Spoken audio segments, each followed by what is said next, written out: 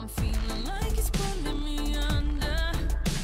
You tell me take my hand and trust me if you can. I know I'll be okay if I hold you, and I'm not letting go. You open up this feeling inside me. It's opened up my eyes, this thing I cannot hide. Do anything to keep it around me, and I'm not letting go.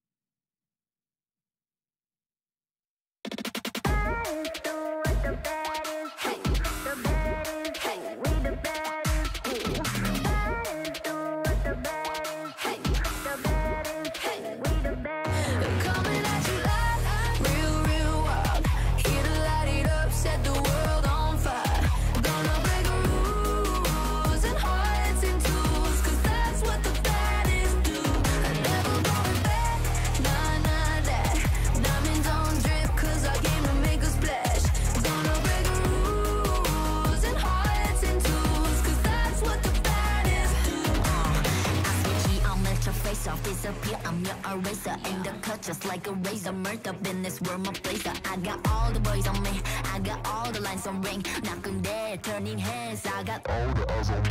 Pretty face, cut out to the rock. 유행 선두자, 원하지만 못하잖아. 애가 타잖아. You like whoa, 달리 you도 go. 난 알지, I know. 준비해, cause I like the ball. 멈추지 않아. 나는 내 그게 like a bag. 그거 말고 bye. 믿어봐, 그만큼 크게.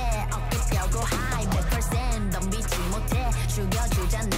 나는 boss. 간지 with the sauce. 원하면 줄게. I'm doing damage when just how I planned it. I do what I want when I say. 모두 날 따라해. 난 끝내주잖아. To live on the edge of insane. Coming at you like real, real wild. Here to light it up, set the world on fire. Gonna break rules and hearts and tools, cause that's what the baddest do. I never going back, nah, nah, that. Diamonds on drip, cause I came to make a splash. Gonna break rules and hearts and tools, cause that's what the baddest do. It's crazy. Sorry for the bad news, sorry I'm so bad. Only took a minute for me to get what you had. Sorry for the bad news, no it makes you sad. Live for a minute, baby, you should pack your bags. Way that I look should be breaking the law. If I don't got it, I take what I want. My circle small like a round of applause. You know that I love the sound of applause. You know I mean everything that I say. When you see me come and get out of the way. I can just lay, back and I'm better and ready to stay. I'm doing damage when just how I planned it. I do what I want when I say. 모두 날 따라해. 난 끝내주잖아. To live on the edge of insane. It's crazy. Sorry, not sorry for being the best. 언제든지 내가 좀 해. Look at the gold, all on my chest. Look at the gold, call it a flex.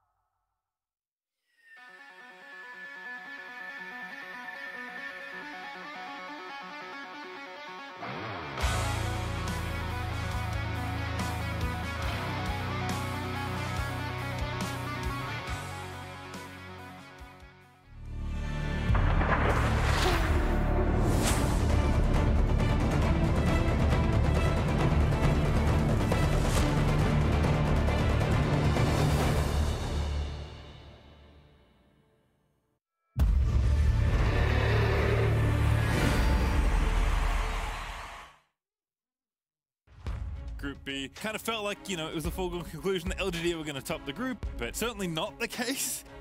It is so surprising and so great to see these regions that have been so close so many times.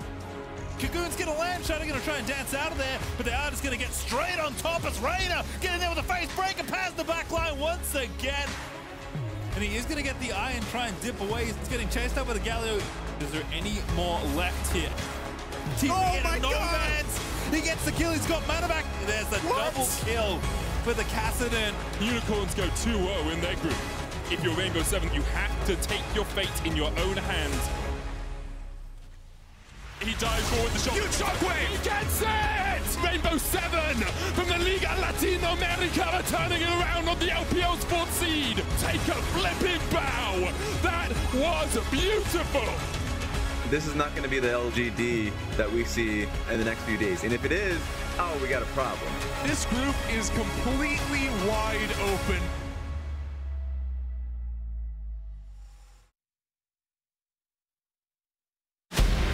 You never know what will happen at Worlds. The stage is set, the curtain is drawn. 没人能够预见会是这种情况。 This is the game people want to see. 新的王者诞生了 Kaboom! They lit the fuse. 你看到了吗 They're gonna win. This is it.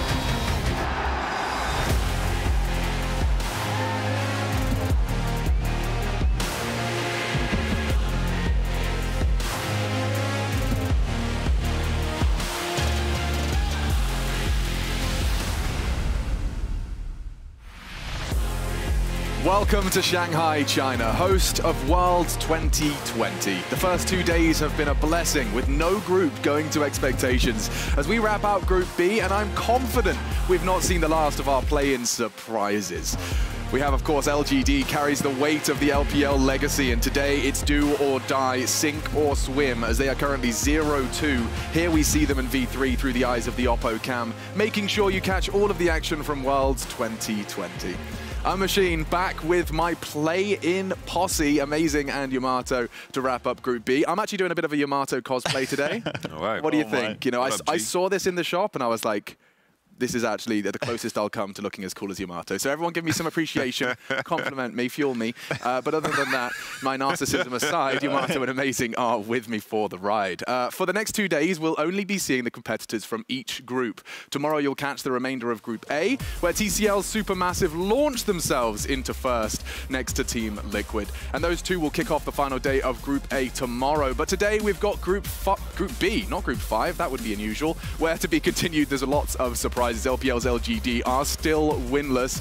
And I think that's probably where we should start, isn't it, fellas? You know, we heard Raz, the little summary from day one, like, this can't be the LGD for the rest of it. Otherwise, it's a problem, and it seems it's a problem. I mean, I sure hope not. I sure hope that they're going to bring in the high level today. But honestly, we have to adjust our expectations when talking about them, because they're supposed to be a fourth seed, and they're a fourth seed. They're playing against first seeds of other regions. They're playing against first seeds of the LGL and CIS region. Like everyone is supposed to be at the top of the table, and then suddenly they're coming in as a fourth seed. So it's supposed to be competitive. It's supposed to be Worlds, and it's supposed to be something where they have to actually work hard in order to get the next stage. I haven't heard your take on it. Do you believe the play-ins level is higher than we've seen before? I think for sure. I think naturally, as regions get more resources around them, regions that have crossover in terms of practice, the CIS region practice with the LEC teams, the Turkish region too, LGL practice with some of the Korean teams. There's definitely crossover there, and culture has an impact. Even though they have smaller play bases, you tend to get these diamonds in the rough that manage to climb up from the dirt. Yeah, and diamonds in the rough is a pretty damn good segue into our next one, turning to a surprise contender, PSG Talon from the PCS. They suffered their first loss to UOL yesterday, but today, Unified is back in the bot lane. So what does this mean? I assume removing D, he was having his fair share. I mean, he was keeping up, but when Jin was gone, it got awkward. We've now got rid of D, bringing in the Unified. Yeah, you can't expect too much from a coach, and his Jin play was actually pretty good. Exactly. But bringing in someone else like that has been with the roster for such a long amount of time should actually bring up the level in the bot lane, especially when they come to synergetic bot lanes. And Yamato talked about this in the read-through. He talked about the Kalista Thresh that really requires a lot of synergy. They can play that. They can play Ashe lanes. They can play other lanes. So I think that in itself should increase their champion pool overall. I think to add to it as well, I think PSG have shown that they rely on a set few of champions in order to deliver, because they have this issue that they haven't played together, so they get unified around specific ultimates like the Bardo ultimate, the Ornn ultimate. Now, with Unified bringing in more champions to it, I think they can definitely be more flexible in draft. Yeah, and that leaves the team that did deliver them their first loss. It's the pride of the CIS. It's the Unicorns of Love. Now, you two were worried about how clean their play would be on the world stage, but is it safe to say that you've dismissed those woes and worries now? Honestly, I feel like Unicorns of Love, my expectations are as high as the team that they are able to beat at this stage. The best team in the group that they are in currently is PSG. They beat them. If they're going to proceed into the group stage, which I expect at this point, the sky is the limit, but until they beat, they tend to level up with it, and that's my expectation for Unicorns of Love for now. But the drafting is crazy, and I love what I see so far. Yeah, I mean, take a look at some of this. This was the level 1 invade. You could see some calculation that you were surprised to see, both of you at the desk. Yeah, I was really surprised. And we heard Sheepy talk about it in an interview where they actually pre-planned this whole level 1 because of the Sion pick. They understood that there was going to be a level 1 invade. They decided to lane swap to a certain extent, have to run a match the Sion on the bottom lane, then counter this 5-man invade with a 4-man invade, and then with an Orianna TP. Like, all of these steps coming in, it's really deep thinking, and from a wildcard region, technically speaking, this is a really high level of play. I think it's so important as well, considering it's a single round robin, that teams have enough energy to put so much effort into researching these teams.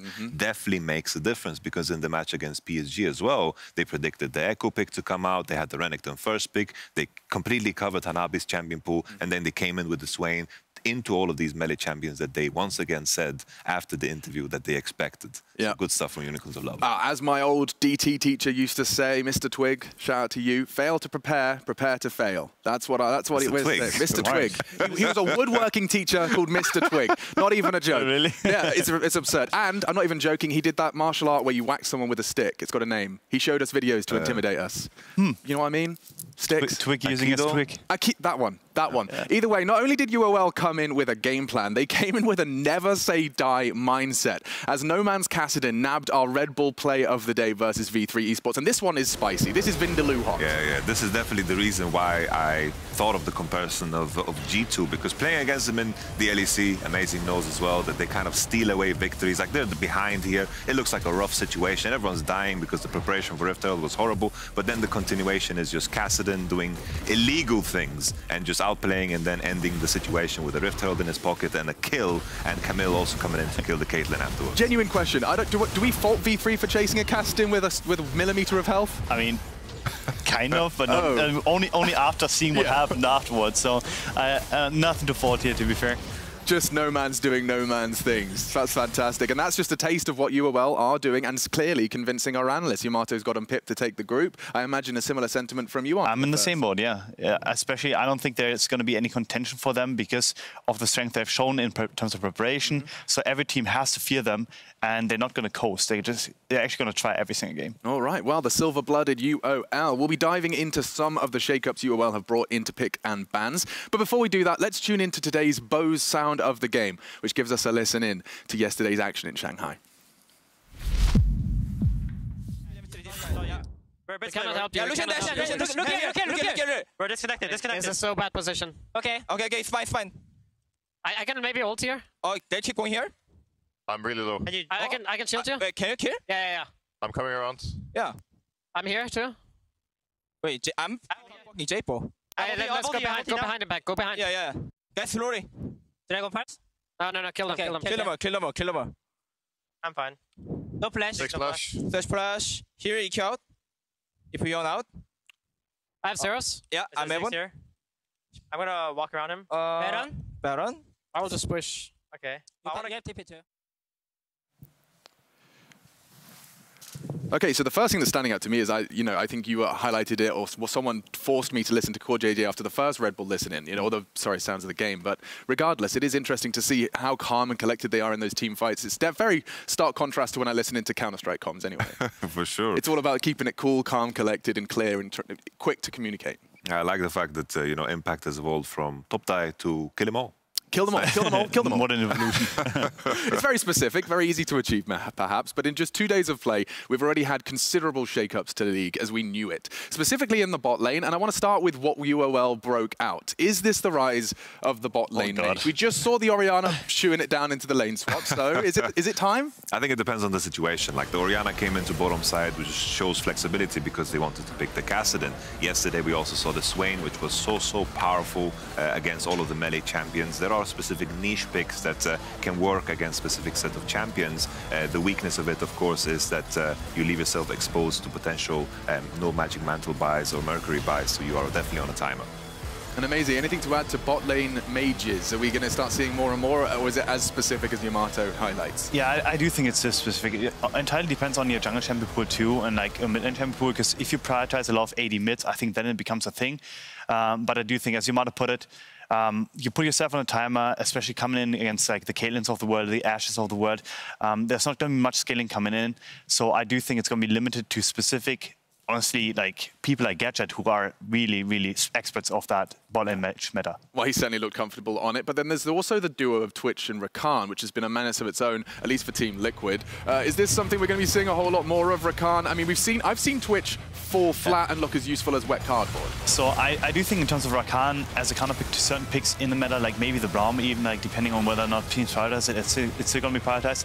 The Twitch, however, I think as teams progress and they actually understand like the specifics of the champion, have it be more of a late game pick instead of this pick only champion that LGD is playing it as, I think people are going to prioritize it more because this late game, especially after the buffs, is insane. So when you were telling me, you were saying it's good when it's with like a TF or something. Is that just because he has no lockdown and so having someone that can just appear out of nowhere and stun him gives Twitch enough time to do his jibbly-bibblies? Like the TF connection that Team Liquid did was more about covering up the fact that he has a weaker early game. I think later down the line you need to make sure that you have a composition that can team fight well. I felt like Supermassive had a very good composition prepared to the 1-2 of Mad Lions because they brought out the Wukong, which in reality, you know, something that you haven't seen or processed, but when you see it in action, Wukong, just a monkey eating a rat, that just looks pretty straightforward when you see it after the fact. Yeah, like kind of a Planet of the Apes type vibe or something along those lines. So, yeah, so Twitch did get gobbled up, but amazing. You got anything to add to that pile?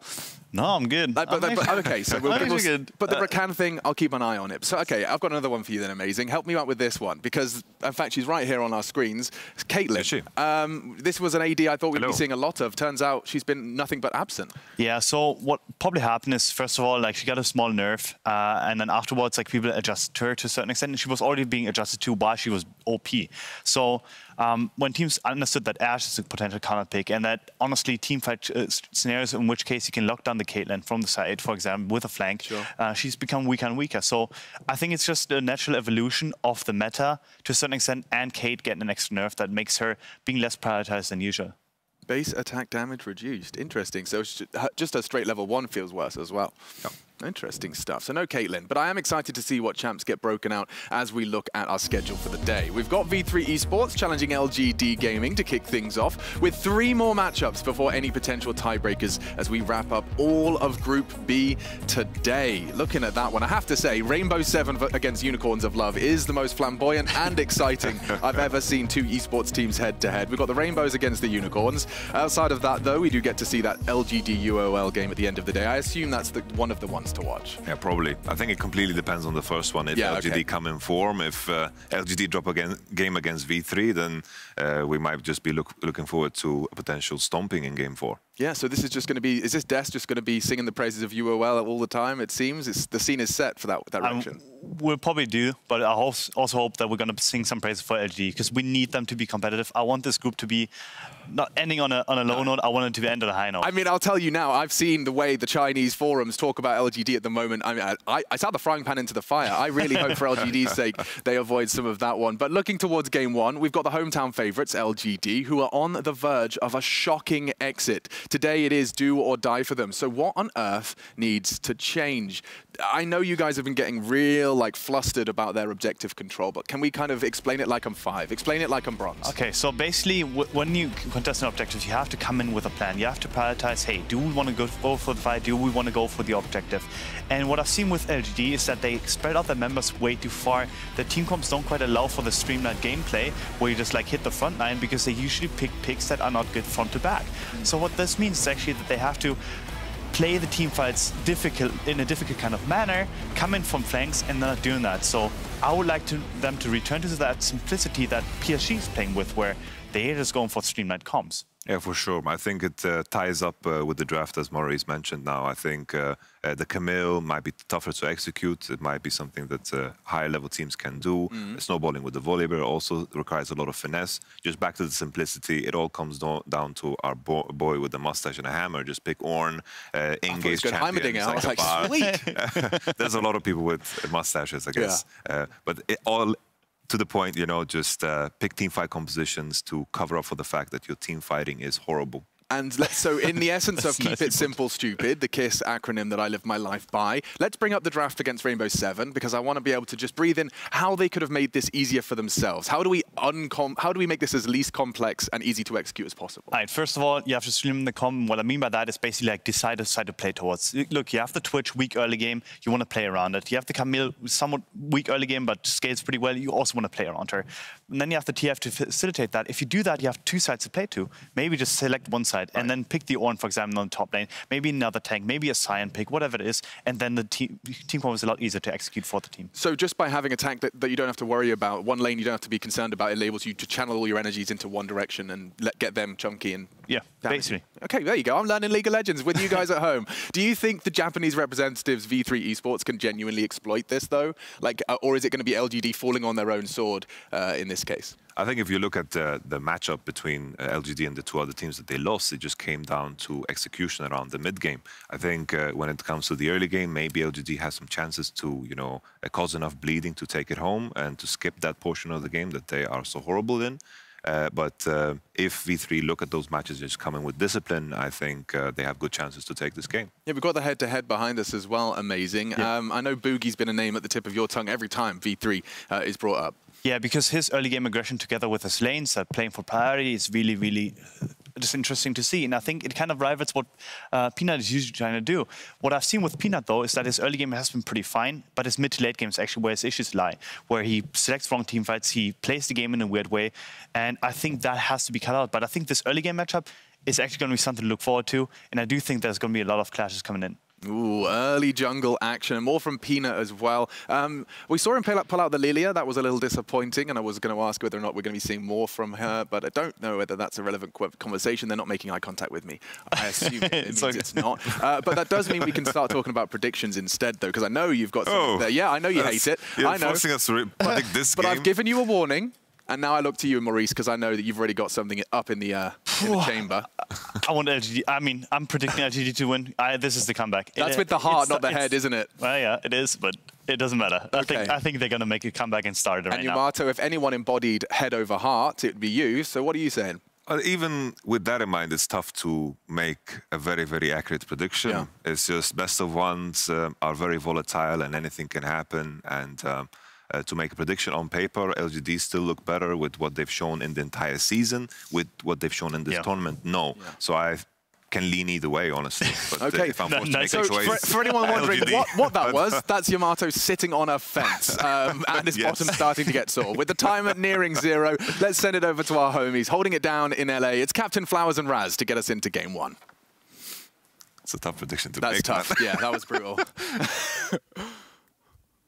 Thank you very much, gentlemen. My name is Clayton Captain Flowers Reigns. I am joined once again by Barento Razzleplasm Muhammad, and we will be guiding you through the first couple of games here today. Raz, are you ready for some action? Because the team representing the LPL better be ready for some action here today. Yeah, it felt like people on the desk weren't ready for it as well, in terms of like being able to nail down who you think will win. Oh, yeah. Because after the last 2 games that LGD has had, yeah, it's... You want to be in the hedge. You want to split the hedge because it feels really weird for the 4-seed team from the LPL to be performing so poorly in the tournament. Me, I expect LGD to win. But at the end of the day, it comes back to what I felt like Amazing said on the desk. I think Amazing made a great point where you really have to come down to the simplicity of the compositions, right? The comps that they've been rolling so far really needed them to be on side lane first in the early portions of the game. And then when they went towards not even necessarily the soul for these dragons, but like soul point, I felt like their preparation was poor. Oh, yeah. So just going straight for the team fight comps that actually just got them here to begin with. Like the compositions that beat IG domestically, just this outright team fight, 5-man roll up and objectives. I want to see that from LGD. Yeah, we were talking before this, and I remember I went back and watched the VODs earlier today from both of the games that LGD lost so far. And for everybody at home who might have missed it or don't remember the exact details, both of those games were in a winnable state for LGD, and both games hit their breaking point at the exact same moment. They were down 1 to 2 Drakes. The third Drake for their opponents was spawning, and they enter into a bad fight that they didn't have to take, and it gives their opponents the opportunity to stabilize and move towards their own victory. LGD has got to stop making these mistakes around these third Drakes for their opponent if they want to be able to come back and win this. This is the only winless team in this group right now, and they're going up against V3, tied at 1-1. V3, of course, having a good game against Rainbow 7, and a not-so-good game against Unicorns of Love. So still looking to see exactly what all this team's capable of as well as we're into the draft, and it's Twisted Fate, Orianna, Graves, Nidalee, Scion, and of course Lilia all banned away. This is interesting because I would have expected there to be a Lucian ban from V3. In fact, they've banned it both times that they've played. I wanted them not to do that because in terms of just like Chinese super server solo queue, Ace has, from what I've seen, the highest Lucian win rate, 75%. Like he excels on the champion. And so I really wanted them, especially if they're on blue side, to first pick a champion. Looks like they're prioritizing the Ashe, and they are baiting CA to go for it. So I still think Lucian is an insane pick. And there are so many AP junglers that allow him to thrive in the lane and have that damage spread to be secured. So we'll have to see what they go for here as the Kindred gets locked in here by LGD, yeah. Kindred locked in along with that Ornn first pick. There we go. On the side of LGD. You want some team fighting? Ornn is a cornerstone team fight. Yeah, they got their team fight. They got exactly what they've been looking for.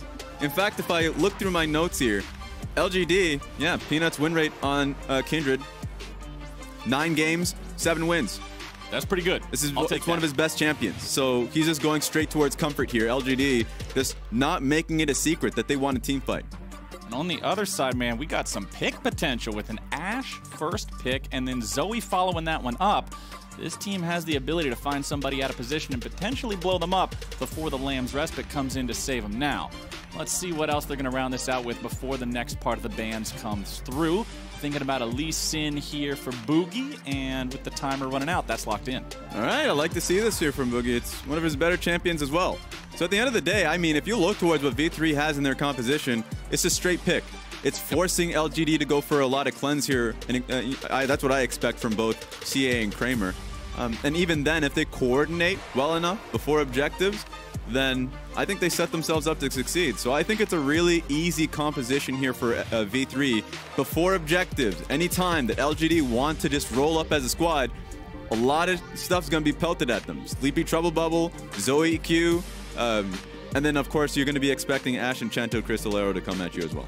Yes, sir. And we've got Syndra locked in for Xie here, so a lot of burst power with that mid lane option. Looking at what's coming through on the bans in the second half of the draft, the name of the game, my friend, is support, particularly those of the Engage persuasion. It's Thresh and Leona, both banned out here, stopping some hard CC options from either team. Last ban of the draft coming through here for that side of LGD will be the Set. I wonder if the Tahm Kench is going to be banned here, because if you're going into the composition that V3 have, I would expect for Mark to actually go towards that. You have enough. You haven't, like, look, in the Engage department, it gets a little spotty because you don't want your initial Engage necessarily to be the Ornn. Yep. But they have quite a few already. They have Syndra pick options there. You can actually just, if you have strong enough vision, what you have in front of you is good enough. So we'll see what they end up going for. Potentially a Jhin as well that's still left up and available. Yep. So I think a Tahm Kench would be fine here. We'll see if they decide to go for that. Of course, they will get last pick of the draft, so might save that support choice for all the way towards the end. And hey, there it is. Almost like This is your job, Raz, almost like you are both a professional commentator and a coach and know how these drafts work. Yeah, there's just so many utility AD carries available, and that's not even accounting for the Senna that's still there, right? So, I mean, the Jhin is a strong one, and I think I love the fact that they're holding support for last pick because they do want priority through their bot lane. If you're going to be picking up Ornn, you're expecting that Ornn's going to get shoved in. If you're picking up the Syndra, as strong as she is individually, that's not going to be enough to keep you a sound state of mind. So a strong bot lane is what LGD really needs right now. Let's see what the last pick of the draft here for the side of V3 will be, though. Also waiting on that very last pick to go for their support. We'll be laning with an Ashe, who is a very proven and powerful laner in her own right, but does need some good setup. Not surprised at all to see this coming in. Oftentimes, Braum is drafted against Ornn just for the sake of blocking the ulti, the power of the Unbreakable at stopping that ram from coming in and throwing everybody up into the air. Yeah. Cannot be underestimated. So that one's locked in. Makes sense for Reyna. And I'd love to see a mage support here. I know that the Bard gets locked in. Morgana was another option that would be really good. And this is exactly what you want out of your support counter pick. That's why you hold that for Mark. Mark has been, for me, throughout his career, I mean, if I look at LGD's lineup, veteran, veteran, veteran, and then Mark's been there for a little bit, right? He's not a rookie per se. He's been there. He was with Dominus earlier on in his career, but he hasn't had the international experience. And so the fact that they're able to have the faith in him and have the faith that they can rely on their bot lane to be their, I guess, priority and like center point of the early game, I think is nice to see. And they're going to need it too, because this is crunch time for LGD. They need these wins. Yeah, when you're looking at how this all shakes out, remember, group stage here for play-ins, best of one round robin. There's 5 teams in each group, so that means you're playing 4 games. After the first 2 games, LGD has no wins. Yeah.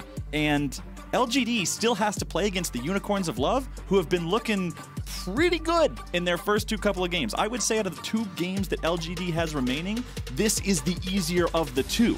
If they lose here and go 0-3, it's looking pretty sketchy for their chances here in this group, which I don't think anybody was expecting heading into this. Yeah, and power is out of their hand if they lose this game. Because at the end of the day, head-to-head doesn't decide who moves forward. Because if you're tied, let's just say in a theoretical position where, let's say, Rainbow 7 and LGD are tied for 1-1, and last place kicks you straight out of the tournament, right? Yeah. Being tied and head-to-head advantage just means that you get side selection for the tiebreaker. Right. So thank God, like, that is, you still have that second chance, right? Yeah. But LGD needs to get things sorted now. They don't want to be put in that position where they have to claw their way back. And V3, that tastes in blood. Oh, yes, sir. V3 have the opportunity here to put LGD on death's door and put themselves in a nice spot at the same time. Remember, this team was able to very handedly take down Rainbow 7. Of course, up against Unicorns of Love. Unicorns were steamrolling them there for a while. It got a little, what's the word, wacky towards the end. But overall, I still think we're kind of trying to gauge the power of V3. But you know that these representatives from the LJL want to do their region proud. I remember previously, the last time that we got to see, one of the most memorable things for me from a play-in stage was when the team, Detonation Focus Me was what it was the last time around. And when they were able to make it to the actual knockout stage of play-ins, when they made it out of the group, the clip of the Japanese casters being so excited that they're literally in tears because their team made it that far. The passion of the Japanese League of Legends community and their fans and just how much they want these teams to succeed, I think it's awesome to see. Yeah, the community is powerful. It really is. And their faith, I don't think, is unfounded because individually these players are exceptional. I love watching Ace, Archer play the game. They're actually fairly high up in the Super Server as well. Grandmasters, I think, both of them. Ooh. And Archer, watching how he plays that out, I mean, his Ashe is phenomenal. And I think what we just need is stronger team play, stronger focus on how to play around these objectives. They've been growing throughout the tournament, and adding that one name to their win column would be really nice to see. Oh, it would be heavenly. But we are on to the Rift right now. You can see everybody just taking their positions at level 1. Keystones on your screen. Nothing's too extreme here. Phase Rush on the Syndra as opposed to a damage-based keystone that you do sometimes see. So going for a more utility-style option there when you're up against a lot of slows on the enemy team, having that extra utility can go a long way. Yeah, and even, you know, looking across the pond in the sense that Ace on the Zoe going towards Spellbook. I'm always appreciative because there's a lot of utility on the side of, or like CC elements on the side of LGD. Yeah. So even just having the option of moving towards cleanse and then matching teleport. I mean, theoretically, most Syndras would go TP. But being able to match TP in that scenario, just being able to TP back in lane and not lose out in experience, I think is a smart option here. Yeah, but talking about teleport, look at the summoner spells of GA and Kramer both. You mentioned how this is a type of composition that you've got to respect with Cleanse if you're playing against V3, and LGD seem to be in stark agreement with you, sir, as both Cleanse has taken on both GA and Kramer here to avoid some of that CC power. We'll see how much value they can get out of that as we move forward in this game, but there's also a lot of denial ability towards the pick potential of V3 in the ultimates of both the Bard and the Kindred. Yeah, that makes it going to be really dicey in a lot of these team fights. And it's most of the time going to be which support roams first. That's why I like what LGD has here, where they're going to be playing through their bot side, or at least that they should be. It's going to be easier for Mark to be rotating around with Peanut, to be making plays mostly through mid lane. I think that's where they would want to head out and get CA an early advantage. The problem with LGD hasn't been, you know, not getting early leads. They've been getting like 2 to 3K leads in these games. Yeah. The problem is just simply how they set up for major objectives. So I'm not concerned about how the early game pans out for this team. It's mostly how the rest of the game does. So team fights are going to be super important. Just take a look at the jungle pathing here, though. Both junglers have elected to go full clear bot side to full clear top side. I mean, they're just doing bot to top. That just means that we really shouldn't be expecting too much until Cloud Dragon does come up, and then LGD could have their first hit at the Cloud Drake if they do end up slow pushing that bot side wave at that time. So those are the things that I'm kind of looking forward to. I like what I see from Long Sing because recognizing that the jungler is going to be top side, he doesn't want to get ganked, ends up poking his head out when the wave's starting to crash up against his turret. So like these are things that I think are really nice. And you mentioned the first Drake, and I want to bring up an interesting piece of information here about V3. This is a team that throughout summer and throughout their performance in their first 2 games here at play-in stage, undefeated with a Drake Soul. If they get the Drake Soul, they do not lose. And because this team is able to prioritize those Drakes and win when they properly do so, that's what I found so interesting about LGD's losses when watching the VODs back and seeing how the loss condition or the point of the game getting away from them was at those Drake fights both times. I think this game will be decided around those mid-game Drake fights, the team fights, the positioning, everything that plays out, the execution will determine who wins this. Because LGD loves to fight around those, and V3 wants Drake to just be what's iconic for them as top side. Longshink's forced to flash away. Good gank coming out of Boogie. All right, but that does give an opportunity for LGD to set up for the bot side of the map. So like that's the hit that they can go for, as knowing that Boogie is up in top side. But also, I'm okay. Actually, I like the idea. If V3 does want to trade topside for Cloud Dragon, I think that's really good for them. Getting Paz ahead early on is going to benefit them. It makes it so, like, as the game goes on, the Renekton is going to just continuously punish the Ornn matchup, force him to be behind in experience and minions. In fact, it's already pretty bad as it is. That's a nice win condition that V3 can have.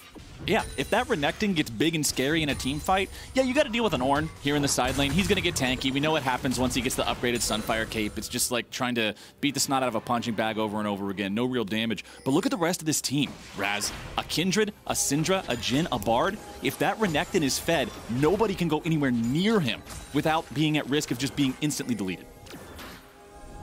Now, Mark's clearing out some vision here in the bottom side river. You'll see him be able to pop that ward, grab himself a level. Mark on the bar. This is one of those champions that you really look at players to get a lot of roaming done. Get out there and affect the map. Also having Kramer on the Jhin, who can farm up pretty effectively there with the grenades. So yeah, we'll see how well we track Mark and how much he gets himself all over the rift here as things are proceeding forward. Wants to drop down a little vision in the enemy jungle just to make sure that if Boogie pays a visit down to bottom lane, they're going to know plenty ahead of time. So what I like about the setup that LGD has towards this bot side of the map is that early base that came through from Kramer worked out well for him. Got an item advantage. At some point, Archer, with no mana, does have to go back to base. And the full control that LGD have towards the bot side means that when they do get an idea of Archer and Reyna basing, that they can go for the early dragon and just start looking for dragon stacking. I think that's a good idea for the team.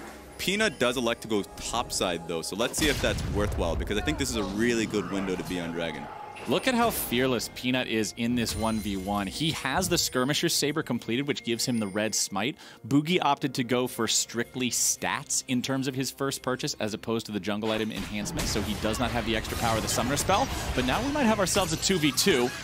Ace takes some damage there in the mid lane, but now we've got more bodies coming down from both sides. Oh, Raz, this could turn into a mess real fast. Mark has shown up. It looks like it's control over the topside river here for LGD. V3 decides they want nothing to do with it. Yeah, game of chicken. In fact, LGD even put Kramer towards the top side of the map to secure it. That's the fun thing about LGD, or at least LPL teams in comparison to the rest of the world, is that like the smaller objectives that you feel like are completely, you could dismiss them, you can give them away. That's just a crab, don't worry about it. They all in.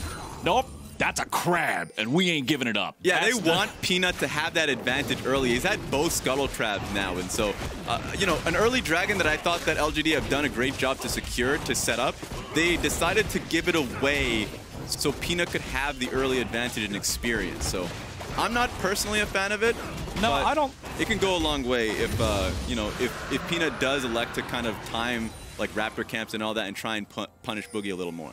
You see, Raz, as a jungler, I'm a connoisseur of Scuttle Crabs. I very much enjoy getting as many of them as I am possibly capable of. But trading them away for a Drake, not generally one of the things that I'm subscribing to.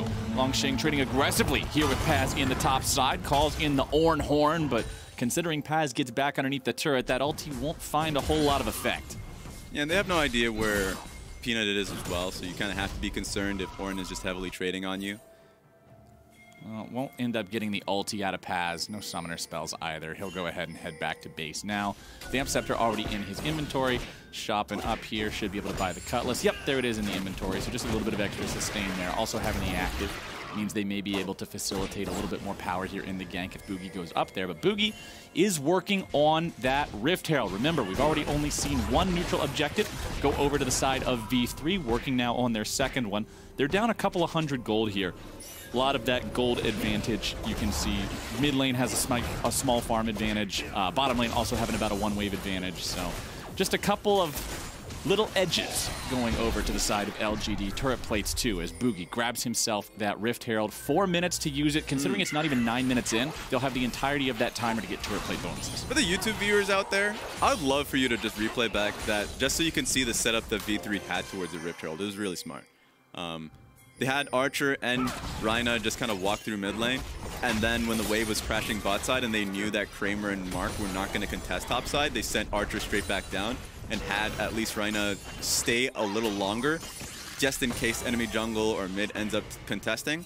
So like, they had a strong hover from their bot lane to secure Rift Herald for Boogie, and they didn't lose much for it. This is what I've been waiting for throughout the tournament, actually, and I think this is one of the better Rift Herald setups that we've seen. So it's great to be able to see this coming in from V3, so we can praise it. Very slow early game here from both of these teams. Nearly the 10-minute mark. No deaths on the board just yet. Gold lead still ballooning up a little bit further for the side of LGD. She is sitting in the bush here, has plenty of those orbs summoned up just in case somebody face checks him, but considering the only person nearby is Mark, doesn't look like that's happening anytime soon. The Syndra heads right back into the mid lane to keep that wave pushing out. Zoe with the redemption means Ace isn't too worried about anything here, but Syndra will continue to have priority on the push. Peanut in the top side, running down the lane, might see if he can get involved up here. The Orn ulti is ready to go yet again. But remember, Paz having the Dominus, having Flash, it does pose a pretty scary situation. Kindred can get bursted if she's not careful. True, but ultimates from both Kindred and Orn should secure the kill. I think it was just nice for the, you know, for Peanut to pull back the moment they saw that the control ward was placed down by Renekton. If it hadn't, if he were just mindlessly pushing, I actually think that that's a great gank coming in from Peanut. So it's good to at least have him hovered, especially since he's sticking around while they're pushing in. I want to see if that turns into a dive.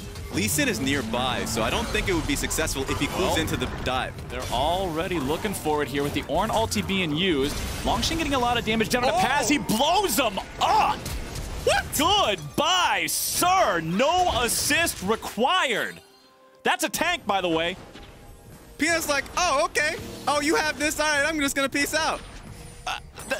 The damage of orange sometimes, all you got to do is smile and shake your head, man. That champion is insane in the brain. As topside, the Rift Herald is summoned up. Shelly should do her best, knock down a couple of plates here. Nicely used. Ornn ultimate, negating the effect of the Rift Herald. One thing you've always got to be cognizant of when you're up against a Bard, if he's nearby, even if you don't know if he's nearby, if you don't know where he is at all, he could be nearby. He's going to deprive you of that plate money, stop that Rift Herald from getting his job done. Yeah, and it's such a consistent thing that he can do that you do have to have a bit of a mini game of tracking where the Bard is. So you don't want to just waste the Rift Herald. That's why a lot of the times when you see a team going up against the Bard, Rift Herald priority drops a little bit. At the end of the day, teams want to prioritize going for Dragon instead, but just take a look at this because Renekton was actually leaning up in the lane because he knew that Lee Sin was there. He thought that he would be able to have enough time so they can turn on Longxing instead, but nah, like, he just gets bopped. Bonk. Oh, Ornn is just a crazy champion. And now with that extra money in his pocket, he'll be feeling just fine in this 1v1. You can see he already has the Bramble Vest to deal with some of the lifesteal of Renekton.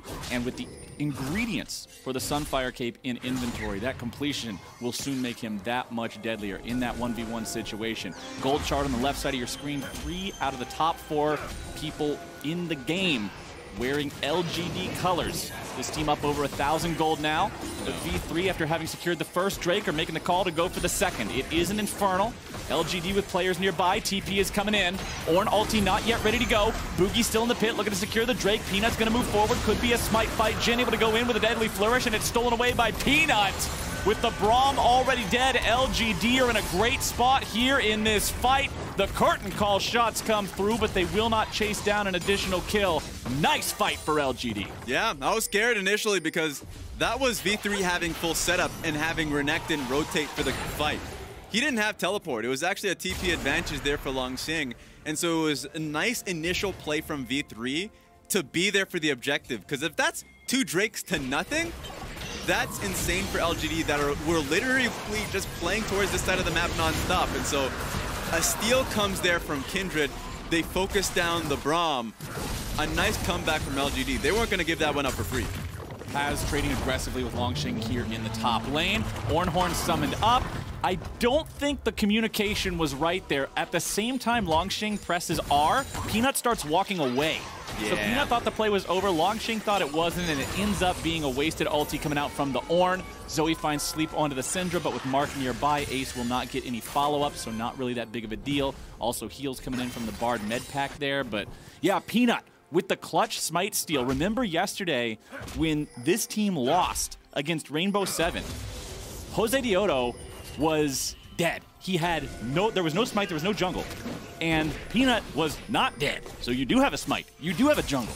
And then Peanut loses the smite fight for the Ocean Soul against an Ezreal auto attack. Yeah. So I needed to see the Peanut redemption story here today, and securing that Drake and putting them in a good spot here in the midpoint of this game that's going to be so critical. That's a good start to that story.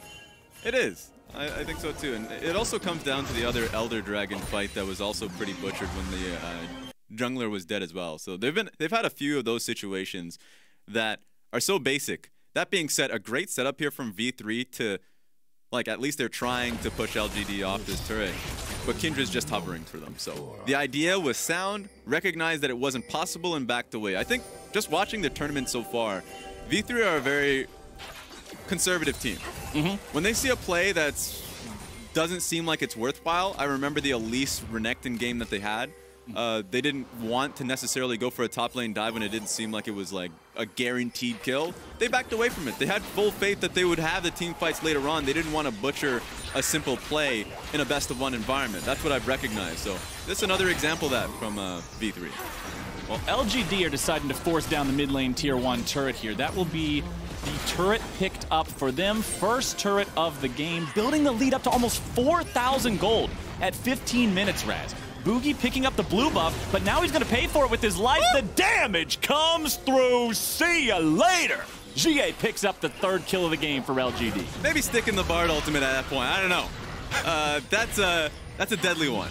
And I love the fact that all of this is happening post 14 minutes, because even though Ash is electing to stay bot side so they can take the turret, great. Obviously, you're not going to be able to get turret plates for that. I think LGD gets a huge benefit of not only being able to take mid lane turret, which is great for being able to take both sides of the map, by the way. Yeah. And then being able to take Rift Herald. LGD, man, great early advantage here for this team. I didn't get to comment on it earlier when it flashed on the screen, but turret plate comparison when it came up. 2 plates taken by V3, 6 from LGD. So getting a couple more kills worth of gold value just out of their plate presence. Let's take another look at how much damage this Syndra did. Bonk. Oh, you hate to see it, man. He thought he was going to get... I think the last orb was hidden in the trees. It just came spinning at him out of left field, and he didn't know that that other one was still on the way. Oh, it feels bad, man. Yeah, it's tragic. Especially since they had no idea that Lee Sin was going to be there. He was hunting for a blue buff. He was the bonus. They came for the blue buff. That was the pinata. Lee Sin was a candy inside, and they just ended up getting the whole kit and caboodle, man. That was just not good stuff for V3. Unfortunate. Next Drake is spawning in under 45 seconds now. We're at 1-to-1 in the Drake count between the teams. Take a look at this. Oh boy. This is V3 taking another full setup on the Dragon, by the way. Last time LGD stole it, they weren't having the initial control. CA has to go cross-map from top lane. They have to fight for control. This is a good position from V3. Bard ulti came through. Flash is going to stop that from doing its job. Curtain call opens up. Reyna going to eat the first shot. Second one dodge. Third one hits. Fourth one miss.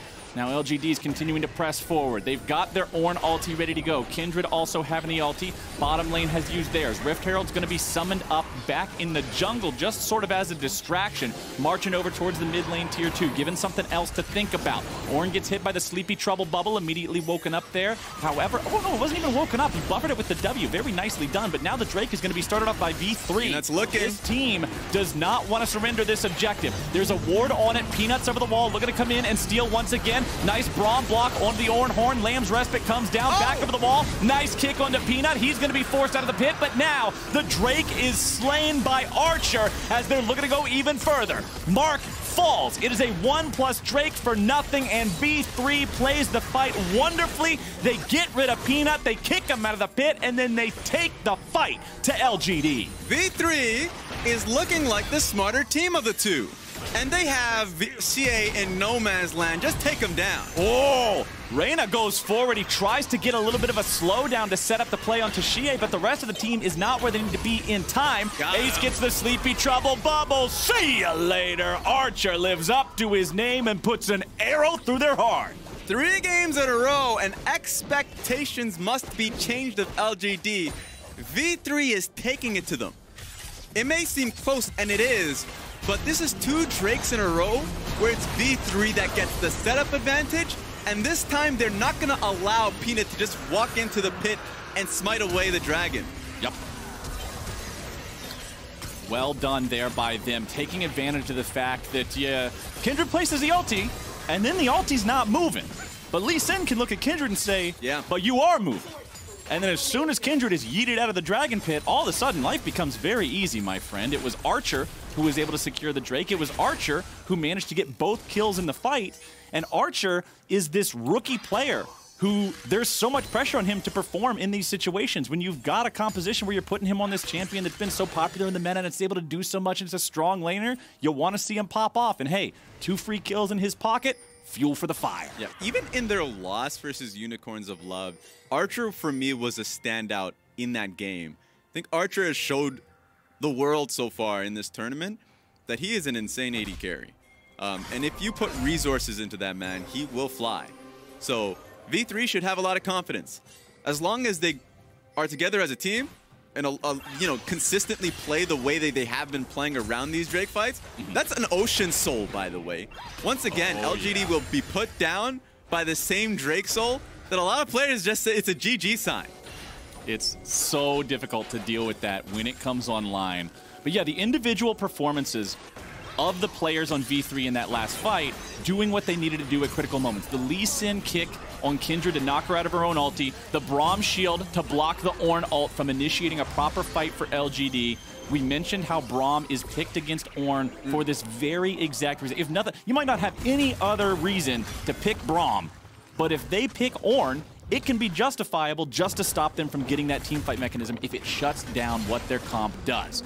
Now, Longxing does have a 2-level advantage over the Renekton, trying to get himself away now. He does manage to grab the blue buff, and although V3 was bringing in backup, that Ornn is just too damn scary, man. He's level 14. He's got the duo of Ornn items, the cornucopia, if you will, of power that this champion just gets for free. Anyone who's not looked up the numbers before, upgrading Sunfire Cape and Abyssal Mask to their Ornn versions gives him over 3,000 gold worth of free stats. He is monstrous right now in this game. It's insane.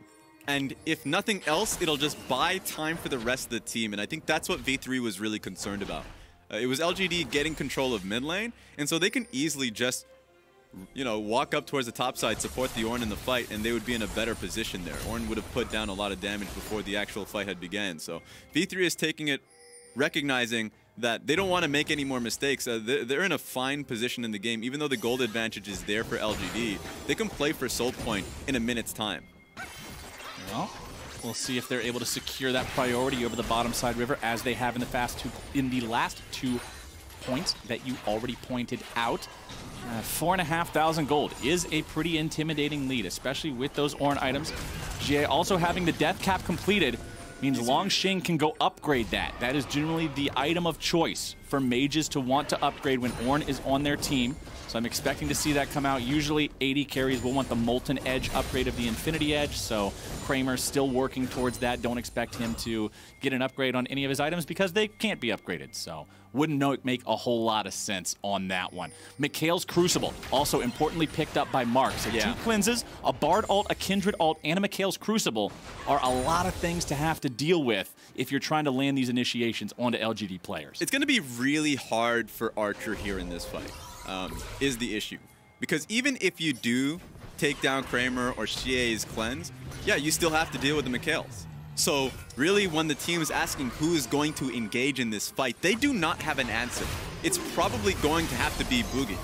Reina caught in a bit of a bad spot here, but now the fight's going to be breaking out. Nice kick coming out from Boogie. Still looking to see if maybe they can engage. Longxing's going to be stuck. He's going to be aggroing so much. Lamb's Respite keeping some players alive. Peanut having to run away. Double kill over to GA, able to make this fight go their way. Paz tries to run, but he's a nice pair of gator skin boots. The ulti comes through, and Archer is in full retreat. This was the moment, 1 Drake to 2, where LGD fell flat on their face in their 2 previous games. This time around, they are standing tall. They will pick up 3 kills for nothing. They'll move on to the Ocean Drake itself. Ace should not be able to contest this one. Drake secured by Peanut. There we have it. LGD put their full focus overnight on just getting better at dealing with dragon fights. And of course, perfecting a comp where just take a look at Ornn, by the way. This entire fight, even though the triple kill went down towards CA, Ornn was just dealing with 3 people and making it incredibly difficult for Archer to deal any damage. Yeah. Yeah. How you doing? Longxing got shot, if you consider each focus fire as 5 shots, because that's what they are, he got shot like 70 times in that team fight, and he's still not dead. He pretty much looks like Swiss cheese, but it does not matter because he's Ornn. Because he's got 2 Ornn items. Because he can just sit in the team fight and take a shower in projectiles. It does not matter. The champion is so incredibly strong. And now LGD with a 5,500 gold lead, with a tied up dragon count, having surpassed the point in the 2 previous games where they lost control, are sitting in a really good spot 25 minutes in. As this Ornn continues to get levels, more items will be upgraded. The Black Cleaver upgrade on Kindred was actually what he went for with his first team upgrade at 14. Now at level 15, should be able to upgrade the hat for the Syndra, or might be waiting until Kramer gets that Infinity Edge to give that one a +1 instead. Mid lane push coming through, but remember, LGD have a 4-to-1 turret advantage. That tier 2 is not even standing. Yeah, I would have loved Longxing to actually give that to the Rabadon's death cap, because there's no AP. Like, he's the sole AP on LGD squad. He is so far ahead, and the magic resist is non-existent from the side of V3. Like, that would just be a Syndra solo carrying a game, essentially. I mean, it's still going to happen once you level up if you're Longxing. But for me, that's priority number 1. Oh, for sure. as soon as they're in the same part of the map, I think it's probably just because he has the second upgrade ready to give. Yeah. So I think it's just the fact that they aren't next to each other yet. As soon as they walk next to each other, Ornn needs to give Syndra that Gucci hat because that's going to make such a big difference here in the next team fight.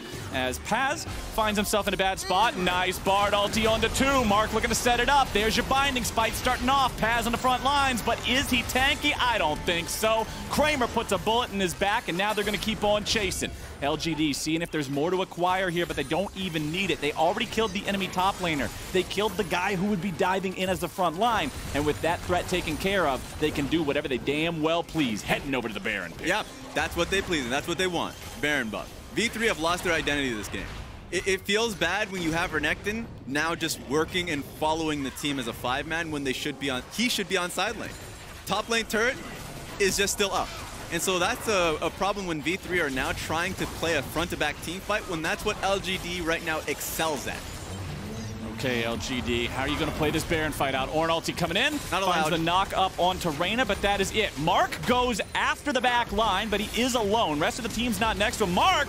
Mark, no! Mark! Archer gets a killing spree as Mark is just way too far past the rest of the team. Xie using the cleanse to get away from that sleepy trouble bubble, grabbing himself an energy drink, waking up immediately.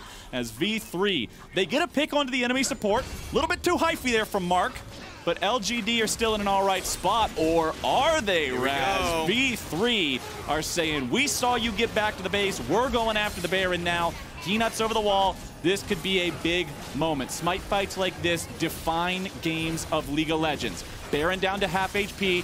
LGD has arrived. Surely V3 does not go all the way for this. No way. They're looking to just blow up Ace, and he's already out of the picture. Now can they find any more? It's the Kindred already down. Peanuts out of the picture. That was a critical error there. Now let's see if they can find anything else off the back of it. V3 cutting away. Longshing at half HP. Boogie's over the wall. Boogie has his flash very soon. Might be able to make some sort of a play, but does not have it right now, meaning there's no chance to really do some sort of a flashy kick. They want to get away from the curtain call. Third shot hits Paz. Fourth shot goes into left field. Longshing coming around from the side. Xie's there as well, but now Boogie's joining in, able to go for the kick, looking to start things off. Paz is going to be killed off. Xie's still alive. Double kill over to Kramer, looking to find even more. Rat-a-tat-tat, fire the gap. Mark grabs the kill into Boogie, and everybody on B3 is annihilated. A triple kill for Kramer. Get on back into the Baron pit, LGD. Take your prize. And they're right back to step 1 and claiming that Baron. A wild series of events for both teams, honestly, because it was initially Mark finding himself at the wrong stop. Oh, hi, Mark. He was randomly in downtown LA. He's like, wait a second, I didn't want to go. Oh, no. I didn't want to go here. So that really put them in a bad position. But then from V3 side, it was just miscommunication. Honestly, I think this is fine from the Zoe if the team just wants to turn and fight. But instead, they tried to go on Baron at the same time as the Zoe is trying to set up. So they're on completely different chapters, let alone pages. And from this point, I mean, like, they're just going to round them up. They're on the wrong side of the map, and LGD can clear them out. You can see them try to regroup. They know what's coming. Yeah. Doom is inbound, but they have to try to do something about it. I like the attempt from Boogie trying to kick Xie into the rest of the team, but the damage just wasn't there.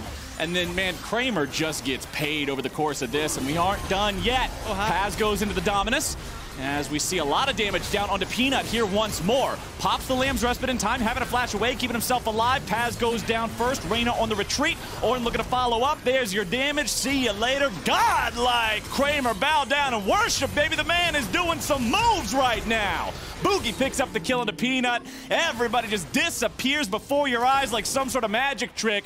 Boogie, the last man standing, but Kramer is spinning that thing around. He does not want this dude on his feet for long. Fourth shot. You are done, my friend. Longshing in the mid lane, looking for Ace here. He's the last dude alive on the side of B3. LGD, they gotta be hungry for this first win. I expect them to send it home very, very soon.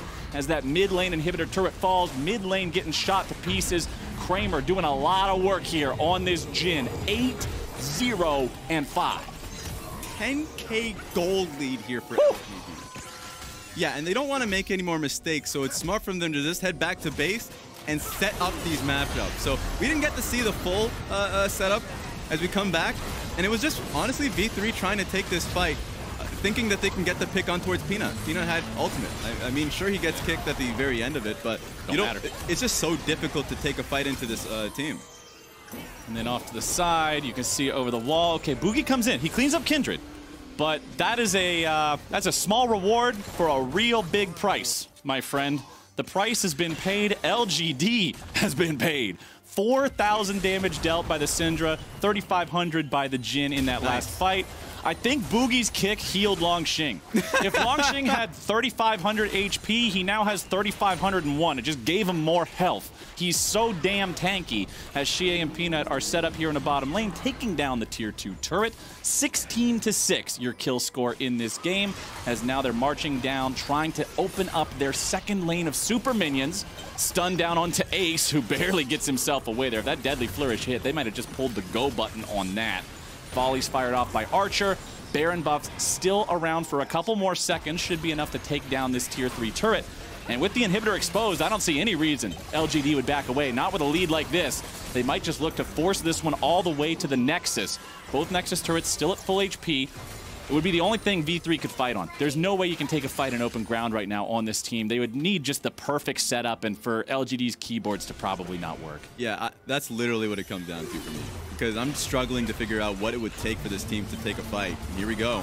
It's starting off. Ornhorn summoned up. Braum throws out the shield, but he can't get to the rest of the team in time. Longxing's jumping in, finds the knock-up onto the support. Now looking to regroup with the rest of the team as Mark loses half his HP. Longxing loses about 200. Not too worried about going any further. Mark still may be in some danger. Longxing once again using the Bellows Breath to perfectly buffer away from the sleep. You gotta love that interaction, or hate it if you're the dude trying to CC the Ornn. Over the wall comes Peanut. LGD still looking to maintain their pressure, maintain their position, maintain that advantage, escorting the minion wave into the mid lane. Ace isn't going to find a whole lot there with a paddle star. Longxing back up to full HP. Thank you very much, Warmog's armor. Syndra just took off half of Renekton's health. That Syndra is so damn huge this game. LGD get Nexus turret number 1. They're backing away right now. They used some resources in the last fight, and they're feeling like it's time to regroup before going for the jugular. This is insanely conservative from LGD when literally no one can do damage to Longxing. Yeah. Any resources you throw at him, he has Warmog's regen as well. So it's just LGD desperately not wanting to throw a game away. Which I can respect. After their first 2 games, especially after being ahead of Rainbow 7 and then feeling like it was just sort of tossed away from them, I can understand that bit of hesitation and really just wanting to take the sure thing here. Yeah. Everybody's already got Ornn items on this squad too. Longxing is at 17, which is where you get the last item for your teammates. Bard could get upgraded if he had something to upgrade, but considering he doesn't, it's not going to happen. LGD are just fine without Bard having an Ornn item because they've still got themselves an 11,000 gold lead. All they have to do is bring these super minions to the Nexus turrets, take that last one down. You can see Kramer has 5 out of 6 items complete, and the 6th item slot does have a stopwatch in it, so plenty of outplay potential there. V3 needs a miracle at this point in time. Longxing looking to chase down Reyna here, but won't find that volcanic eruption to manage to secure any sort of a slow. Drowsy, Bellows Breath. We've seen it happen 3 or 4 times already. Longxing knows the play, man. All right, I guess we're just going for Soul. Let's do it. V3 right now just needs... Boogie? Okay, well... Boogie, I don't think this is where you need to be, my friend. Ace tries to get away from Kramer, who's in hot pursuit. Meanwhile, it's going to be a 4v4 back in the mid lane instead. Cameron, go back to the left, please. I got to see the rest of the fight as Bard's looking to find some CC down into Boogie, looking to get himself away. Dragon secured over by Peanut instead. Paz trying to find some damage down into Xie as Longxing's going to be stuck in the middle of 3. They finally kill the unkillable. It can be done. Miracles are performed as Xie kites away, trying to find a little bit of damage. Boogie grabbing himself a double kill onto the support and top lane of the enemy team. V3 take a win here, but now what can they get? There's got to be some sort of a reward. You can't just trade the soul for nothing like that. Just for 2 kills, it will not work. Kramer and Peanut, double marksman squad, going after the base now. There are still 4 players left alive on the side of V3. It was a 1-for-2 overall. Ocean Soul also now on the side of LGD. V3, yeah, for the first time in a long time, they got an advantageous kill trade, but at what cost? LGD pushing down the tier 2 turret there in the top lane. Arrow makes a beautiful field goal, but unfortunately those aren't worth any points in League of Legends. Paz coming around from behind, running like a bat out of hell. The Gator got his Nikes on as Peanut tries to kite away now, and Paz just bites off more than he can chew. That is a nearly full build Jhin, and you are not in the kind of spot to be able to contest that one. One single shot, 50% of Boogie's health bar, and Ornn has returned. Kill him once, and now he's just the same thing, but he's mad. Peanut shows up, grabs the kill onto Paz, and with the enemy top laner down, we'll see what else LGD is able to find here. Ace loses half his HP.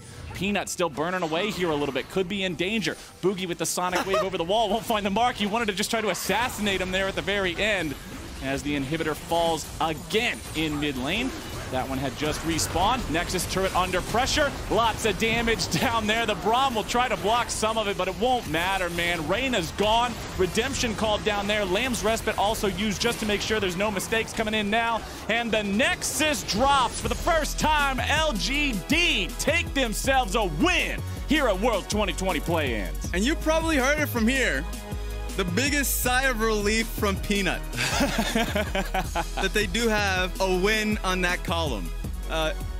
They took Amazing Device, straightforward team fight comp. Yes, sir. There were a lot of moments where you had to be hesitating because I thought V3 actually played the early portions of the game pretty well around the first few dragons. I thought LGD have a few points that they need to take a lesson on V3. So kudos to V3 on the early portion of the game.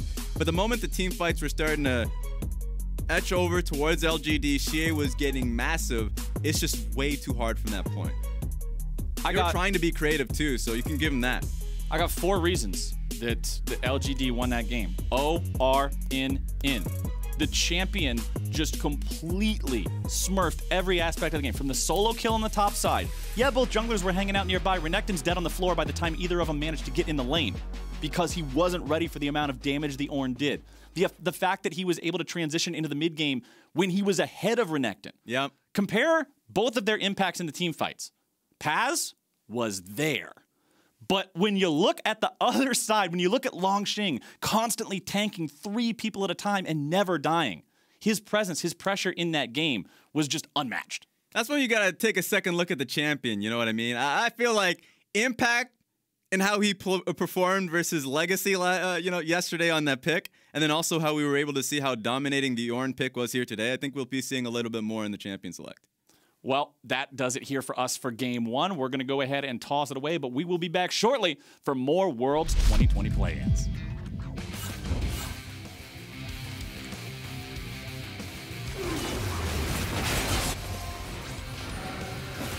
This is your drive to victory replay of one of the big moments of the game, defining what happened and how LGD was able to take their win against V3, their first win in the play-ins here in Worlds 2020. The double kill for Xie looking just absolutely beautiful on top of the tanking done by Longxing. This is how you get things done and work together as a team. Yeah, I mean, he could take a bullet. I loved what I saw from him there. Archer, as huge as he was that game, could not move. He could not penetrate that wall. So difficult to deal with. And now we're going to have to head to yet another break, but we will be right back with more from Worlds 2020 Play-In Stage, sponsored by Spotify.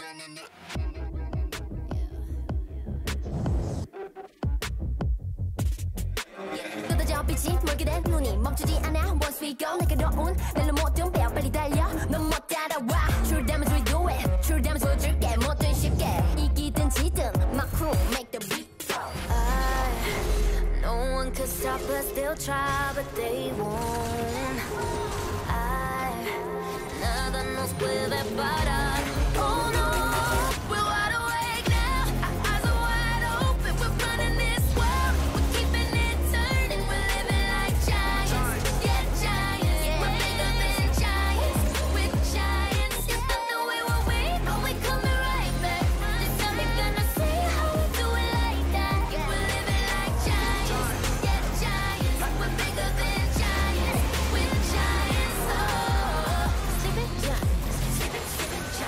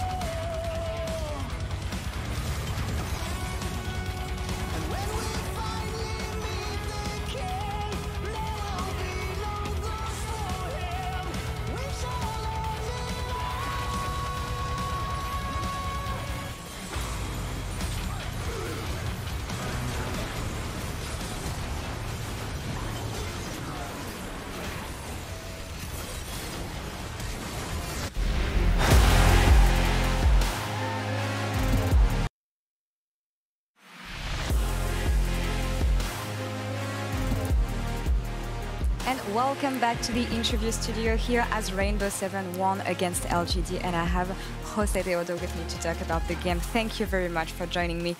We saw the cam reactions from the players and you guys looked incredibly happy, but I mean, tell me, how does it feel to defeat the 4th seed of the reigning champion, especially on your first showing at Worlds?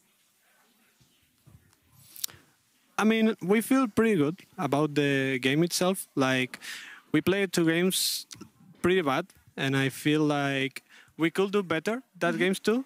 But this game was really important for us because if we lose, we were probably out, and we needed to show that even with the pressure and all in front of us, like it didn't matter, and we just came here to play our game. So I'm really happy that we did our best and we came here to play and not to be smashed by other teams. So I'm pretty happy, and we're all pretty happy about that. Yeah, and I'm super happy to see that you managed to bounce back after a bad first performance. So, I mean, it must not be easy to play against a Chinese team as experienced as LGD. So how were you able to turn the tide and capitalize on their mistakes here?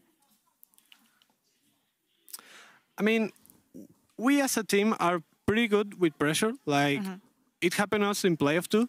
Like, we were facing other teams that are intended to be better than us, like All Nice too. In finals, we were 0-2. And there are moments like we tend to feel more pressure. It's when we are better. And I feel like that's helped us out a lot in this situation because we feel a lot more comfortable here, like playing like that. Because, I don't know, we don't have pressure. Like, we're playing against LGD. They are the ones that should be pressure facing us because if they lose, they are like the best team. Like, we can't feel pressure about that. And I feel like that helped us out a lot and really show up, like, in the game. I agree, and that was a fantastic performance from you guys. And I mean, as you mentioned, you're not here to feel pressure. The other teams should feel pressured. So tell me, you've been playing since 2017, I think, and how does it feel to finally take your first steps on the world stage and get to play against such players? I feel really good about that. Like, personally, I've never played against these teams, like these players, like in the jungler, where I always play against the same ones, like in Latin America. And I feel pretty good because I've learned a lot from other junglers. Like, I don't know, it's been incredible for us being here. I learned a lot, and I'm pretty happy. And I'm taking, like, I want to be better than I'm already. So I came here to improve mostly. So I'm pretty happy about the things that we are doing here and improving as a team. So nothing, I'm really happy. Yeah, I hope you can get the maximum experience from this competition here. And you will have a big challenge coming against Unicorns of Love. We saw them playing earlier. So what do you think about the team and your chances against them? I think that if we play as this game, it will be a good match. I feel like we can win as long as we do the same as today.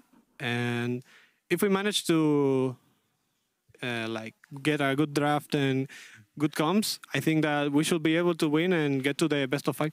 Well, explosive game ahead for sure, but for now, I'm going to let you go. Thank you very much for the interview, Josecito, and good luck against your next opponents. Thank you. And back to you guys. Awesome stuff. Yes, a team is all the more dangerous when they've got nothing to lose and everything to gain. Rainbow 7 making it clear that their intentions are just to not get stomped, in Jose Teodo's words. And, I mean, it does seem like they've come to play. I mean, Yamato, it's not to be understated, the fact that even, I know it's hard for you to comprehend, but the experience as opposed to the final result, you know, like when you're working out of your region to come here and to see that your league hangs with the rest, that's an achievement in itself. It's also that, you know, some of the wildcard regions have hung around for a longer period. The LATAM region was established a bit later than the Turkish region or the LCL region in terms of the Russian teams. Like, the Russian teams have a lot of history with Moscow 5 and so forth. And with time, things get better, that experience mounts up. It really does, yeah. And the LCL has had a multi-year plague of missing the group stage. But this year, UOL are determined to break this curse. And I'll tell you now, UOL have impressed. Some of the individuals have been stomping. They came up short in Game 5 versus Splice, if you rewind it. I mean... That was against me, actually. I was going to say, how's your memory? Maybe, Yamato, you're the best one for this one. Well, it was against you? Well... It depends on how far you want to stretch back. Is this referring to last year or was it the game versus Splice? 2016? Because we beat the Unicorns of Love as well to qualify to Worlds in the Game 5. So I guess it's never mind. Familiar territory though. Clearly familiar territory. Amazing. This has been, you know, this has been the story of the region, the story of the UOL squad. Yeah, it has been. And it's always one best of 5 or the last best of 5 before Worlds they lose out on, and suddenly they don't make it. And last year especially, it was really heartbreaking because of the fact of how much creativity they brought through to the board, where they suddenly suppressed everyone with the AP bottom picks and the way that they approached the game, where they suddenly played completely different to everyone on the team. And I think that in itself is an accomplishment, but making it to Worlds is obviously what you want to have at the end of the day, not just memories. That's the goal, yeah. Memories only get you so far, and they haven't qualified to groups since the addition of play-ins, which is something that we have to keep in mind. But what do UOL need to maintain from yesterday to maintain or assume that top spot in the groups? All of it. Just everything. Doing the same, the drafting, the play, the decisiveness, and even if things go wrong, it didn't really seem to shake them. Yeah. It seems like they were very aware of their win conditions, and I think the sky is the limit, honestly. They can just continue on the same path. And if you were like an ignorant Counter-Strike host and you wanted a list of those win conditions, what would be on that list? I mean, first of all, the draft has to be there. Like, so they need to retain their creativity. So maybe open up for the AP bottom picks, and obviously the counter picks in mid lane. That's even more important potentially. Then in terms of win conditions in the early game, obviously, like, just make sure that you're gonna make plays. You know, gonna keep it stable, and then mid to late game facilitate whatever mid and top bringing. Yeah, mid and top eventually towards that mid game. We'll keep our eyes on that, and we will see who comes out on top as we return for Rainbow 7 versus Unicorns of Love after the break. That was so confusing. What? Because I was on Splice. This group is completely wide open, Medic. It's a good one. And alone on his Orianna, it was those shockwaves, fight after fight after fight, that always landed.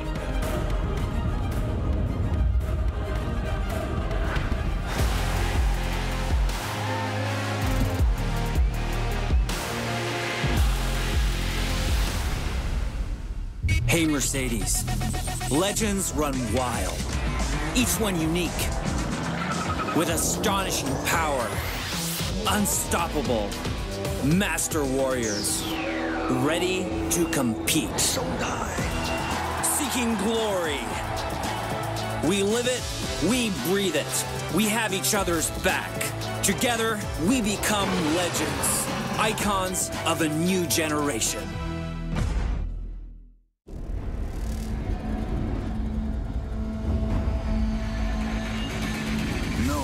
Promise tomorrow. Playtime's over. They're mine now. Fear the assassin with no master.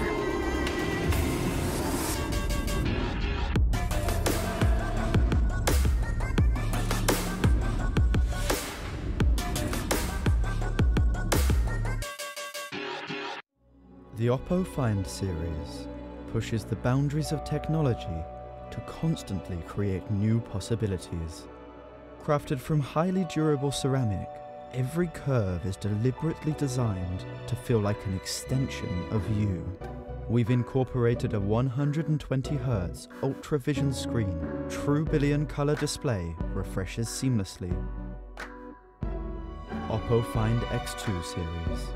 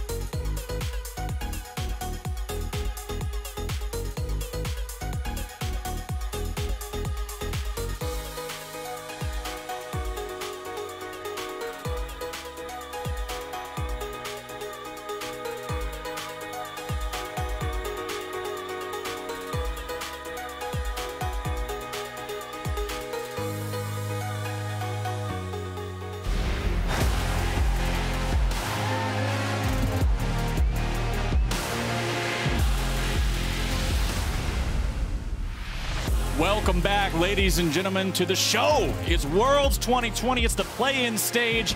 And for the teams of this group, it is the last day of that group stage play. At the end of this one, somebody's going home. Coming up next in front of us, we got Rainbow 7 taking on the Unicorns of Love. For Rainbow 7, they need to take some dubs. Yes. I think the team has been growing. They've been getting better. I've been seeing like more consistent team fights, but we already talked about this in their introduction, right? Like this for me is the exam. Like the entire domestic season, that's when they should be getting better, getting readied up for Worlds when they actually qualified. I would have really wanted to see the vision play for them getting more consistent, but it hasn't been. And so going up against Unicorns of Love, you heard it from in the interview, we need to see something surprising, something shocking, because Unicorns of Love are the favorites here, and I think that it's for good reasons. Regular season is when you study. Try not to skip your homework. Try not to play hooky too much. Once you qualify and you go to the boot camp, that's a cram session in the library with 17 different energy drinks for 23 hours in a row. And now's time to take the exam, my friends. Pass or fail. If you fail, you got to repeat the class next year. Nobody wants to do that. So we'll see if Rainbow 7 can come out on top. Going up against Unicorns of Love, who looked pretty damn good in their first couple of games here. Like I said during our previous game, their matchup against V3 was very convincing, but it got a little wacky towards the end. And their win versus PSG Talon was a very close game all the way through. But remember how PSG Talon really took everybody by surprise with how good they were? Yes. So Unicorns of Love being able to take them down is a really good sign. This team is looking strong. Let's see how they contend with Rainbow 7 here, as Oriana, Shen, and Nidalee will all be banned away. Yeah, it starts with the draft, because Unicorns of Love's wins are really based around their team fights, and consistently, conceptually, I feel like they've had the better compositions. The Swain bot lane, there's a reason why Oriana is banned. It's because it's flexible to Gadget and Nomads. So the fact that Gadget is pulling bans here, Oriana is one pick that he had, the Swain was the other, and in solo queue, by the way, he's been spamming Karthus, just putting that out there. And he's already known for Heimerdinger, so you can't really ban him out. Well, we'll see how they decide to go about doing it here. The Ashe that we got to see in the previous game, and we've seen in so much competitive League of Legends recently, is banned away this game. So no Ashe this time around. Feels like she's often picked when she's available, but hey, bans can solve a whole lot of problems. And speaking of problems, get that champion out of here. Razzleplasm. What kind of a champion can assassinate a lane bully one-on-one at like level 7, then scale into a team fighting monster that can't die 1v3 and also gives all of his teammates 1,000 free gold? The kind of champion I don't want in my game. Ornn is out of there, not allowed in this game, and neither is Benedicta. He's a real GOAT. That's the problem. Greatest of all time. Get this champion out of here. It's disgusting in team fights, and you definitely don't want the team fighting team Unicorns of Love having it. So. Oh, that's an instant pick on the Camille. Ooh, confident in the ability in the top lane there with the Camille. And Camille, I always like when we see her drafted into the top lane, because usually it ends up being a pretty fun matchup up there. A lot of times you get more exciting contests in the top lane when Camille is present, as opposed to just meatball versus meatball, who can get tankier type of a contest. So Camille versus Wukong could be very exciting, my friend. Usually, this is a pretty great indicator on how Rainbow 7 wants to play the game, because you'd usually want the Camille versus Ornn pick if you're trying to play sides. But if you're trying to team fight, you definitely want the champion in there. And honestly, Camille can play both sides. I think this is probably a good hint that Rainbow 7 wants to go for a Camille Galio comp. If you go Camille Galio, yeah, Ornn is a real problem. And so I think it's a good look here if they can nail it down for them. It's really simple, straightforward.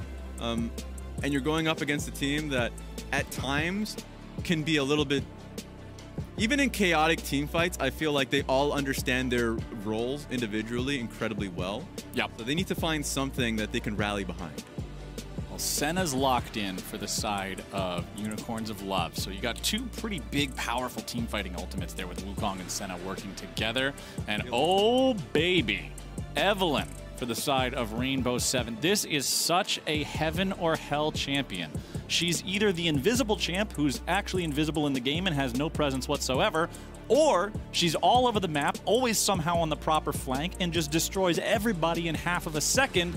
and you don't even understand how she's allowed to exist in the game. I love that sort of juxtaposition of which Evelynn you're going to get, and Jose Dioto's got the confidence he can be the kind to rule this game. Lucian also locked in here for Rainbow 7. You were talking last game, Raz, about how you still really like this pick. Yeah.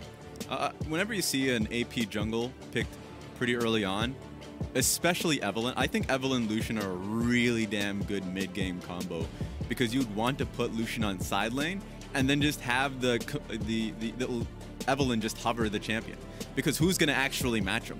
Even if you're in a 50-50 matchup, well, Evelynn's going to solve that right quick, right? Yeah. So it's pretty damn good from Rainbow 7 to say, hey, we already drafted the Camille. Now we're showing both sides of the top lane, the top side of the map, that we're just going to outright play side lane. I didn't initially like buy into that fact. I thought that they could just go straight into a team fight composition with this one and go for a Camille Galio. But the fact that they're now going towards what is a really lane dominant Lucian pick, and then now wanting to play heavily towards Alone and Ace, I think if executed, a really strong thing to do. That means what we're looking at for the bottom lane of Rainbow 7 is a couple champions that can hang back, play safe, not get themselves killed while the team is split pushing and trying to facilitate moves elsewhere.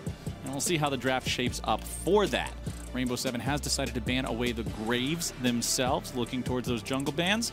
And I like the Ziggs ban here from Unicorns of Love. I'm talking about how the bottom lane needs to have wave clear, about how the bottom lane needs to be able to play it safe. Well, Ziggs fits that bill. Yeah, and also even though the damage spread is okay from Rainbow 7's side, they can do whatever they want. They can have a legitimate AD carry. They could have the Caitlyn is a good example of it, or they can just go straight AP. Wave clear right now is, I think, what Rainbow 7 needs. Yes. If they're going to play a 1-3-1, their 3 mid lane needs to be able to hold a team fight or just a straight push from Unicorns of Love's side. Lily is the last ban of the draft. That champion, honestly, still expecting to see her banned or picked every single game, so blue side taking care of it this time around. What will the pick be here? Nautilus locked in. So Nautilus and Senna, a lot of CC potential there.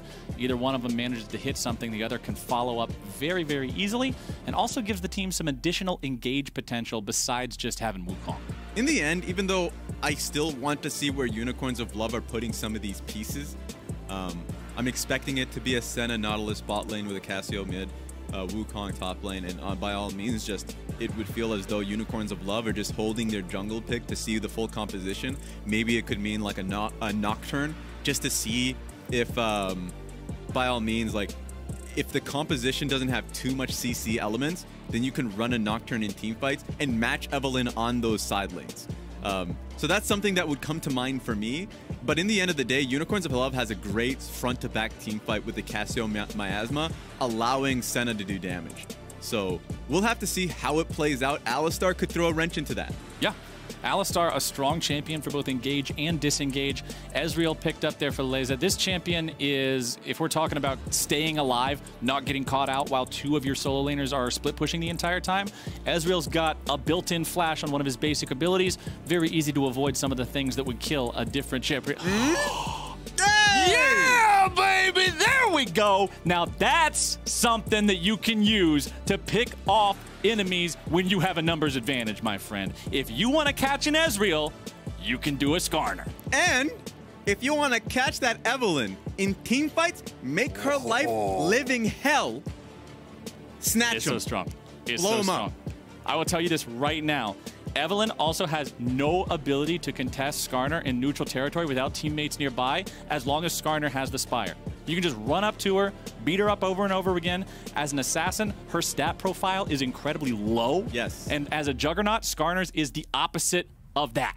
Skarner is in a spot where he'll be able to take over those neutral areas. Remember, the champion was changed recently, so his E no longer slows down when passing through units, gives him extra playmaking potential, especially early on in the game. Before Skarner has the ulti, the only CC is on the E, and now that you can fire that Fracture through the minion wave and make it hit the enemy champion so much more reliably, you do have better early pressure on the champ. I'm just so happy we get Skarner. We're getting it. We're getting it, Cap. I'm so happy we get the Skarner. This is for you, Cap. I'm so happy we get the Skarner here. This should be a very fun game. Hope we get to see some playmaking out of him. But looking at both the teams and how the compositions stack up. Don't spill that coffee. I know. I'm being very careful. I'm animated. You know me. But I'm making sure that both of my drink. I got my energy drink, I got my water. They're both on the side of the desk, outside of yeet range. Nothing bad is going to happen to them. We're good. And looking at these two compositions, looking at these two teams, for Rainbow 7, they really want to find a win here.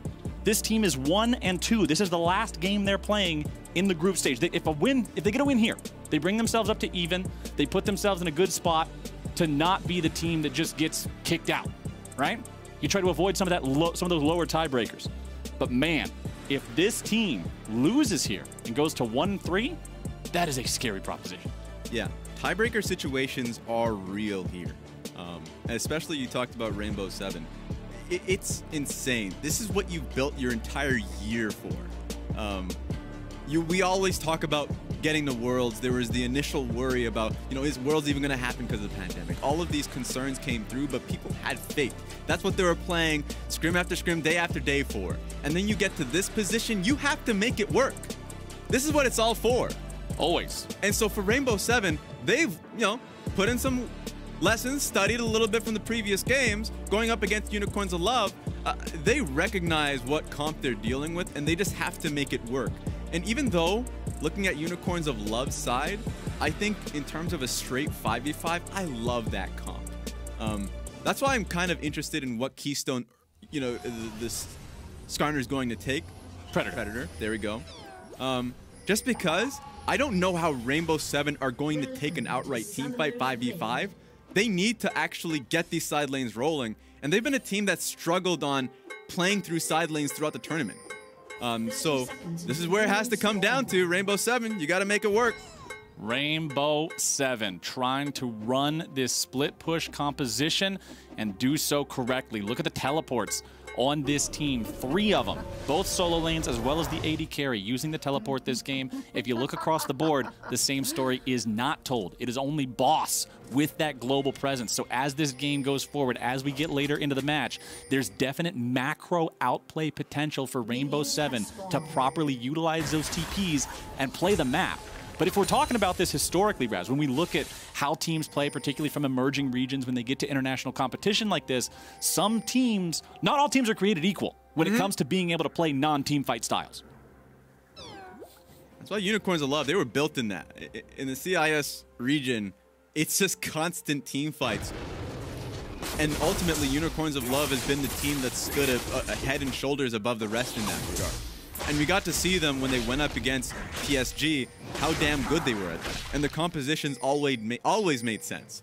I always talk about the swing comp, but it was really well constructed. And so, I have a lot of faith in that regard. I do think Rainbow 7 is, nice ward being placed there. Get that man! What the hell? He tried. He went for the dredge line and he missed. So Rainbow 7 won't be too much worse for wear there. Both supports just take about 100 damage. Oh, but he's right back in. The Aftershock setting him up, but a nice disengage from Shadow means that it's Rainbow 7 who actually wins out in the bottom lane trade. There we go. Love that Shadow went for the headbutt first. Just so there's no opportunity to trade back towards Rainbow onto Leza. So we're in the pretty good lane state right now for Rainbow 7's bottom lane. Looking at both junglers, they're starting on opposite ends of the map, but they are both going for a full clear. Now, Alone is going in there to try to mess with the Nanasek here just a little bit, but Skarner can easily pull the chicken into the brush there. You can't see, there's some sort of spectator visual error on the Spire where it's not showing up, but Skarner is able to walk into that brush and take the chickens while still being under the effect of his Spire. Yeah. So, for those who aren't aware, Skarner's Spire gives him unlimited mana regeneration. It gives him an incredible amount of flat move speed and also a ton of attack speed. 43% attack speed at level 1 up to 120 at level 18. So the champion gets an incredible amount of steroids as long as he's present on that buff. Very important to secure those if you're trying to do any sort of counter invades or just picks in general. That's the thing. That's another element I didn't get to talk about that I really love the Skarner pick into Avalon is because you can actually just straight up clear for free. You're not going to be concerned about an invade. Even when Alone had a ward on top of Skarner, who are you actually going with, right? Yeah. There is no way you're going to be contesting Raptors on Skarner. So Skarner is going to be able to get a free level 6. And then compositionally, we already kind of harped on it, but Jose Diodo is going to have real struggles in teamfights, so it should never get to that part. I will say, though, just as an asterisk, because I know there's a lot of positives with the Skarner, the negative is that there's a lot of ways to kite him out. Oh, yeah. There are too many ways. Skarner versus Ezreal and Lucian is, you end up being a lobster kebab half the time. They just kite you away, shoot you full of holes. It feels really bad. But the Evelynn in melee range will be an opportunity there, particularly for Anonysik in these team fights. It could be a viable option to wait for the divers to come to you. Yeah. Skarner is very, very effective in assassin and dive-based metas because champions that will be building for damage and getting close to you work out well. As mid lane alone, really putting the hurt onto Nomans here. No summoner spells coming out just yet, but bottom side, the 2v2 breaks out. Laser going to take some damage as Santos tries to get himself away. Stunned up now. Shadow doing a good job making sure they get a return trade. I like how aggressive both of these bot lane duos are being. Yeah, it's really fun to usually to watch a Phase Rush Alistar play the game. Because it's just an instant proc on Phase Rush when you go Headbutt Pulverizer into E, the trample. It just procs immediately, and it's pretty much a guaranteed lockdown if you can make it happen. So it's fun to see that. You know, the trade mid lane, I actually would have wanted to see Alone stay in the lane a little longer because I think the Cassiopeia was pretty locked. That was 2 waves actually going to be crashing into the Cassiopeia with a cannon minion, and she took an awful trade. Yeah. So I actually expected Alone to stay in there to punish a little bit more. But at the end of the day, I mean, he took a base, TP'd back, and she's still locked down. She needs jungle help here. Ooh, Anonysik shows up. He does manage to land the Fracture onto the Lucian, but now Evelynn has joined the fight as well. Alone down to 200 HP, but thanks to Jose Dioto's presence, he won't be in any danger of actually dying. Anonysik using his flash. So Skarner not having that once he hits level 6 means you don't really have the freebie kill that can exist if that summoner spell is prepared. Both junglers are level 5 right now. Both of them incredibly powerful once they get that ultimate up and running. Huge game changer for both Evelynn and Skarner. Anonysik without a flash, though. Yeah, here we go. He'll be walking back into his own jungle. Jose Dioto finding a little bit of damage there with the charm. The follow-up won't complete as Anonysik tries to head back into his jungle, but Jose Dioto maintains control on the way towards the Spire and just tries to keep him away. Cap, this is the funniest thing about this. The whole purpose of Anonysik coming mid was to relieve Cassiopeia of her duties, to send her back to base. And so hovering over what at least Evelynn ended up doing was really well done to make it so she literally cannot go back to base without losing 2 sets of waves. So this is getting really annoying if you're looking at Unicorns Love's perspective. Unicorns of Love. Wow, Shadow took quite a lot of damage there. But it looks like they may try to set up a kill onto this Nautilus. It's a 3v1 dive. It's going to be a 4v1 dive. The teleport comes in. Santos could be in some trouble, but he's doing a good job with the CC here so far. Senna showing up, looking to keep him alive, able to provide the lockdown. Ase's there in the front. Santos going to be taken down. First blood over to the side of Rainbow 7 with the 4-man play in the bottom lane. You can just tell they were communicating that as the dive was coming through.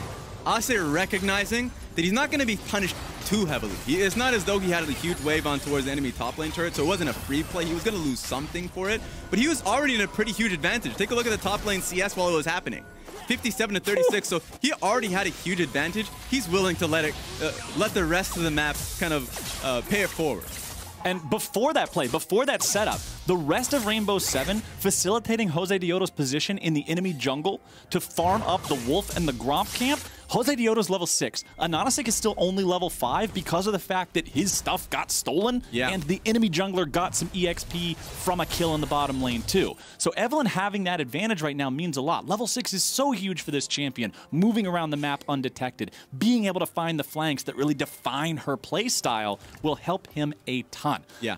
Anonysik still not quite at level 6, even after grabbing a camp there in the bottom lane. Should have it here after the red buff. And Cap, all of this, if you do it, like, you know, team going to be doing a VOD review of this, of course, after the game. It all stems from the mid lane matchup. And how Rainbow 7 was unrelenting in making it so Cassiopeia wasn't going to get a free base off.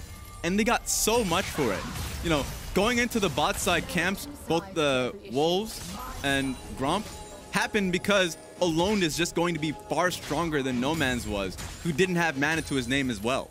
So it just bled from mid to jungle, then to bot.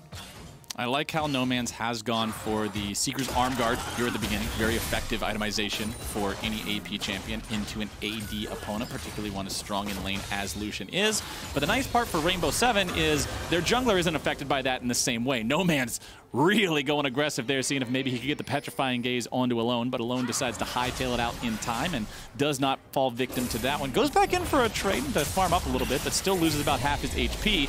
Meanwhile, Rainbow 7 with Jose Dioto in the top lane are able to secure that Rift Herald for themselves with Camille's lane priority. You're talking about mid lane priority. Man, top lane has just been in control from start to finish. The 20 CS lead from earlier shrunk down to 15 because of the fact that Ase did roam bottom to help get that kill, but Boss is in a pretty bad spot. Okay. Yeah, he's in a pretty rough one. Especially since like, I actually expected him to do decently and match up and farm in the matchup. Hasn't been happening, and of course so much action has been happening through mid and bot side that we didn't get the kind of full perspective there.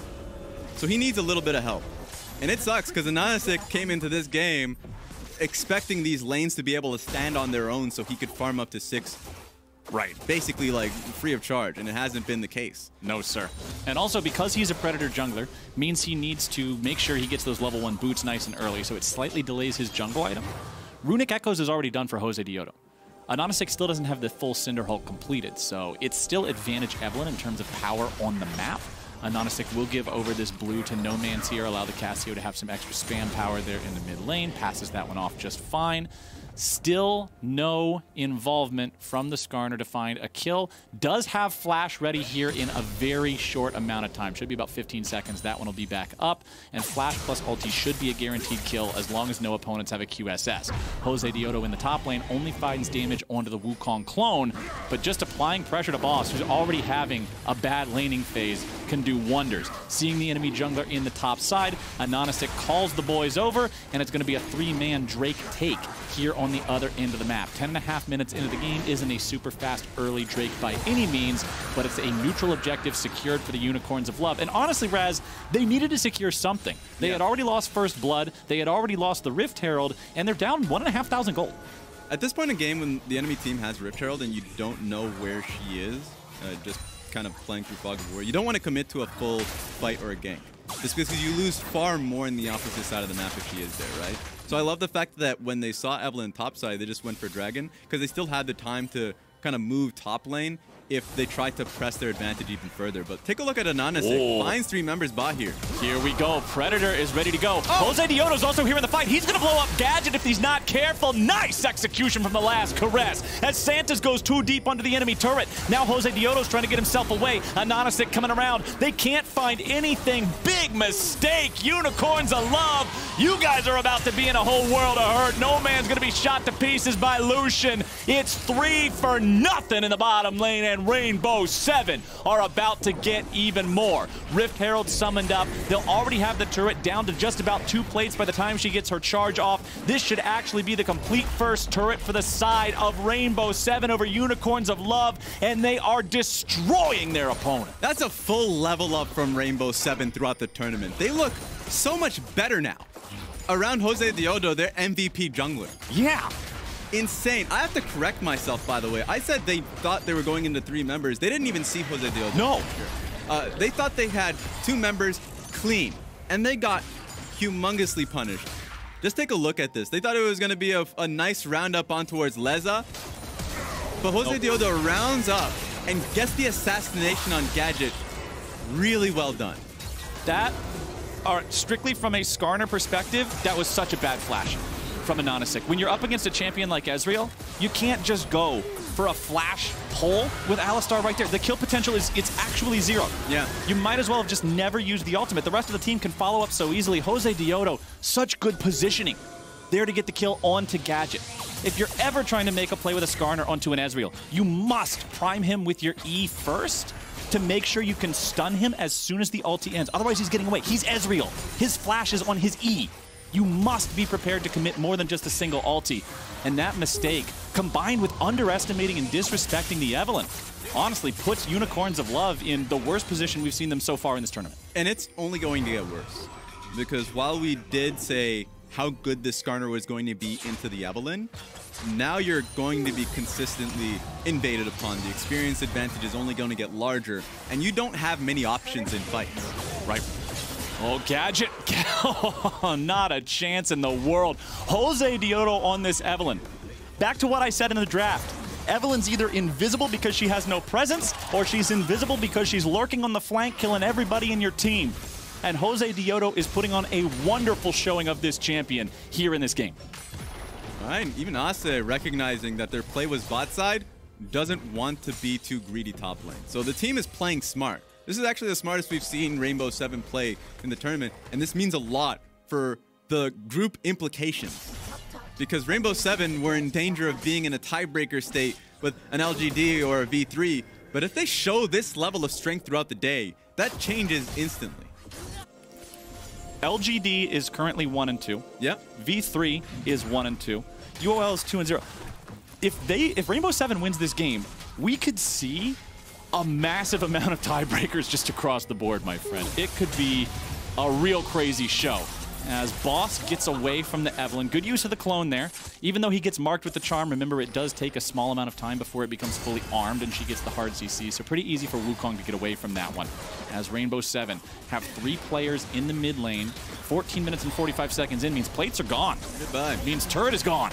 Means more money in the pockets of Rainbow 7 and Unicorns of Love just struggling to find a real foothold in this game at all. 8 turret plates compared to 2 really tells the story of the difference in how well the early games have gone for both of these teams so far. Honestly, just really impressed with Rainbow 7 in this early game. And they're just taking everything. Because Ocean Dragon's coming up in 30 seconds, but Rainbow 7 feels so comfortable that they can take both mid turret without the jungler's hover, and he can go topside to cover for Ase. Take Rift Herald. They could even use Rift Herald mid and then take the dragon straight afterwards. Like, that's literally everything on the map, and Unicorns of Love don't have anything to facilitate like a defense. Look at the total gold chart on the side of your screen right now. The 4th richest dude on Rainbow 7 has more money than the richest dude. Okay, well, now I'm lying. They're trading back and forth a little bit. But either way, the money disparity absolutely massive. Between these two teams, 5,500 gold, 15 minutes into the game. That's a solo queue gold lead, Raz. It's pretty wild. That's crazy, crazy stuff going on so far here. As we have the next Drake alive. Remember, first one did go over to Unicorns of Love, but Rainbow 7 seemed to not be taking any more of that. Look at the health just evaporate off of the thing, man. That Drake's going over. No contest. Anonystic walks up, but honestly, the man's got no business even being there. Shadow did some goofy stuff over the wall, tried to go in, but Anonystic's running himself away. Shadow coming in from the side. Hextech ultimatum down, looking to maybe lock these guys down. Alone grab the kill onto the Skarner. Now where the rest of the fight's gonna go. Boss trying to find the kill onto Alone, but now he's just gonna be spinning around. The Wukong copter not gonna find the kill. Instead, he's in some trouble on his own. Here comes Cassiopeia. No man's flashing over the wall. Jose Dioto on a killing spree, trying to get himself away, is gonna be killed in return. No man's goes down. Look at that, an ace for Rainbow 7. And they could only take 1 member. They thought they could outplay, but they just got squashed by Rainbow 7. That's a pot of gold at the end of the rainbow, man. 7,000 gold lead. A team fight ace at 16 minutes. You lost Evelyn, but she died for the cause. Set her body aflame to the heartless sea and send her to Valhalla. She did her job. Let's take another look at the fight. I just loved what I saw from Shadow and the rest of the team, honestly, because, like, when Alone goes in, confident that he can take down the Skarner, the rest of the team just follow. There's not a single member that, you know, didn't get that cue. And so, while it can be a little scrappy from this point, Jose Dioto recognizing that the Cassio is coming into the flank and then immediately changing team aggro on towards the Cassio was really smart. Because if she's a part of the fight and isn't targeted effectively, then there's an opportunity where Rainbow's Unicorns of Love can turn the fight. But at this point, seems long gone. And, oh my goodness. Oh my goodness. No, no, no, no, no. If you're a Skarner player, this is worse than Freddy Krueger, Tira Nightmare. Camille, QSS. Lucian, QSS. Ezreal, QSS. Eve, she knows this game's a jungle diff. She's not even going to buy one. She doesn't have enough respect for this Skarner to need one. She knows that that would stop her from buying her headwear. And that is just unacceptable. 3-1-5 for Jose Dioto. Playing this Eve so well this game. Going to take down yet another Scuttle Crab. The entirety of the map owned by Rainbow 7, constantly posing this threat. I mean, Unicorns of Love, what are you going to do? Any brush that you walk into could have somebody waiting. Anywhere you go that isn't control warded, Jose Dioto could just be lying there ready for that flank. And he's just scouting ahead. Yep, I found him. He knows. Team, I've scouted an enemy.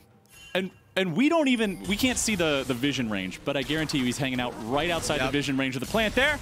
Boss gets away. This is such a scary situation for Unicorns of Love. The Eve is just creating an impossible play state for them. As Rift Herald summoned up in the bottom lane, it's just going to kill this turret instantly. The funny thing about an Evelyn, I mean, you basically have already said it, which is like, they didn't even fully clear out that blue side jungle, but it doesn't matter. Like, you are pushing them so far back into their own base, just based off that pressure. The only saving grace is the turrets, the tier 2 turrets here. So they need to find a way to at least push them back. What they were doing initially was a good idea, which is just literally stacking in a bush and hoping that someone walks in, but the Scryer's Bloom was picked out and just saw them completely. And it's good that Rainbow 7, when they're moving as a squad for these objectives. Here we go. Anonystic tries to move in and contest the red buff, but now he's going to just get shot down by the culling. The bullets over the wall just do it all. Alone picks up the kill. Alone takes the red buff. Did everything but give him the thumbs up emoji as Ase tries to just pass through the mid lane here. Look at that. Look at the beautiful blue mountains of Goldgraphia on the bottom side of your screen. Rainbow 7 in charge from start to finish. You can see that big jump there right around the 11-12 minute mark, and it hasn't stopped maintaining that momentum since. Rainbow 7 going after the Baron here.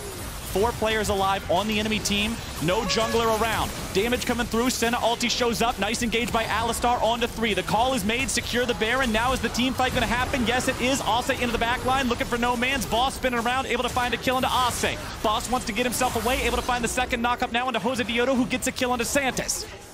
Rainbow 7, they lose their top laner, but they trade him away for a kill onto the enemy support. 1 for 1, and you take the Baron at 20 minutes. Raz, I will take that trade any day of the week.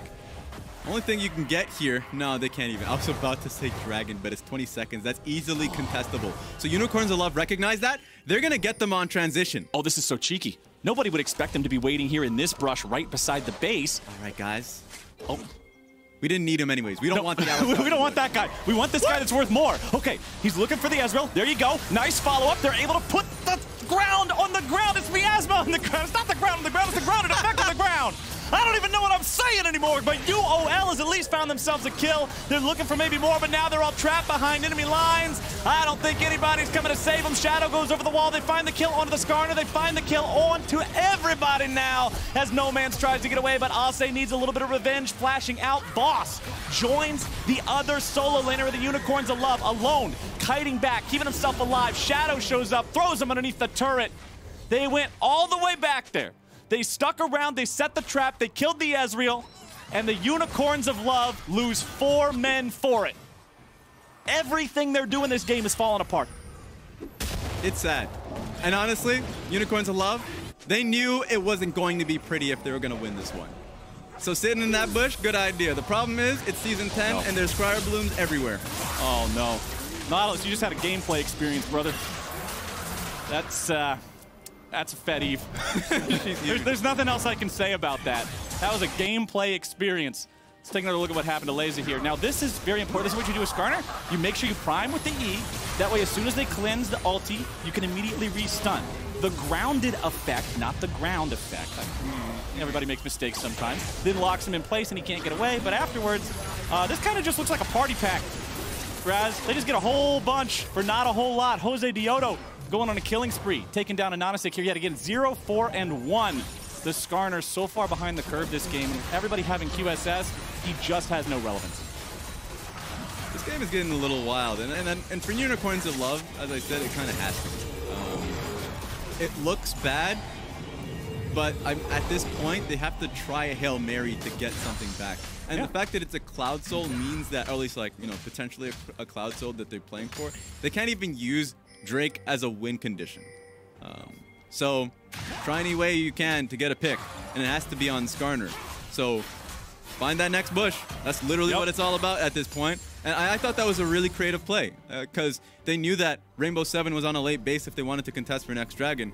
So things like that is what you have to do if you're UOL. It's just way too far behind. And at this point, we were talking about how gassed up Jose Diodo is. She has the Holy Book, 23 stacks. Oh, man. 2 pages left before he gets to the other cover. Jose Diodo so strong on this Evelyn. If he finds anybody, he'll just blow him up. Nonisic clearing out some Krugs. Oh, no. I found another enemy. Oh, no, Mr. Scorpion. You are about to get got, my friend. He goes after the pole, but there's your last caress. See you on the other side, man. There is no way out of that. That is an Evelyn with a death cap. 25 stacks on the Magi's now. The Runic Echoes. Shadow might be in a bad spot. Petrifying Gaze coming out. There's the follow-up CC from Nautilus. They should be able to lock down this kill onto the enemy support, but Shadow, he's actually getting away. Good Lord, man. The Alistar just said nope. He walked out to the right. He was cosplaying Usain Bolt on that one. He just walked away. He said, no thank you, sir. Maybe next time. And left. And now, Ase's setting up shop in the bottom lane. The tier 3 turret is under pressure. There was 2 minion waves colliding with it. He sees the chance to find a little bit of damage and walk away. And the rest of the team, they're still hanging out up here next to the tier 2 in the top lane. Should be able to secure this one pretty easy. Alone is there. He has Leza and Shadow shadowing him. Easy turret. And this is all the things that we can see. I think a lot of people would be focusing too much on why aren't UL there to defend it. It's not simply about the pressure that Rainbow 7 are pelting topside. It's the Camille. Camille has a huge threat bot side of the map. The entire game, she's been dominating boss in the matchup. Yeah. So it isn't pretty. It isn't pretty at all. And Rainbow 7 can continue to split them. Should never have to fight them. Every time the Evelyn ultimate is up, she's just going to use it on anybody. There's no real frontline that can take it. And you mentioned earlier how this game is such a level up for Rainbow 7 over the course of the play that we've seen from them so far at this tournament. And I really want to go back to that because they're 1-2. Both of their losses were bad. Their one win was a comeback, and now they are just absolutely thrashing the Unicorns of Love. Boss going back in onto Jose Diodo, nearly gets himself killed, but now the last caress is gone. That's a shutdown. Jose Diodo making his first big misplay of the game, giving that money over, and with him off the board, that's going to be Rainbow 7 at least having to ease off that pressure for 45 seconds or so. Yeah, we finally got him. Finally. It took a lot. It took a lot, and it also required Jose Diodo to lose a few cells, brain cells, before they could finally pick up the Evelyn. He was just feeling it, man. He was limit testing. Don't worry about it. Baron is up now. Baron's That's up. 16 seconds on Jose Diodo for his mistake. You got to go for it. You were talking earlier about how you have to go for these Hail Marys. Well, tell your receivers to all go deep. It's a Baron or bust for the Unicorns of Love. Rainbow 7 moving in, looking to stop him. Boss has no ulti, keep it in mind. Shadow's able to find the 3-man knock-up. Rainbow 7 going in, looking for the engage, looking for the kills, looking for the team fight. Able to find one on DeSantis. Anonastic going in, Anonastic going out. No way to close the distance on that one. The Unicorns of Love, baby! Unicorns might be real, but they're an endangered species! Double kill for the Lucian, and teleports are coming in to cut off the escape for No Man's. It's No Man's Land indeed, and No Man's Land is right back in the spawn platform now. Ace for Rainbow 7! They have a huge top lane wave tier 2. They can just end the game off this one. Rainbow 7, you heard it in the interview, it felt like it was going to be impossible for the team with how they played this tournament out, that they could take down Unicorns of Love, who were undefeated. But man, they look strong right now. The best game of play-in so far by Rainbow 7, Jose Diodo. Summing up the entire game with one kill at the very end. Rainbow 7 take down Unicorns of Love, and damn do they look good doing it. 2-2 now, and we have a surprisingly long day ahead. It may just be 2 games, oh, yeah. But then you talk about the tiebreakers that feel it's going to happen, right? Oh yeah, the stage is set, man. What? I am so impressed with Rainbow 7. I've got to sing their praises more. This is the team. I was worried for this team coming into today. Yeah. Like I said, their 2 losses did not look like good losses. They did not look like redeemable losses. The win was one they had to work really hard for and also depended upon some pretty big mistakes from their opponent. And then to come into today, the last day of group play for this group, and just smack Unicorns of Love in the mouth like that. Absolutely incredible from Rainbow 7. I think this looks so good for this team as this day is about to close out. And let's go ahead, let's check out Rainbow 7's Mercedes drive to victory, the bot lane turnaround that started this snowball. I wouldn't mind being a passenger in this one. Yeah, Jose Diodo, it had to be. Just being able to be here, hover for the play. He was holding on to that Rift Herald for so long. He knew he eventually wanted to be bot side. He read the play from Unicorns of Love to be coming there, and he just saw the AD carry and took the kill. So good. Intellect is what it was for Jose Diodo. I thought that was a really smart play in a really smart game. So when we were talking about this team, what we heard from Rainbow Seven was that mental resilience was the key point for this team. Yeah. Skin, their coach, constantly kind of, it felt like guiding this team. The players themselves have been in these positions before. Like in the finals, it felt like they should have been 3-0'd. Like it was that close up against All Night, their regional rivals. But then they hunkered down, played better. What you got to do. Felt like they were smarter. They were developing during a best of 5 and then got there. And it feels like they're developing throughout this the stage of the tournament. So it really doesn't, you don't know how the rest of the group is going to turn out.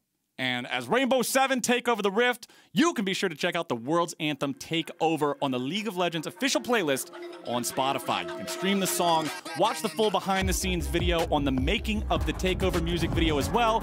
And remember, you can't get this anywhere, man. This can't just occur anywhere on Summoner's Rift. This is available only on Spotify.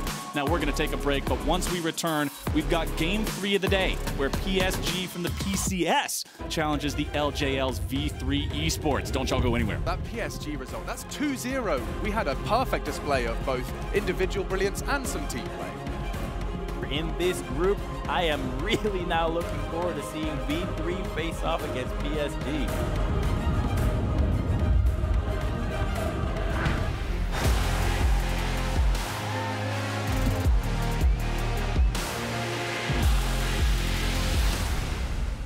Hello everyone, I'm Evie Sjogstepottere. Alongside some other faces you may recognize, I'm very excited to host MasterCard's Clicks of the Decade, where we will count down the top plays from 10 years of international League of Legends. Dagger Shockwave! The quadra kill for Hootie! And that is the miracle play that keeps CLG alive. Make sure you follow @MasterCardNexus on Twitter so you don't miss the first episode. Born free as the wind blows, as free as the grass grows, born free to follow your heart. Live free and beauty surrounds you. Axe. Smell ready.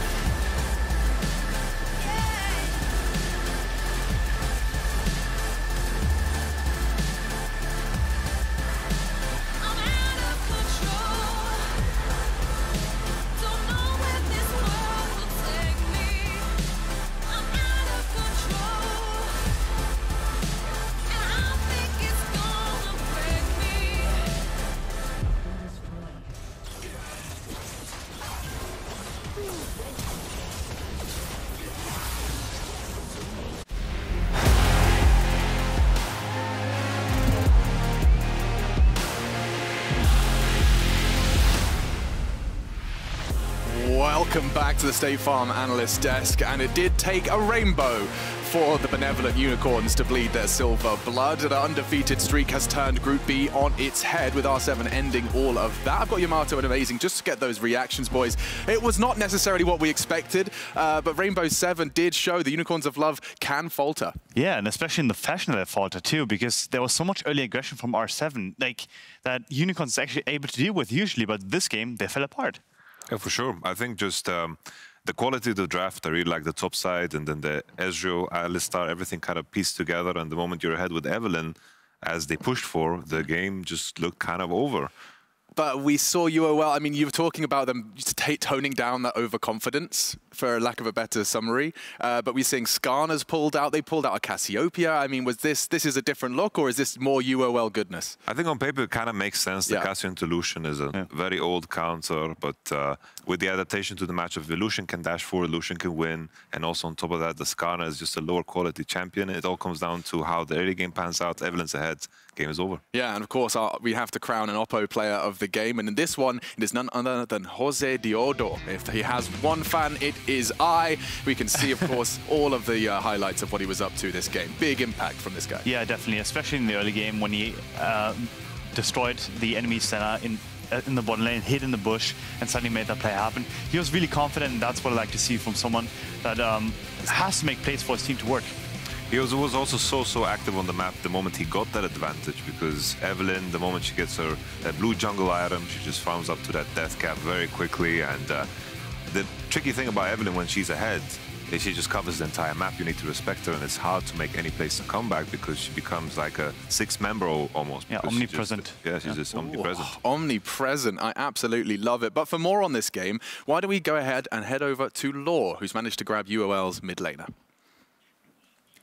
And welcome back to day 3 of Plains. Here, the Rainbows are stronger than the Unicorn, but I mean, Nomans, you're still in a good spot here to reach group stage. So can you explain what went wrong here? And was it only due to Evelyn pumping off? Yeah, kind of. Evelyn.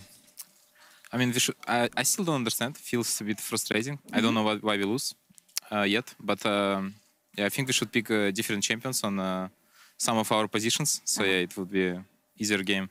All right, yeah, I mean, you can still make adjustments, and you've been very creative with the drafts that you've been using on stage so far, so I know you can't reveal too much, but do you have still some tricks up your sleeves for the next game? Next game is LGD, right? Yeah, correct. Well, I don't know. I think we, against LGD, will just draft like good team fight comp. Strong early, good team fights, and yeah, we'll see who will win. Yeah, it's a good thing that you mentioned team fight comes here, because we've seen that LGD has an issue when it comes to approaching team fights and also objective control. So through these weaknesses, is there something that you can focus on to beat them in the game 4?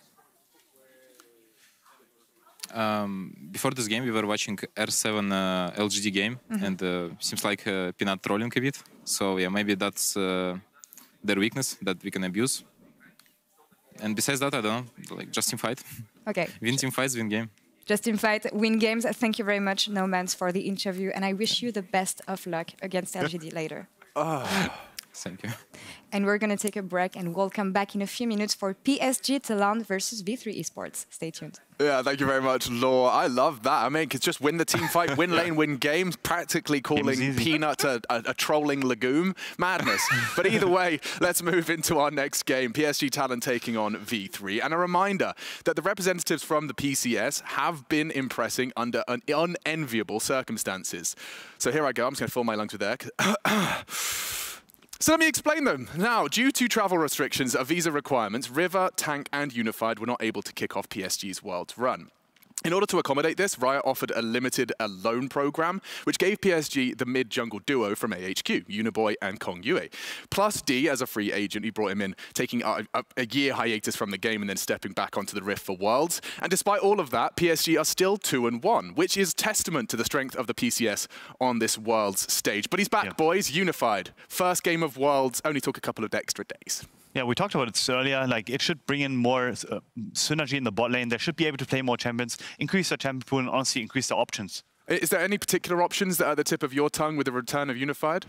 I'm just stuck at how aptly named he is, because they are unified again. Certainly. But I think just I think just the carry champions, maybe a Twitch, maybe anything that requires a higher mechanical skill. Some of the things that require more synergy in the bot lane, maybe Braum combinations. There's a Thresh mix as well. Maybe Thresh mix. There was a Kalista Thresh. I don't know how relevant it is in the current meta, but it just showcases the fact that these two players can work together super, super well. And I think that was one of the weaknesses that were showcased against UOL when they had to pick Jhin in that situation when it's not the best pick. Now, I'm afraid it's a nice open-ended question for you here, which is, you know, is the damage done? Is the return of Unified a little too late? What do you think? No, I don't think it's too little too late. I think they already look good. They already look pretty unified in the team fights, especially. I think now that extra bot lane strength should actually be able to make them get to that late game stage very early. So now looking at the roster, it does still read pretty damn good, Yamato. I mean, you've already had a success with 3 stand-ins. I assume success continues with 2. I think they should be super, super happy that Unicorns of Lost just lost their match against Rainbow 7, because that puts them in a position where they could potentially get a rematch, and that's going to be so, so big, because the last time around, the draft was in such a poor condition because they drafted 3 melee champions into a first pick Renekton. That's something that you can remedy, and then we might have a real game at our hands where we really test the strength of these 2 teams. Fingers crossed. I'm down for that. Yeah, a little left-right goodnight action to round out our day, but we're not there yet. We'll be right back with Quickshot and Kadril taking to the caster desk of PSG Talon versus V3. We'll see you in a sec.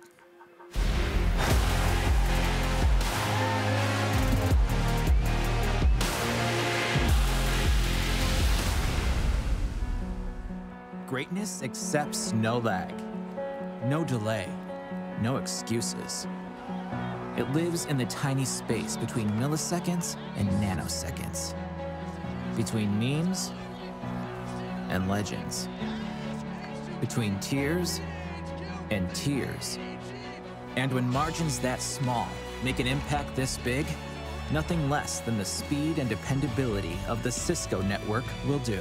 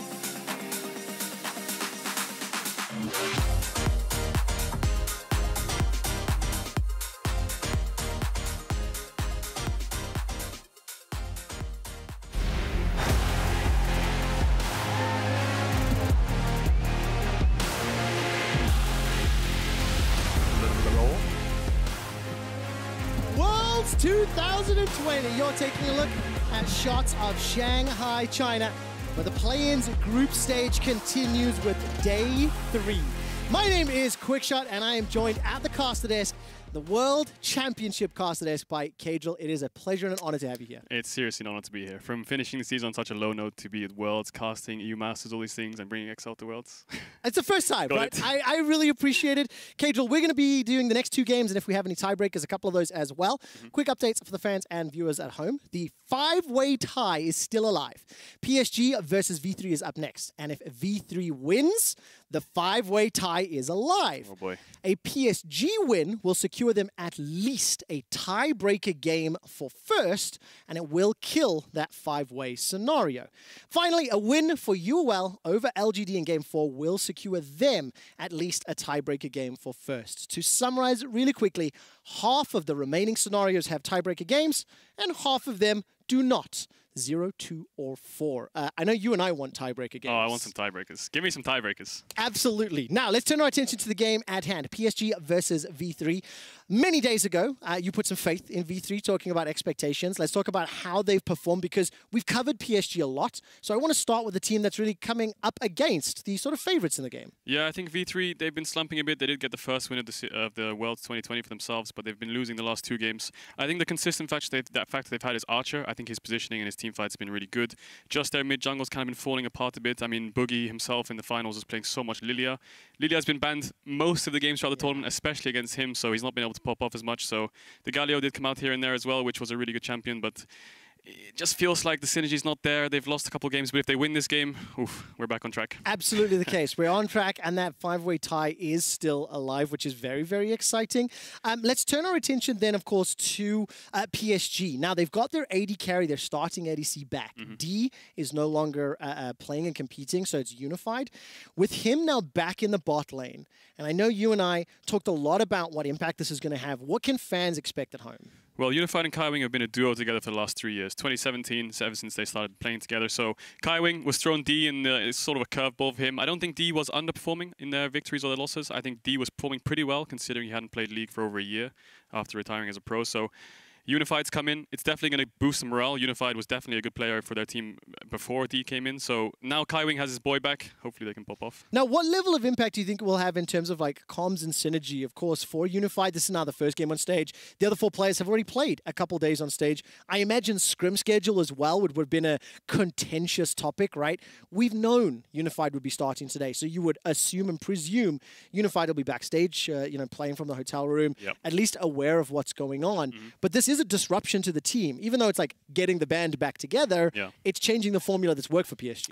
I mean, the whole thing for them is the meta right now for AD carry is more sort of support-centric, Jhin, Ashe, stuff like this, the Senna. So it won't impact their gameplay too much having D or having Unified back. Obviously, Unified's more experienced. He knows the roster a lot more, so he can bring more to the table, whether it's engages or just shot calling in general. I'm sure he's been backstage watching the games, watching D, giving Kaiwing criticism here and there, because he can get like an outside perspective, right? So if D's been playing with Kaiwing, he can watch his support, give him more criticism from a third-person perspective. So maybe it's helped him improve a little bit. We never know. I actually really appreciate that idea that when you're watching how the rest of the team plays, you can not only impact your own performance, but the rest of the team. Just a brief update for everyone watching at home. There is a small delay on stage with starting picks and bans. So while the referees and the QA team work through that one, we'll be able to listen to the lovely tones of Mark Kajal Lamont. And Trevor. No one likes listening to me. I would like to take a look at the standings, though, once we finish taking a look at the players. I do think I just want to remind everybody again of these stakes. You take a look in Group B, 2-1-2-1, 2-2, 1-2-1-2. There is a scenario where all 5 teams will be tied at 2 wins and 2 losses. And it is fairly complex, but the TLDR is that we will play 4 games to determine the seeding and round out who advances to the group stage, who makes it to the bracket stage. And that means we are potentially in for a lot of extra League of Legends today. A lot of extra League of Legends. And those games will be important, right? If you can be the first one out of your group, straight to the group stage at Worlds, then you have nothing to worry. Or even though you don't have to really play the best of 5s, you're straight in there and you get your group. So, and on the other side of the hand, if you lose the best of 5, the best of 1 on the bottom side of the bracket, you're just knocked out. So both of them are a lot of pressure, especially knowing it's best of 1. I mean, the 2nd and 3rd place teams and the 4th place teams getting the extra best of 5s could help them going into group stage, into the main event if they do make it themselves. So it's lots of factors to consider. There's definitely advantages and disadvantages to both, so we'll see what happens. Kajal, do you think LGD will make it to group stage. It is the big topic in this group. Obviously, LPL's 4th seed, they picked up a win earlier today. Will be casting their game immediately after this one. But that result, I think, will dominate the headlines, will dominate social media for a little bit, just because of how big of a result it would be. If LGD get knocks out, man, 4th seed from China, I'm mind blown, honestly. I mean, UOL looked a bit shaky in their game. They got a little bit stomped by Red side of Rainbow 7, so LGD definitely coming in with lots of confidence. They did pick up a win today. I don't think their win was so convincing. I think their draft was convincing. They definitely changed things up in the draft. They went for the Ornn, they went for more scaling, more teamfight-oriented picks. I think they had the game in the bag in the first 15-20 minutes. Just there was a lot of key mistakes in their fights, lots of bad decision-making. But they did pull out the win in the end, which is exactly what they needed. If they were sitting at 0-3, man, that would be a horror. So now they're 1-2. They definitely have a chance, but UOL's in their way. I mean, UOL, also just lost the game very handily. And in terms of morale, motivation, confidence, being smashed that hard by Rainbow 7 with the 1-3-1 comp that they had.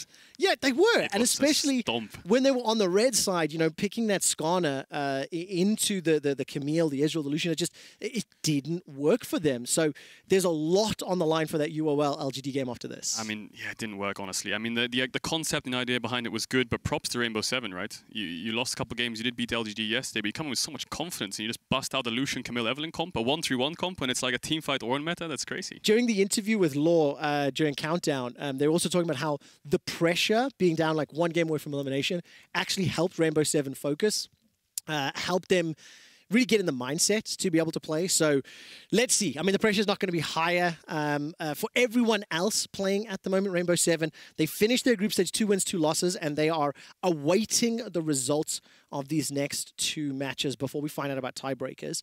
And as you can see on stage just a moment ago, there were a number of tech and QA staff behind the V3 members, so they're still working through the issues. While we've got PSG on screen, I do want to bring us back to Unified.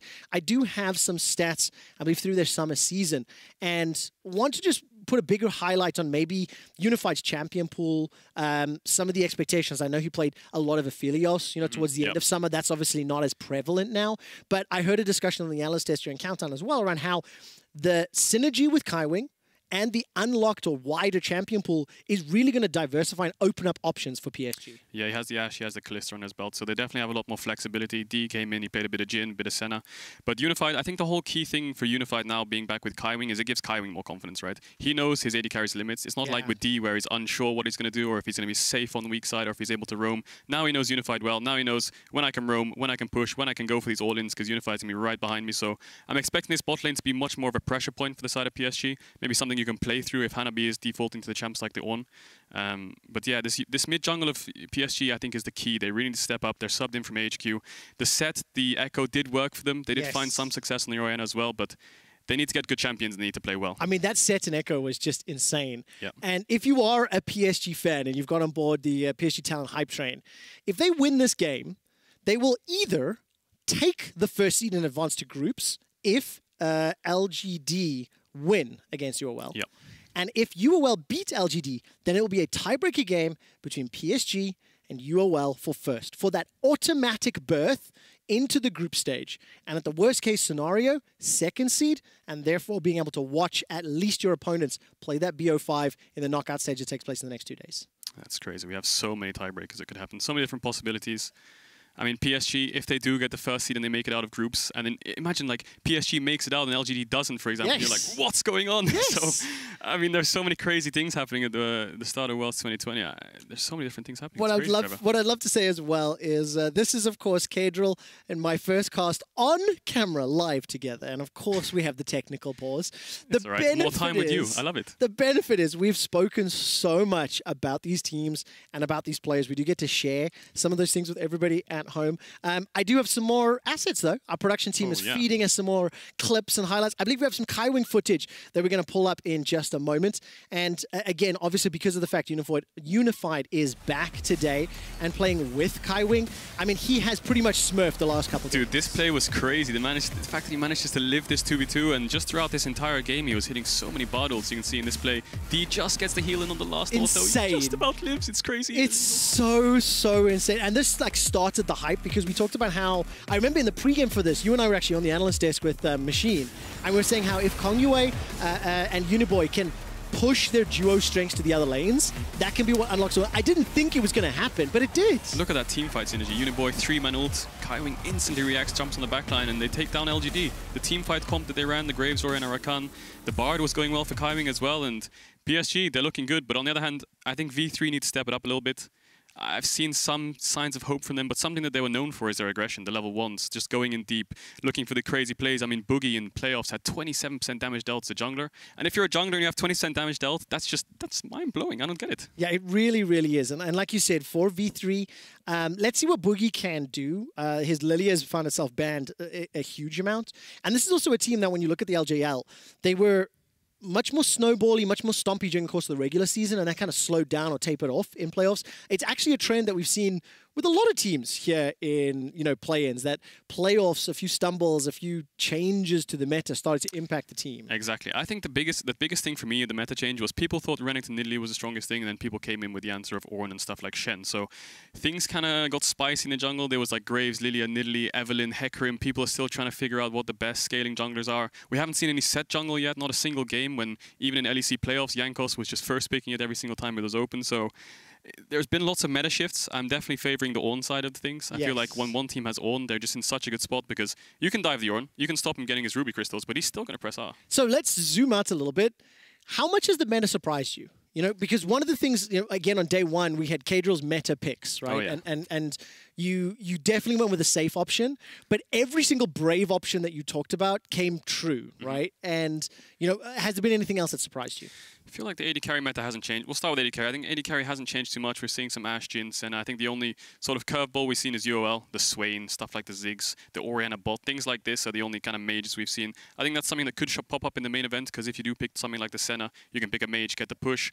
The Pantheon supports has been a little bit prevalent. I think the melee supports are kind of taking over right now, apart from Rakan and Thresh. Those are the main ones, but across the top side, it's still, do I play carry top? Do I play carry jungle? Do I play Lucian mid? Do I play a mage? Do I play Galio? And we've seen some Lulus. What do they want to play? I don't know. So it hasn't stabilized yet. Yeah, it's all over the place right now. What I would love to see is when we get to the group stage, what the teams waiting in groups will take away from it. Obviously, what's happening in the scrim schedule, we're not too sure, but there will be an impact. I do have an update for everyone at home. As teams were completing ready checks, V3 reported peripheral issues to the league officials, and after investigating the issue, it has been resolved. We are preparing for picks and bans very shortly, and as I can see, the tech crew still on stage. Let's carry on talking about the meta here a little bit, and maybe let's focus in. Do you see any priority picks or anything particular that could impact this matchup? Another sort of surprise I've seen is the Caitlyn prio. I think Caitlyn did get the base AD nerf. She did get a little bit of a move speed nerf as well the patch before, and I think that the champ itself was such a first pick, first ban across the entire world. But as soon as we come to Worlds, I feel like perhaps the scrim results, all these teams kind of scrimming each other internationally and stuff like this, maybe the Caitlyn prio has fallen off. I mean, Ashe and Jhin are good answers to it. And do you think it's too extreme a change? Because Caitlyn's almost non-existent, right? We were expecting or anticipating a little bit more. No, I think the reason Caitlyn isn't being played too much, and my theory behind it is the fact that you play through solo lane so much in the early game that you get your mid ahead to get the push to move the sides, or you get your top ahead if you're playing something like the Renekton Nidalee. So when you have Caitlyn, if you have to play a weak side Caitlyn, the game's already lost, right? You need to play strong side Caitlyn, you need to play strong side bot, and to get that, you need something like an Ornn or a Shen. So it depends on how flexible your top side is to pull out the Caitlyn. You need to keep the bot push, you need to get a good counter pick support. So if you do first pick the Caitlyn, for example, and the enemy team responds with an Ashe, and it's really hard to just blind something like the Morgana, they can go Karma, it's really hard to actually get the counter pick on support. So the only real value is Caitlyn on red side, but even then, you could still go for something like the Jhin, just play weak side and just play towards your top and get Herald. I just love the fact that it does feel like there's a lot of options. Yeah. At the time being, we're still seeing so many different really champions across the board, from top through support. And maybe like the themes are the same, like we're saying melee supports, for example. We're seeing a bunch of like AP junglers for the time being. So I am very interested to see and hope that trend will continue. Let's touch on very briefly the UOL bot lane. You talked a lot about, obviously, Caitlyn. We've seen Senna. We've seen Ashe. What about the Orianna? What about the Swain? Is this... I think Machine and Amazing and Yamato were talking about on Countdown, but do you think this is just because of the players, just because of Gadge and UOL? Or do you think there is a meta reason that maybe we'll see more?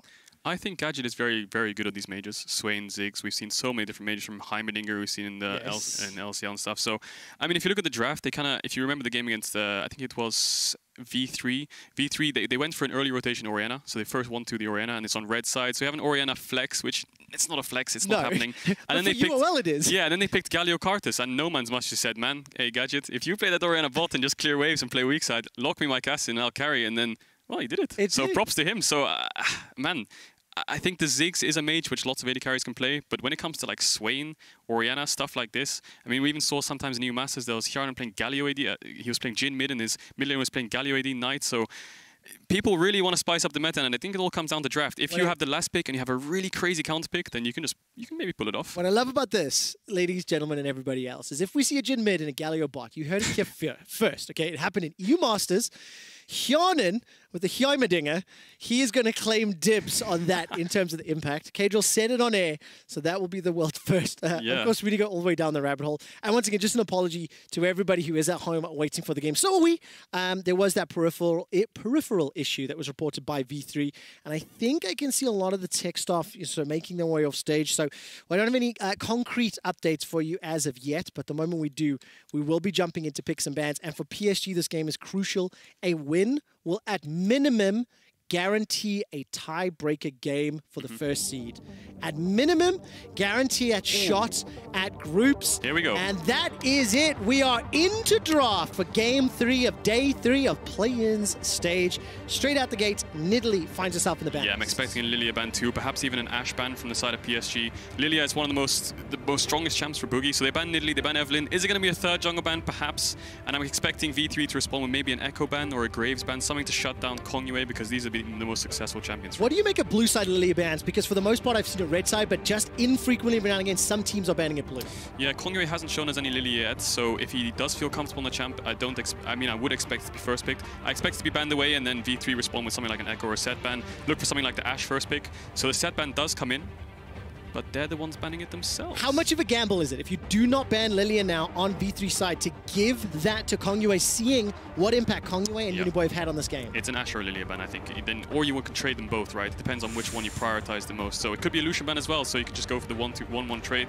There's so many picks. But I'm just surprised that PSG ban away the set. That's something that they were playing, right? The set, the Echo, so it's a bit of a different storyline there, so we'll have to see. They do ban the Lilia, so I'm expecting something like the Ashe, the Lucian, these kind of champions coming out. Even Ornn has been such a prevalent champion. I think first picking Ornn is not a bad idea. Okay, let's see what PSG decide to go with.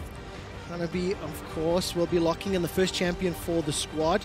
And with so many picks that are sort of high priority, it will indicate just a direction this team wants to go. Also remember that Unified is back in the roster, and very good call. Ornn is locked in. Now Archer has been, for me, one of the best Ashes in playing so far, so I wouldn't be surprised if they go for the 1-2 Ashe. Renekton's still open. You don't have many AP junglers open. When you do play Renekton, you do want to play an AP jungler. You don't want to play something like Renekton Lee Sin. I think it just doesn't work together as well. So they could respond with top here. They could go for an early mid pick as well, something like a Mage or a Galio or something like this. So they are going to go for the Ashe. So I'm expecting something like a top pick here as well. Just counter the top, leave third pick for a counter pick when they do choose something on the 2-3. What I like about this so far, though, is, Kadril, you've got your finger on the pulse of the world's meta. You talked about Ashe, you talked about Ornn, how they are very, very important, especially in the context of the bans. So there is the Ashe locked in. Now, Unified, as he's back with Kai Wing, I do want to ideate, what would you like to kind of see running into this Ashe? You know, what options are available? Well, we've seen the Kalista from the side of Unified, but I don't think that's so good. So they do pick the Renekton to Euron. Pretty smart choice, I think, there. The Senna's still open, the Jhin, so I would expect one of those to be picked away, because if they don't get picked now, I think it's going to be banned out unless he has something like the Ezreal up his sleeve, or even a Mage. Maybe he's been hiding a Mage from us, but I doubt it. So the Senna comes through, as to be expected. Now, Uniboy, he can pick up a mid laner here, or they can look for a jungler. I think picking support now is a bit risky, unless it's something like the Nautilus or the Thresh. I think it could get counters, because they do have the 3 pick for the support on the side of V3, but an expected draft so far, I'd say. Okay, not too surprising. You can see both Senna and Ornn, by the way, 100% win-loss throughout the course of play-ins. I know that Ornn, 4 games picked, 4 victories secured. There's only been 13 games played, and if this Kindred does get locked in, it will be the second time for today. It's one of those champions that does have a number of sort of counters into it. And we were talking backstage, especially with Amazing, around how you can shut that pick down. Now, will he go Elise again? He has shown us an Elise game. They could go for the Renekton Elise. I think it is really strong. I mean, their only win is with the Elise, so I wouldn't be surprised to see something like that. So that looks like they're hovering Galio. I mean, if they do pick Galio, I'm expecting mid bans, and then look for a last pick support, 4-pick jungle.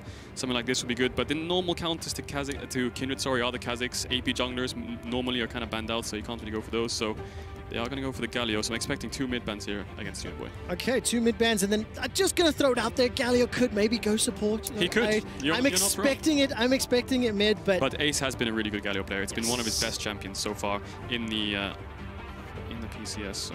Yeah, exactly. Ace from the LJL, of course, from V3. Yeah, but I've got it in my head that because of how crazy some of these drafts have been, anything that could be flex, I'm keeping it in mind. Fun fact: Ace was 5-0 on Galio in the LGL, so he's going to be good getting pick up by him. So yeah, the mid bans come out. There's the Orianna. You could see something like a Syndra as well, just to make sure Galio has the best matchup possible. And the side of PSG, perhaps some jungle bans here to free up the Kindred. Also, how safe are both of these drafts thus far? You've got some team fight, you've got some sort of long-range, non-committal engage in the Asher or the Ornn ultimate.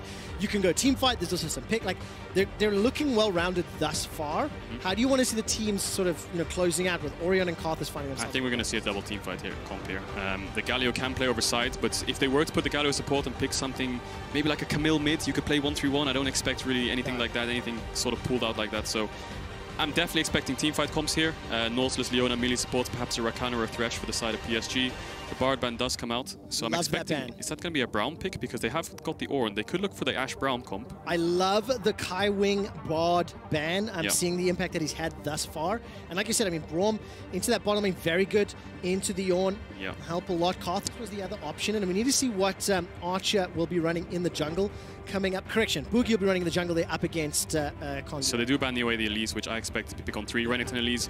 It's not very good in this meta, but a couple years ago it was a very strong dive comp. Last year, I remember well. Yeah. A couple of years ago, Elise Renekton is as old as time. And if the Leona gets locked in, it won't be quite as sort of defensive as the Braum, obviously. But that support counter pick. Is that Sylas top? Or is that Sylas jungle? Sylas mid, Galio support. It could be Sylas jungle as well. I mean, there's almost 5, there's sort of like 5 AP junglers banned out here. Do you like Sylas jungle on this patch? No, it's horrible. You can't clear your camps. It's horrible, especially into Kindred. So I'm expecting that to be a Sylas top. Keep the Galio flex alive, so they are going to go for the Rakan, as expected. Really good engage. Not a bad lane phase, so... If that's Sylas top, Renekton mid, Galio support, but like this is the problem I have with V3's comp. There's too many options. The professional response, ladies and gentlemen, from Casual is bruh. Yeah, we're going to have to wait and see. They have 2 flexes here. I mean, Renekton mid could happen. It depends on what PSG pick. If they pick up something like the Syndra, which I expect to be banned away alongside the Orianna, then I doubt the Renekton's going mid. I'm expecting Galio to go mid here now, and then the Sylas going top into Ornn. They're going to last pick jungle, but what?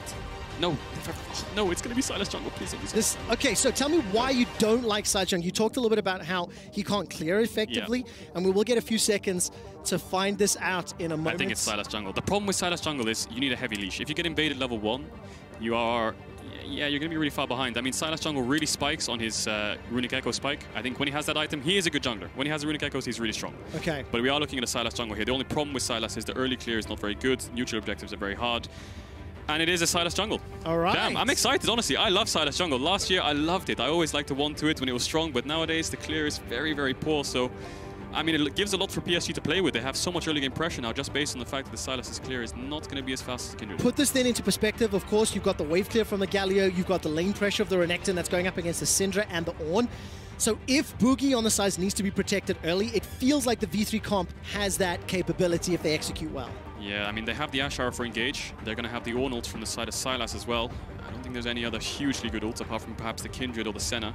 The Rakan ult can help if you do get stuck in there, but the Ornn is basically what the Sylas is targeted at. I think it helps with the engage, it helps with the Ash Arrow. They have the Galio ult for the Renekton over side lane, so I think regardless of the side lane push, this is going to be a teamfight comp. I'm expecting Ash Arrow, Leona ults to come out, just instantly engage onto their front line, and wow. You would call that a meatball comp, as it were. Like, everybody with the exception of Ash wants to be running into the faces of PSG from V3. Now, let's turn our attention to V3. They've got that Syndra in the mid lane. They've got the Ornn, the Kindred, the Senna. There is some time that needs to come in, maybe for every lane, maybe accept that Syndra, you know, get some items up, farm up some stacks on the Senna. How do you expect PSG to play the game out, and what are their win conditions? Well, they have got good early mid push into the Galio. They have a winning jungle matchup early as well. The bot push is contested, I'd say, but they have all into Renekton. So you can either have two choices here. You play through mid, so the Syndra Kindred shut down the Galio as much as possible, because I think their 2v2 mid jungle is definitely favored to the side of PSG. And you can use that pressure to sides. Do you want to go use your mid jungle prio to top to defend the Orin to make sure you can get the push? Or do you want to use it to bot to maybe look for some threat and some dives, make the Ashe lose some CS? So PSG have a lot to play with, whereas the side of V3, I think your mid lane might be getting pushed in. You have to play for the Renekton early to get him ahead so that the mid game fights you can pop off. But if you have a losing mid jungle matchup, it's going to be a bit difficult. So they have to pull something out, I think. Well, let's see execution. What I really like is you've got slightly different focuses on both sides of the rift. What I would love to see is Reyna on the Leona just like push out 3-wave spot and just base and run top or something. Just something crazy like this is what they need to do, I think, to unlock the game through top. Otherwise, stall games out, drop a couple neutral objectives, get Sylas to 6, take the Ronald and look for some Herald fights, perhaps. Oh, man. Okay, let's see what happens in terms of the opening minutes of gameplay. Just a reminder, if you want that 5-game 5-team tie and 4 tiebreaker games, you are a fan of V3 right now. And if you want to see PSG one step closer to the group stage, a PSG win will guarantee them at a minimum a tiebreaker game for first. Now, Trevor, I've done some research here, and Boogie has played one game of Sylas jungle. How did it go? He had a KD of 24 and he won. So that's pretty exceptional. I can see the reasoning behind it. There was 5 AP jungle bans. You know, you had like Lilia, Nidalee, Elise, Karthus. All these champs were banned out. So he went for the Sylas. It is an AP jungle. You do need an AP jungle with Renekton. I think that's rule number 1 of Renekton. You're breaking the law if you pick Renekton Lee Sin. We saw it earlier today. I didn't like it at all. So the AP jungle does come out eventually. It was kind of the last one he had, apart from something like a Gragas perhaps. But if it's his comfort, respect. He should go for it. And I also think when you look at the options for ultimates that he can hijack, you know, Ornn ultimate, Kindred ultimate, Syndra, I mean, even Rakan, you could argue that the Dawning Shadows may be the least exciting, but even that, in the context of a team fight comp, where if you have the rest of your squad going forward, there are a lot of tools that he can play with if he can get that hijack in the right place at the right time. And the Senna ult helps for sides, right? You have the Galio, Renekton goes all in, the Galio ult comes out. Sylas is just doing Herald or something, he just pops his Senna ult across the map. So I'm excited to see how he uses it. I mean, I will give some warnings here. Sylas jungle clear is, I think it is one of the slowest junglers in the meta to actually clear camps. He gets very, very low. Sometimes you need he's definitely going to need a big leash. So they're going to know where he starts as well. So let's see how Kongyue plays around it. So once we get into the game, let's focus very heavily on this matchup in the jungle. The Kindred versus the Sylas. Let's take a look at what Kongyue on that Kindred can do, because it has been him and, in my eyes, Uniboy, who have had such a heavy hand in the victories that PSG have been able to string together. But their composition with that Kindred jungle, Syndra mid, that can be what can be pushing into the Galio early, get pushed into the jungle if they can get past that Windsor. Yeah, they need to play with each other like properly here. They've got the Syndra, they've got the Kindred. They have been on AHQ together, so they are very strong mid jungle. They've been together for a while, so what they need to do, what I want to see is maybe gank mid early, try and get Ace's flash, push him in as far as possible, and then go into the jungle, try to find Boogie, shut him down. Use the Syndra as well. It's sort of like your tool to shut him down as well, and then just keep giving each other favors, right? Kindred ganks mid, Syndra goes and helps you shut down Boogie. So we'll have to see how they play it, but that's exactly what they need to do. Well, thank you so much for waiting with us, and apologies about that delay earlier before picks and bans. We are finally onto the Rift for PSG Talon taking on V3 Esports. I'm going to quickly look down the summoner spells, and I can see 2 teleports apiece. Not seeing anything too crazy. Predator Galio thus far, and that is what caught my eye. Predator Galio, what does it tell you about his expectations? Oh, he wants to drop waves and run sides. I think you're expecting, I mean, you could expect Ace to drop a mid wave or 2. Just make sure when he got his boots early, just run top, run bot, look for these dives. So he will have push in top. I expect them to have push in bot as well with this Ashe Leona. So their mid lane's definitely where PSG needs to play through. I think it's their only real reliable way source of sort of prio. So Ace, if he can free himself up, maybe look for a TP bot, level 6 ult bot, or just try to get an early roam, then he can definitely... The way Ace wants to play it basically is make sure one of his sides is winning so hard enough, perhaps even V3 gets early first blood, then Reyna can move to mid on cooldown basically, so Kai being stuck under his tower, so then Ace can push the wave. So it's all like a buddy system essentially. So V3, they need to play to help Ace this game, I'd say. You make it sound so easy. Well, But that does come down to then execution, and you did mention the very heavy leash. So if you see Boogie on the map, he currently has some support from Paz, the Renekton, in that northern quadrant. It does look like it's matched by Kongyue and Hanabi. They're starting blue buff, and it does look like Boogie's going to get that very heavy leash. Yeah, he needs a very, very heavy leash in this jungle. Sylas clear, not the best. So normally what Sylas do is they go red Golems Raptors or red Raptors into bot side to get that early level 3. So I'm expecting Boogie to just kind of clear his camps as much as possible early here, try to take as little damage as possible as well, so he can sustain as much as he can. But I'm expecting early base from Boogie, buy the machete, and then carry on. As we see Ace's runes there, the Predator. Exactly. I love the fact that the production team are showing us the runes. And now we need to judge how effective it works out, right? Keep an eye on when he pops that Predator, eventually what impact it does have. And if he can get either Paz or Archer so far ahead that they can then start to unlock the rest. Because one of the things you did mention was Reyna, push the waves out, early back, and then just go gank a lane with that Zenith Blade. That's what I'd love to see, the LPL special, you know, have a level 1 fight around mid, why not? So, yeah, V3 having the bot push, I think they have the top push too. And Boogie, he does go Red Raptors Wolves, so he won't get level 3 from this camp, so he does need to do one more. So Kongyue could punish that, but Archer will spot him out. When will be the first time that you expect Kongyue and Boogie to maybe interact with one another? Well, Kongyue could run into his jungle now, but the problem is Ace actually did get the mid push. He is looking for a mid gank. This is exactly what I wanted to see. So he is looking in, they have no vision, but Ace looks kind of safe. Justice Punch backwards. We'll get a couple of autos here from Kongyue, the Dance of Arrows as well. That's another one. Manages to chuck out Wolf, and Ace escapes, no flash blow.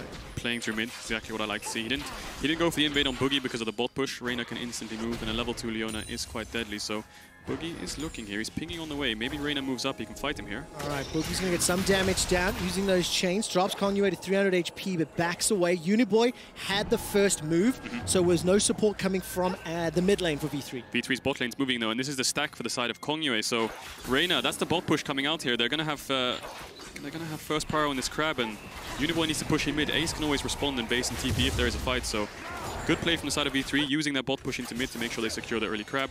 And now Boogie, does he want to go through mid and take the other crab as well? He could do that, or he can move into the bot side and look for like a 4-man dive if Ace wants to TP down. Let's take a look at the time being. Boogie's going to make his way over the wall, jumping in towards the Krugs. Kongyue is going to use that really Dance of Arrows. This is now going to turn into an exchange. Smite has already been chucked out. Boogie starts to back away. Double buffs for Boogie. He's going to flash defensively, and he gets pushed out of the jungle. I think Boogie's thought process was Kongyue losing the crab. He expected him to go towards the topside crab. You can see he's pinging it now. So he thought Kongyue went topside to get the opposite crab. But so he thought he could take his golems, maybe look for a 4-man bot play. But now the double TPs from the side of the mid laners coming in here. They're going to push the mid wave in. Damage. Very good pushback there from Uniboy, sort of expecting it or aware of it. So Ace cannot connect with the taunt, and Uniboy backs out without taking any damage. Good response from Boogie here. Instantly reacts from Kongyue being bot side. Goes for the top crab. Ace TPs in to help him out. So this will be Kindred's other stack. You see, if one crab dies and it's Kindred stack and the other one lives, then the stack will eventually go to the other crab if it stays alive. So Kongyue losing another stack here, and Boogie's doing pretty well overall. Kongyue hasn't been able to punish him because of the pushing lanes and bot, and Boogie is going to get his jungle item for free here. He's not going to get punished. Okay, so you're getting a little bit more excited about the Syndra, the Sylas rather, from the jungle. I mean, was that early game or was the early clear that you were nervous about? There is still a flash here for Ace. Yep. No support from Boogie. Managed to get the Justice Punch off once again. Flash blown. That's the chase forward and taken down. First blood PSG. Good play from the side of Kongyue. He's identified how to unlock this game. Both sides are pushing in, go through mid, try to get the mid push. Ace didn't have to flash earlier. He had to flash now, and he died. He doesn't have TP either, so he's going to lose a huge wave. So PSG need to use this mid jungle prior to sides. Try and get the push there and then look for these early objectives. And this is exactly what you were setting up during the draft, K-Drill. Kongyue and Uniboy combo together the Kindred Syndra, punish the Gallia. Paz TP'd in. Now Paz TP'd into the mid lane. There's no flash for Kongyue. He's going to try to get run down. Ruthless Predator will connect with a stun. Boogie needs to find the chains, will not be able to do so. And Kongyue is able to escape. Paz may have lost a few CS there in that top lane, as it looked like the wave was crashing into his tower. Yeah, he lost the wave there. He thought he could catch Kongyue, no flash, greeting for those Raptors, but now PSG is in such a good spot. They've got a 1,000 gold lead. They got the first blood on the side of Kongyue. I'm not sure if that was his stack or not, but Habani has TP advantage now, so Hanabi can look for these early TPs bot. If V3 push too far into bot side, like they have been doing for the first couple levels, if PSG can get a ward behind them and a TP comes in, I'm expecting there to be a couple kills down there, so V3 needs to be very aware of the TP advantage, and Paz needs to keep the push up. Maybe he can cancel him here and there. Okay, let's keep an eye then on how this plays out. Ace, as you mentioned, is now back in that mid lane, moved his way down, pushed a couple of wards, very deep vision here for V3. There's that control ward just outside the red pit of PSG's southern jungle, and immediately Boogie's making his way back, and here's this replay of that mid lane gang. Yeah, you can see Kongyue dashes forward, gets the E on him, so he's slowed, and then flash forward.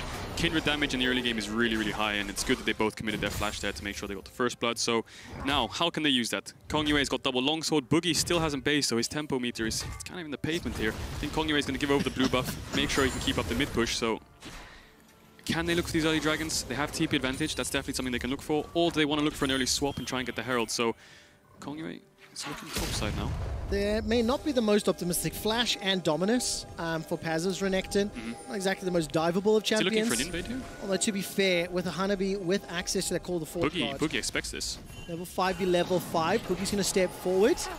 Wolf is once again fired out as Kongyue starting off the Brambleback. Look at the minimap. Both top laners going to be fighting inside the Tribush. Boogie level 5 against Kongyue's level 5. Hanabi takes a lot of damage from Paz's Renekton, and the Blast Cone over the wall pushes Boogie to safety. That's a reset on the Brambleback. Look at the minimap. Again, PSG, the ones pushing forward because of the Syndra early power. Yeah, I don't think they can win this 3v3 early. I think Boogie's not that strong. I mean, the double longsword on Kongyue means his damage is so high, and Syndra pulling over the red buff for Kongyue here. He's going to get the next crab as well, so he's going to deny the stack. He's going to get the stack, sorry, the stack just spawned, so Kongyue is picking up a stack here, so he's in a good spot. So now, Drake's still up, Herald's coming up now as well. There's only a TP for the side of PSG, so how do they want to play the map? V3, they have huge bot push. Do they want to use it? Do they want to look for an early Drake, trade it for the Herald? Do they want to push in his bot wave base and go towards top side, be first on the objective? But PSG still playing through mid here, I like it. And Ace currently has no flash available. Does have that ultimate, and Boogie was relatively nearby. But 500 gold difference, that's that big advantage that PSG picked up thanks to the first blood. Has not ballooned just yet, but take a look at the mid lane. Uniboy's up 20 CS over Ace's Galio. Repeated ganks, repeated pressure from Kongyue, invades from Uniboy into the jungle of V3. This is how PSG have won their games previously. That duo, mid duo, moving the pressure elsewhere. And if you look at the minimap again, by the way, Ace just about to get solo. Uniboy dunks Ace. Man, that's gonna hurt. Whew. No flash, he gets stunned up, and the Scout of the Week comes out and he just gets popped. So Uniboy is playing so well around this. Do they want to use this mid push into Drake now? I think they have a really good window for it. They have TP as well, so V3 basing here. I think Archer's gonna have to go back and catch the wave. I don't think he can go towards Herald just yet. And I like the vision control from PSG. They've got really good ping setup. Beautiful, beautiful play here from PSG. The solo kill onto Galio, no less. Merc trades were just picked up, and we're actually getting a picture-in-picture replay. I mean, this is just like get hit by skill shots, die. He's playing dodgeball with him under the tower. He hit 2, then he goes for the third one, I believe, gets the stun as well, and just pops his full combo on him. And Ace not respecting the damage dealt there. He does use the W to try and reduce the damage coming in, but well played from Uniboy. He's using the matchup really well. He got the punish from the side of Kongyue as well, and he's playing it so well, but they're looking at a top dive here. Ace has ult, so it's going to be a 3v1. There's no TPs on Uniboy. Hero's entrance, hijack as well. Boogie's going to look for the hijack. Call the Forge card is available. We might see double.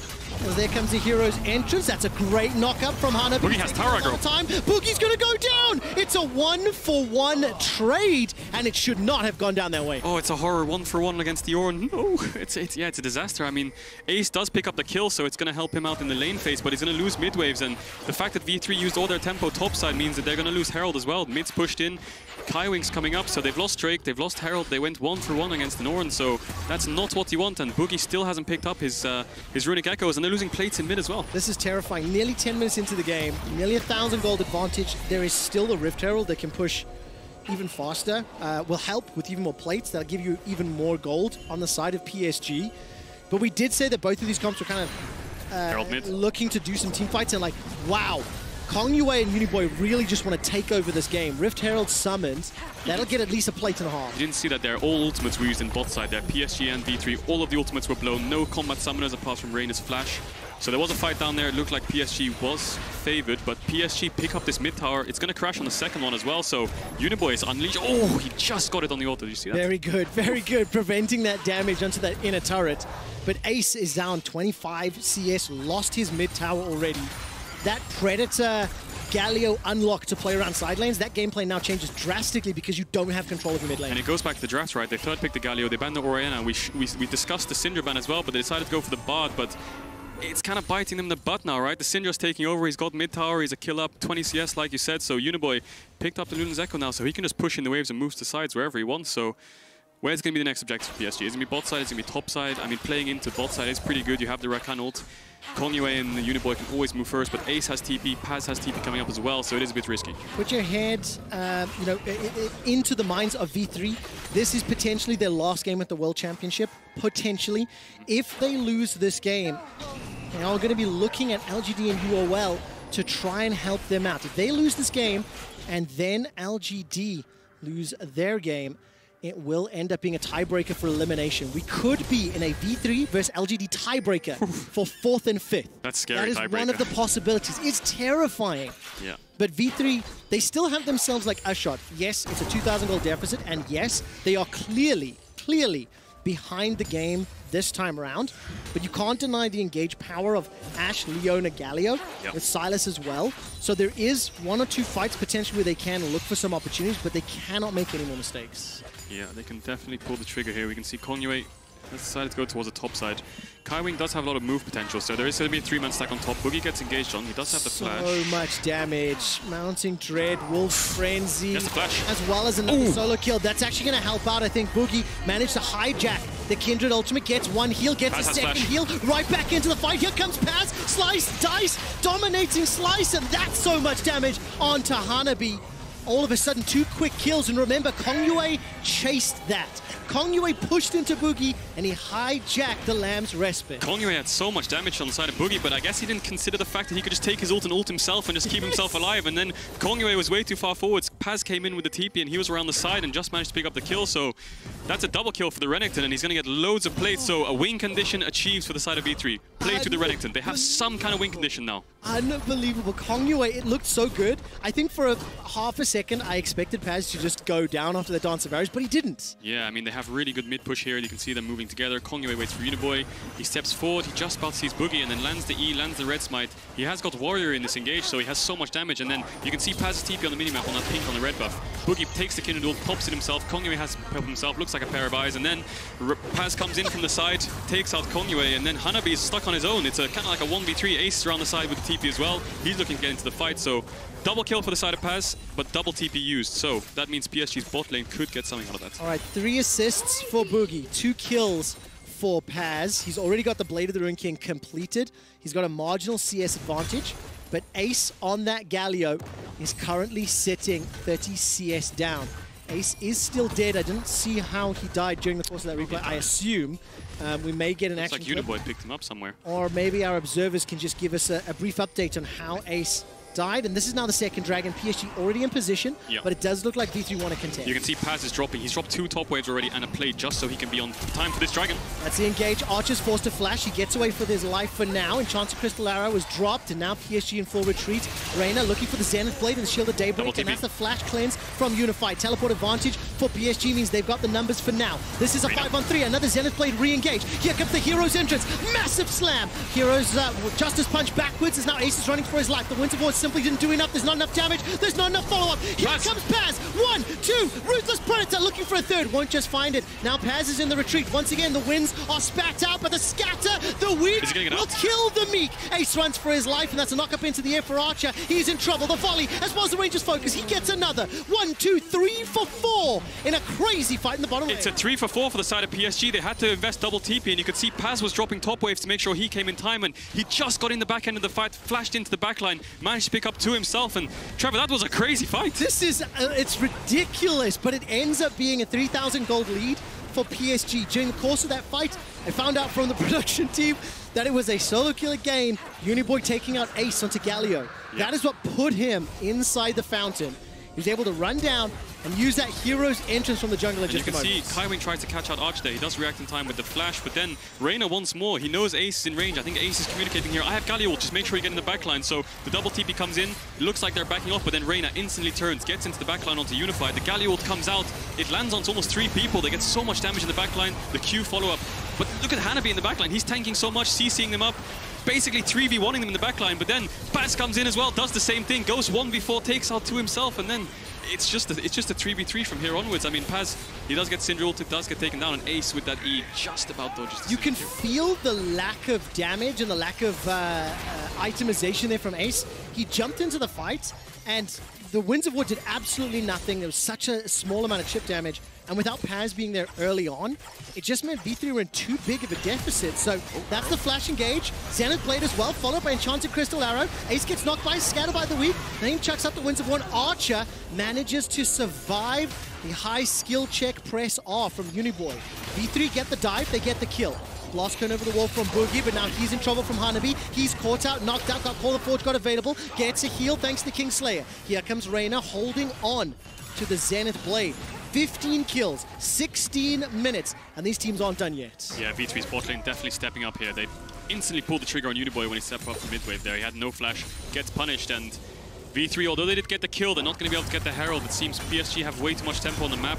Unified and Kaiwing have come up, they've denied the Herald, and they're going to start it themselves. They should pick this up, and I'm expecting this tower to be used for tier 2s. This Herald to be used for tier 2, sorry. As we step out of this Herald pickup, 3-1-2, Kongyue on his Kindred, 3-1-4. Is he going Infinity Edge? For Uniboy. And if Kongyue is going I-Edge on this Kindred, tell me what you think of the build, Kadril. Well, that's a new one. He's definitely going crit build. I'm expecting something like an IE, a Rapid Fire, or a Runans. He's going full crit. I mean, you don't have a crit Senna, so why not be the crit yourself? I mean, respect. I mean, I was expecting something like a Black Cleaver, perhaps, but he has got double AP solo laners. The Senna will pick crit up eventually to her passive, so he's just going max damage. He's going full Glass Cannon. Yep, it's definitely an IE. Unbelievable. Infinity Edge Kindred, ladies and gentlemen, and everybody else for Kongyue. I mean, they don't have much base armor, so it kind of makes sense. I like it. Okay, so theory crafting, then what will be the cost here? I mean, if he uses the Lamb's Respite well, that can buy some time, and we've seen from these team fights, like, they are drawn out. There's a lot of people involved, and Hanabi will respect the potential dive. He's a level down to Paz. He will lose his tower. This is the first tower secured for V3. But we've seen again how these fights have played out. V3 down 2k gold, and whatever Ornn items which will be coming in soon, it will begin to balloon just how much of an advantage PSG has. Yeah, V3 was able to do that play just because of the mid push. They have Archer, they have Reyna in mid, and I think PSG's lane assignment isn't the best. They have Uniboy in mid, but he has no flash, so he can get caught out by an engage, but it does look like he's shifting into bot here. It looks like they're going to use the Herald to the tier 1 bot, but I'd like to see Unified and Kaiwing go into mid. Try and contest the push from Archer, make sure they can't do these side lane plays, but PSG, good response. They do trade towers. All right, trading towers means that PSG maintain the lead, maintain the advantage, maintain control. How do V3 bring themselves back into this game, Kadril? We've seen from the scrappy picks, we've seen they have the ability to blow someone up, but the follow-up from PSG has also been there to stop them as they continue to push. Well, looks like they're going for a 1-3-1 setup here with Paz and Ace. PSG do have double TP coming up soon as well, so they can respond quite well over side lane plays, but I'd like to see V3 try and get the mid push, maybe punish any step-ups from Unified or Uniboy if they're catching the mid-waves, try and punish them by getting their cleanses or their flashes and then re-engage on them with the second use of the ults. Or Ace can look to push out these bot waves, run with Paz towards topside and try and get Hanabi. As we're nearly 20 minutes in, this Predator Galio, if you were to give it a scorecard, if you were to review it, not worth? 0. Yeah. It's one of those things where I really applaud the concept or the idea, but then when you get bullied so hard and you get beaten up in the middle, and again, all credit, Kongyue ganked multiple times, right? It's not like Ace just got completely dumpstered alone. There was multiple repeated attempts from PSG onto his lane. I can see the idea of the Predator, making sure he can move the sides faster. It definitely makes sense. There are a few other options, perhaps like a Spellbook or an Aftershock if you're into a melee matchup, but looking at the game state now, PSG have 2 dragons. It's going to be a Mountain Soul, and they have an Ornn on their team, so that's definitely going to make him a raid boss if they do get this Mountain Soul, but Hanabi pushing the top wave is moving down. Ace is going to do the opposite. He's going to push in the bot wave and move up, so it's going to be a contested mid wave here. If PSG can get it in, then they're going to have the setup, which they do. So now V3 has to look to face check somehow. 10 seconds for that dragon. Hanabi waiting. His teleport available. Call the Forge God available. Paz will get himself rooted down. Paz picked up that Black Cleaver just a couple moments ago, and there is a potential pincer move here. Don't think V3 can start it. They're a bit split up. Ace has the ult to rejoin, but they need to look for an engage. They're down 3,000 gold. That looks like the engage coming out. Solar Flare will connect with one hero's entrance into no man's land. As the volley goes back with flash away from Archer, and the Dawning Shadow is fired on both sides as Boogie was able to steal that one. Mountain Drake is started, and Hanabi will go in for the knockup once again. volley and ranged poke being fired out from V3. They're sticking onto the dragon, and this may not be the best call. Yeah, V3 has no ultimates. They blew all the ultimates to disengage or try and get a pick, but the pushback from Uniboy was great. They still have 2 ultimates themselves. They have the Lamb's Respite, they have the Syndra ult, so I'm definitely favoring PSG's positioning here. This is very, very scary. Hex Flash over the wall coming up from Reina. That's already a kill into Paz, the most fed member of V3. They're trying to chase forward through the Lamb's Respite, but the heal's going to hit every single person and the dragon. Defensive flashes from PSG, and over the wall they continue to hammer down. Reina gets taken out, and Kaiwing once again re-engages. V3 trying to make the last-ditch effort as it's a double kill for Kongyue and make that another for Hanabi, the ace for PSG. That's a 5-0 for PSG. They can move towards the Baron. I think V3 just used way too many ultimates in the first side of the engage, but when it came to the stare down on the dragon, V3 didn't have any go buttons. I mean, Reina dived on the backline, but they're all stacked up on the dragon. The Lamb's Respite just bought way too much time, and then PSG re-engage onto the dragon pit. TP's coming in. I think that's a Baron and a 3rd dragon for the side of PSG. PSG are poised to win the group. I will say that again. PSG are poised to win the group. If they close this game out, they either outright win the group if LGD take down UOL, or they face UOL for a 1st, 2nd tiebreaker game if UOL beat LGD. Who would have thought? And then with substitutes. That is crazy. Looking at this fight, Paz gets popped instantly. Archer is free hitting really nicely, and you think here, well, with the Lamb's Respite coming off, Archer can just free hit on the backline. But you look at Uniboy, hits 2 Qs, he's going to hit the stun as well, picks up Unified there, and Archer, sorry, and then the fight's just kind of so scattered. Hanabi doesn't die from all the spells they blow on him. He lives on kind of 1 HP. Kaiwing escapes as well. Unified's also really low, and I just think that Lamb's Respite bought just way too much time. V3 had no ults to respond. They didn't have any re-engage stuns. They didn't have any targets they could select, and it just looked a bit too messy. Absolutely love the Flash Wolves ping there on the emote.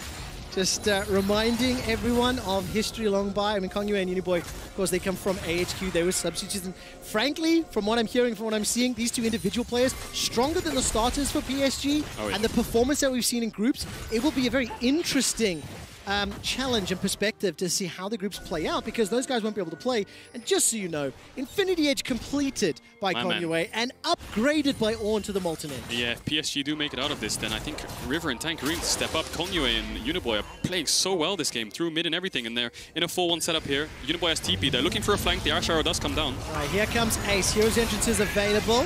There's the Call of the Forge. Got a lot of damage being put down, but V3 inside the Lamb's Respite will buy some time. They get themselves the kill onto Unified. Now they turn their attention to Hanabi, who's still mostly untouched. Kaiwing looking for an engage as Reina now get taken out on the backside. Paz running for his life, and so is the rest of V3. Remember, they started the engage. Great damage onto Kongyue, but he's blown up by the Dark Sphere. Uniboy finds his 6th, finds his 7th. That's the 8th. Now turning his attention to Boogie as well as Paz. Can he find himself the pentakill? It's not going to be the easiest as he's got to chase down Boogie. And just get a small heal. There's the engage. The dash away continues the chase, and Paz will be able to complete the recall. So the pentakill's not on the cards, but the quadra kill will be in just a moment or 2. Hijack available. And finally, Boogie goes down. It's Kongyue that steals it. What a scumbag denying the quad. Wow, I mean, Uniboy and Kongyue are playing so good this game, especially in the fights. You could see PSG had a 4-1 setup there. Uniboy in towards the bot side, pushing in, waiting for his team to rotate down. But V3 just pulled the trigger. The Ash Arrow came in, and it looked like they kind of had the fight. I mean, the TP did come in from Ace from behind. They had a really good place to fight. They had really good area on the blue side, but I just felt like there wasn't enough. I mean, Uniboy popped Archer. He was killing everyone. Triple kill, almost a quadra kill. Yeah, definitely. Looked like it should have been a quadra kill. Yeah. And PSG, the 2nd seed from the PCS, now have all the tools they need to close this game out. For V3, champions from the LGL from Japan. And China Crystal Arrow, let's see if he finds his man. No flash available for Uniboy. It wasn't it was too risky chasing into the dark. Yeah. For V3, this could be the last game, depending on the results of our next match, and I'll get to that in a moment or 2. The Ash Arrow comes out, the Ornn Horn from the side of Boogie there. Looks like they caught out Kongyue, but the QSS as he pops to Lamb's Respite again, and look at Ace on the backline. He tries to pick up Unified himself, but Unified runs around, buys loads of time. Uniboy comes in, and now Unified's dead. You think, well, maybe V3 can win this game. But look at Hanabi, dude. He's just sitting there 1v4, taking all the damage he wants, and Archer's really low. He's kind of out the fight. He can't really hit anyone. He tries to turn it a little bit with Ace here, but Uniboy comes around the corner, gets 1, gets 2. And then he chases down the 4th. It was so good. I actually missed on my first call. That was Scatter the Weak over the wall to tag Archer's Ash and take him out. 9,000 gold. I mean, Dragon Soul in 40 seconds. Dude, if you are Unicorns of Love, even if you take down LGD, you then have a tiebreaker game with PSG. And that is unenviable task, seeing how this game is playing out and the confidence that PSG are playing with. Yeah, definitely loads of confidence, especially from their mid-jungle. I mean, look at Kongyue, he's 2 levels up, 3 items Kindred. Man, he does so much damage right now. Rapid fire cannon, high edge. He has the stopwatch as well to buy some time. Mikhail's for the stuns from the Ash Leona, and the Dragon Soul is spawning, so V3 kind of needs to pull the trigger because I don't think they're going to be able to contest by Vision. It doesn't feel that way. V3 have shown a willingness to fight. Mountain Drake is spawning 8 seconds. You can see Vision superiority for PSG as Kongyue is going to step forward. Lamb's Respite is available to him. And then the flash engage from Kai Wing. He finds himself too cool. The Forge God helps set up the assassination onto Boogie. Reina will fall next. Ace running for his life. And this should allow PSG to turn towards V3's base. That should just be it. I'm not sure if they can end. They can try, definitely. There's going to be 25 seconds on Reina and Boogie. Paz is going to be ace, and he has Archer to help him out there. So I think an Inhib and a Dragon is a safe option. They could go for the end. They still have the Syndra ult on the side of Uniboy, so if anyone steps forwards, they can get popped. But Kongyue flashes in. Look at that engage. Flash chase forward. Still got the ultimate available. That's tower diving past the inhibitor. It's over. Archer's down. Paz follows. And the sad B for V3 as PSG will pick up their 3rd win. They are moments, milliseconds. They are so close to advancing to groups, and right now it just means taking out the final Nexus. Lamb's Respite comes up from Boogie as well as from Kongyue. Boogie goes golden for a couple seconds longer, and the 5-man stack of PSG continue the pressure. Now they turn their attention to Ace and to Reina. 30 seconds left before Paz.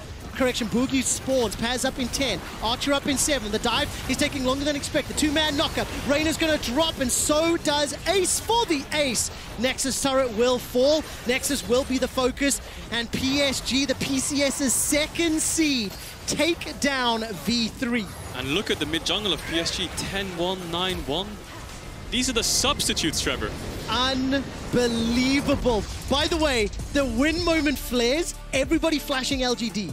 If LGD win against UOL in our next game, PSG top the group and guarantee them spots in the main group stage. Who would have thought? PSG. Nobody. Almost, they're on the cusp of finishing first in their group, going straight through the group stage. This substitute mid-jungle, man, I've spoken about them a lot, but man, they are playing so good. From the Echo set to now the Syndra Kindred to the Graves Orianna, they're so flexible, they're playing so well around the map. They identified their win condition so well, play to mid, and that's exactly what they did. Ace didn't have any impact in this game. River and Tank are going to have very big shoes to fill, because now the 5-way tie is officially dead. We only have 2 scenarios remaining. If UOL defeat LGD, we will have 2 tiebreaker games. UOL versus PSG for 1st, 2nd seed, and V3 versus LGD for 4th, 5th seed. If, however, LGD win, then we will have 0 tiebreaker games. But either way, this also locks in Rainbow 7 into the knockouts. They will guarantee themselves a best of 5. That's crazy. I can't believe what's happening in this group. Mind blown. I mean, literally, we're at a loss for words at the moment. I think all congratulations to PSG for the win.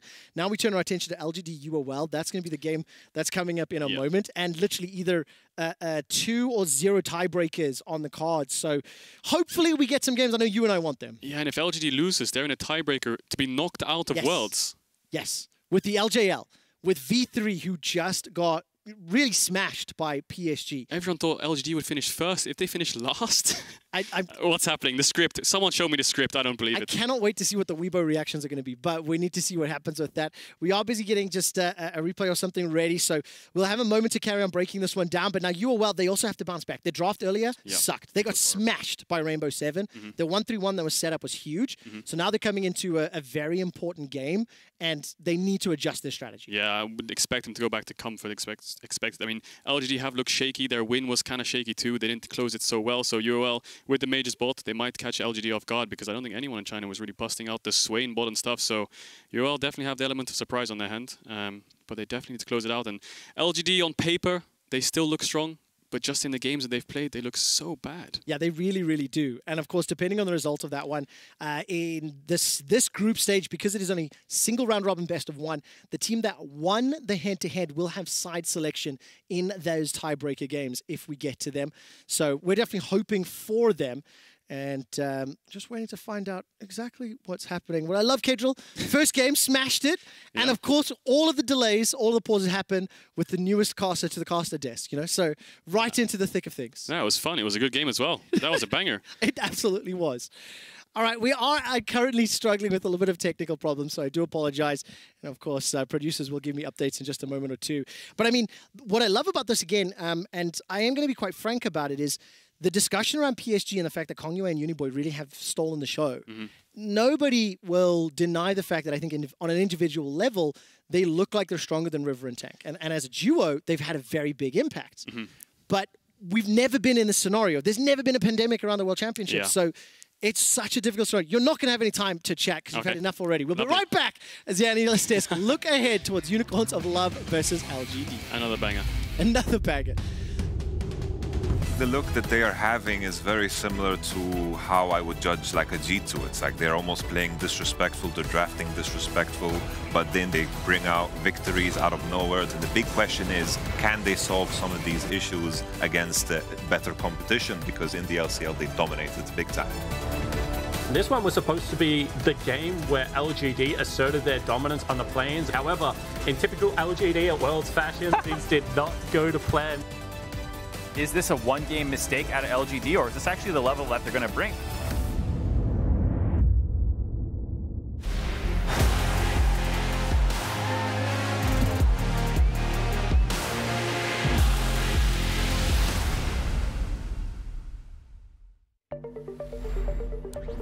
I don't really consider it gear. It's an extension of who I am. It blurs the line between fantasy and reality. Sometimes, I can't tell myself from my machine. I think that's by design.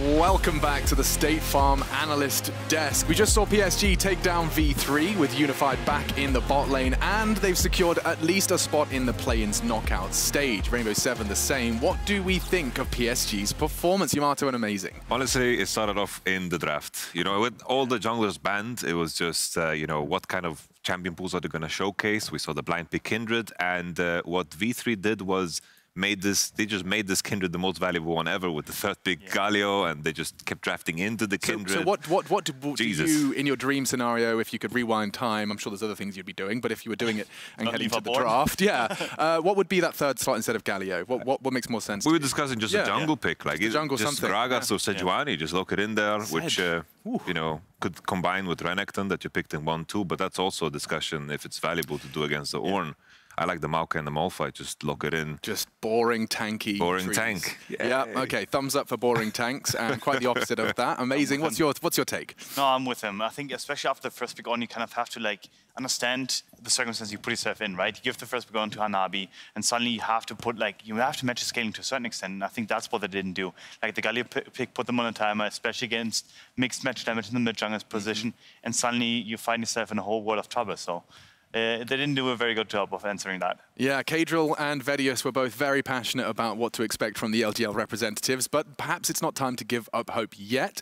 Regardless, we do have your Oppo player of the game. It's down to Kong Yu, and I'm wondering if you can guess which one this was.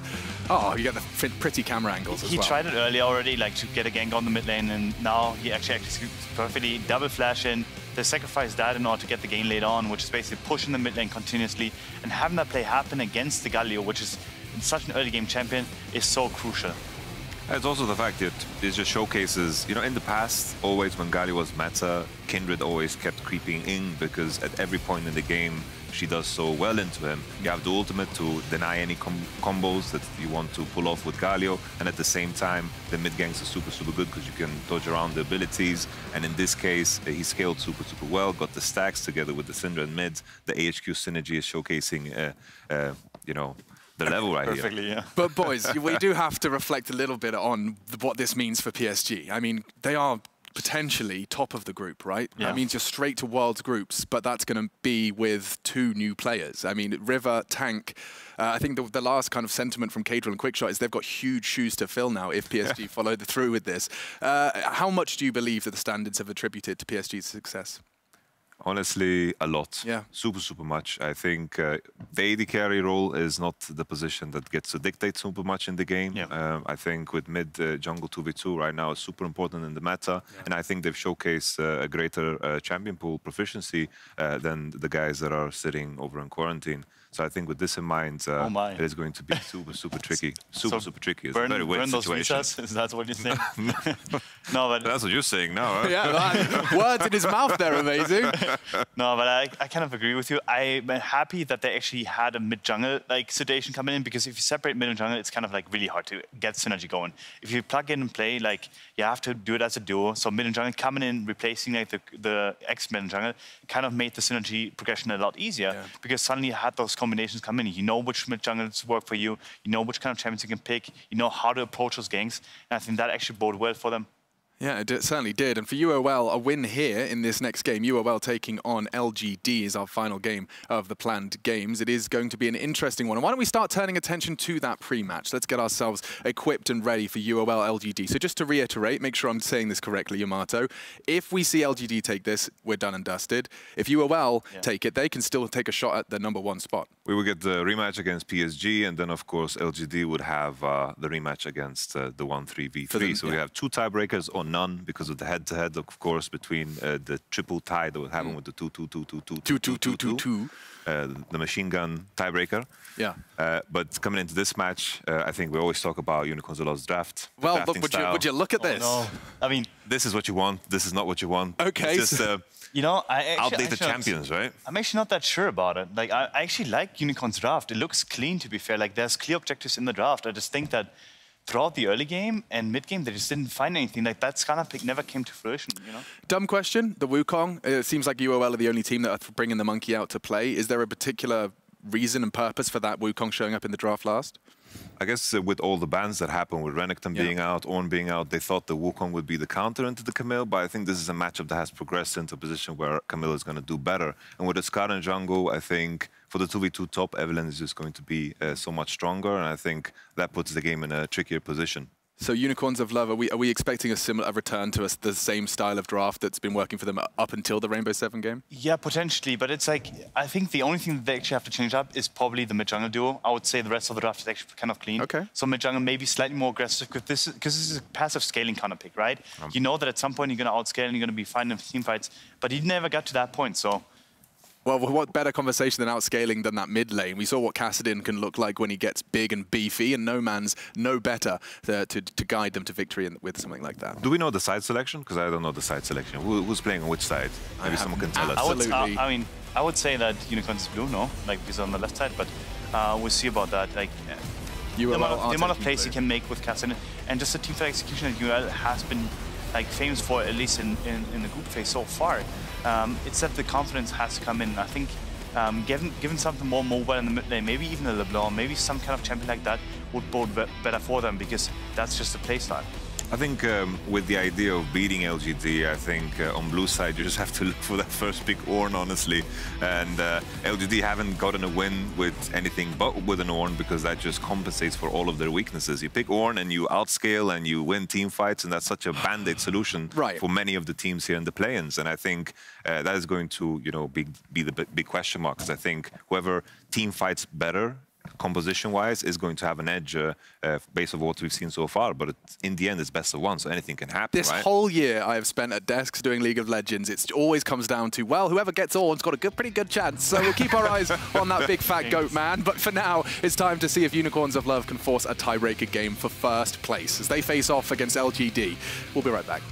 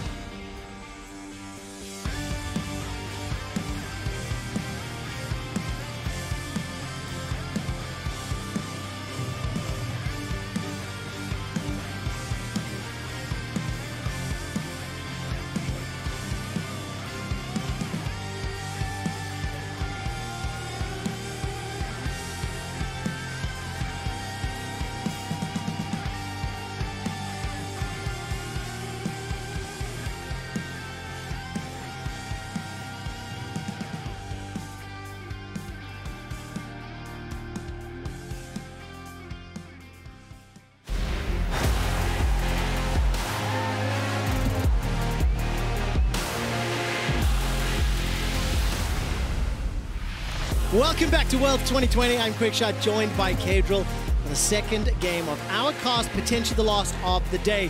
Depending on the result, if Unicorns of Love win this game, they'll have 2 more tiebreaker matches. If LGD win, we are donezo. As we are jumping into draft momentarily, I will focus on the draft for now, and I will catch all of our viewers up on what the results are so far and who is locked in for at least the next stage. Unicorns of Love are on the blue side, LGD are on the red side, and I was going to say Ornn and Evelyn are the 2 champions that I wanted to talk about and focus in on. Ornn has been huge throughout the play-ins, has not lost a game as of yet. And then, of course, over on the other side, Renekton banned away. Do they want to ban the TF? You want to take away CS TF, so yeah, the TF ban does come in. So now you're looking at junglers and AD carries. You're looking at Nidalee. I think UL banning Nidalee could help, or first picking it away from Peanut is definitely what you want to go on the route, because Nidalee good into Kindred. If you take away something like the Graves and just go for like Nidalee, pull out the Kindred, you can shut jungle down. So they can look at that, or they can look at something like the Ashe Senna trade. What about the Lilia as well? Still available and Lilia open. too. Is it something they want to play? Graves will find himself banned away on the blue side in Lucian. So Lilia is open and available. Whether or not Ananasik wants to lock that in right now or leave it open and have some crazy reply. What do you make of this? Do you reckon Peanut would want to run it? Definitely take the Nidalee away. I think it's probably more comfort Ananasik, and taking away from Peanut is key, but I think Peanut's always going to default back to Lilia. So this is just going to be a jungle trade. I'm expecting it to be something like a jungle AD from the side of LGD, and then UL can respond from that with if they want to go for the mages, because you can also go for the AP jungle, AP bot. That's really good synergy. So LGD, they looks like they are going to respond with something like the Lilia. The Camille is up as well. Renekton is down if you want to pair that with Lilia, but I think something like an Ashe could help them a lot, something like an AD carry. Just comfort, I think, is what this team needs to look for. We are seeing so many Ashe picks on the red side as the Ornn, the jungle picks have kind of risen in priority on blue side first draft.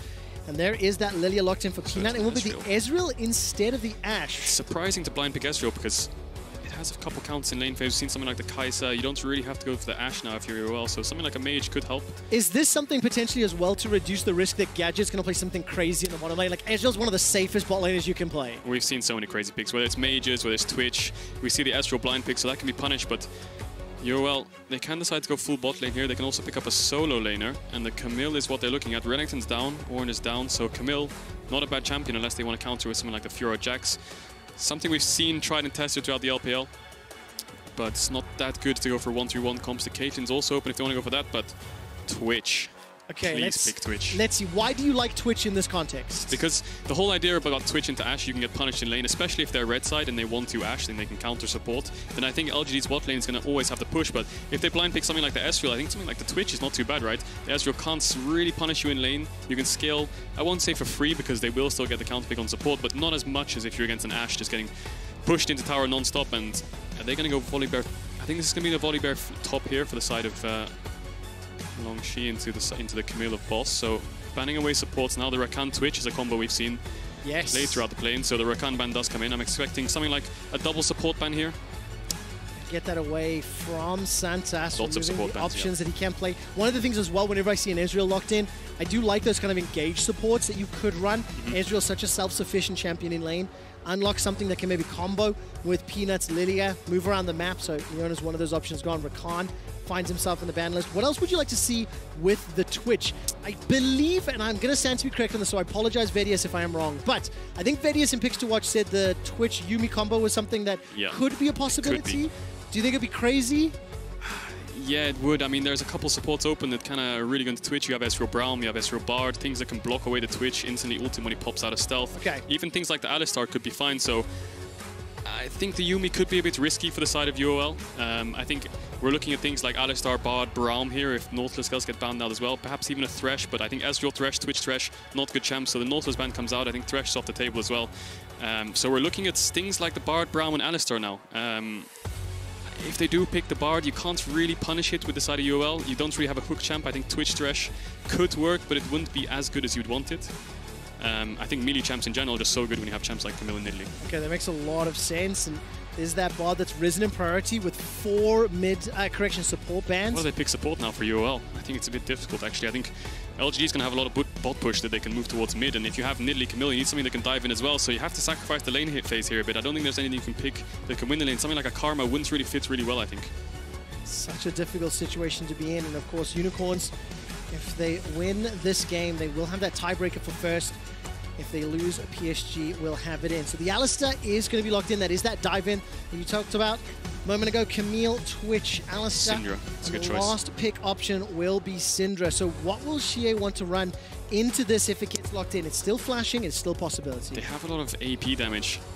I mean, Jace could be fine if you want to play an AD mid, but if you do go for an AP mid, you're playing really heavy AP comp. Almost 4 AP champs if you take into account Volibear, who will be more towards AD if he just goes for the Triforce and stuff like that. So if they do go for an AP champ here, I mean, they have things like the Alistar, the Camille. Sylas would be a good pick. They're hovering it now, and they do lock it in, so Xie on this Sylas can take away the Alistar rules from the side of Santas, jump in the fight, and you just can't kill him, so I like that pickup. I think the lane phase might be a bit rough for him, but they do have the bot push to sort of facilitate it really well. Oh, okay. So very different look here. One of the things that we talked a lot about from LGD as far as a team, and especially after the back of their 2 losses, this morning we wanted to see the more team fight oriented comps. Have they made adjustments to the draft? Is it moving more towards that direction? Do you like the changes? Yeah, well, both these comps look like 4-1 into team fight comps. There's not going to be much split pushing going on here unless Boss gets a huge lead on the Camille. I think he will win both versus both the side laners on 2-3 items because Volibear and Sylas probably will lose to Camille over side, so they will have good push with the Syndra. They'll have Twitch for the invis on the team fight engages. They have the Alistar as well, so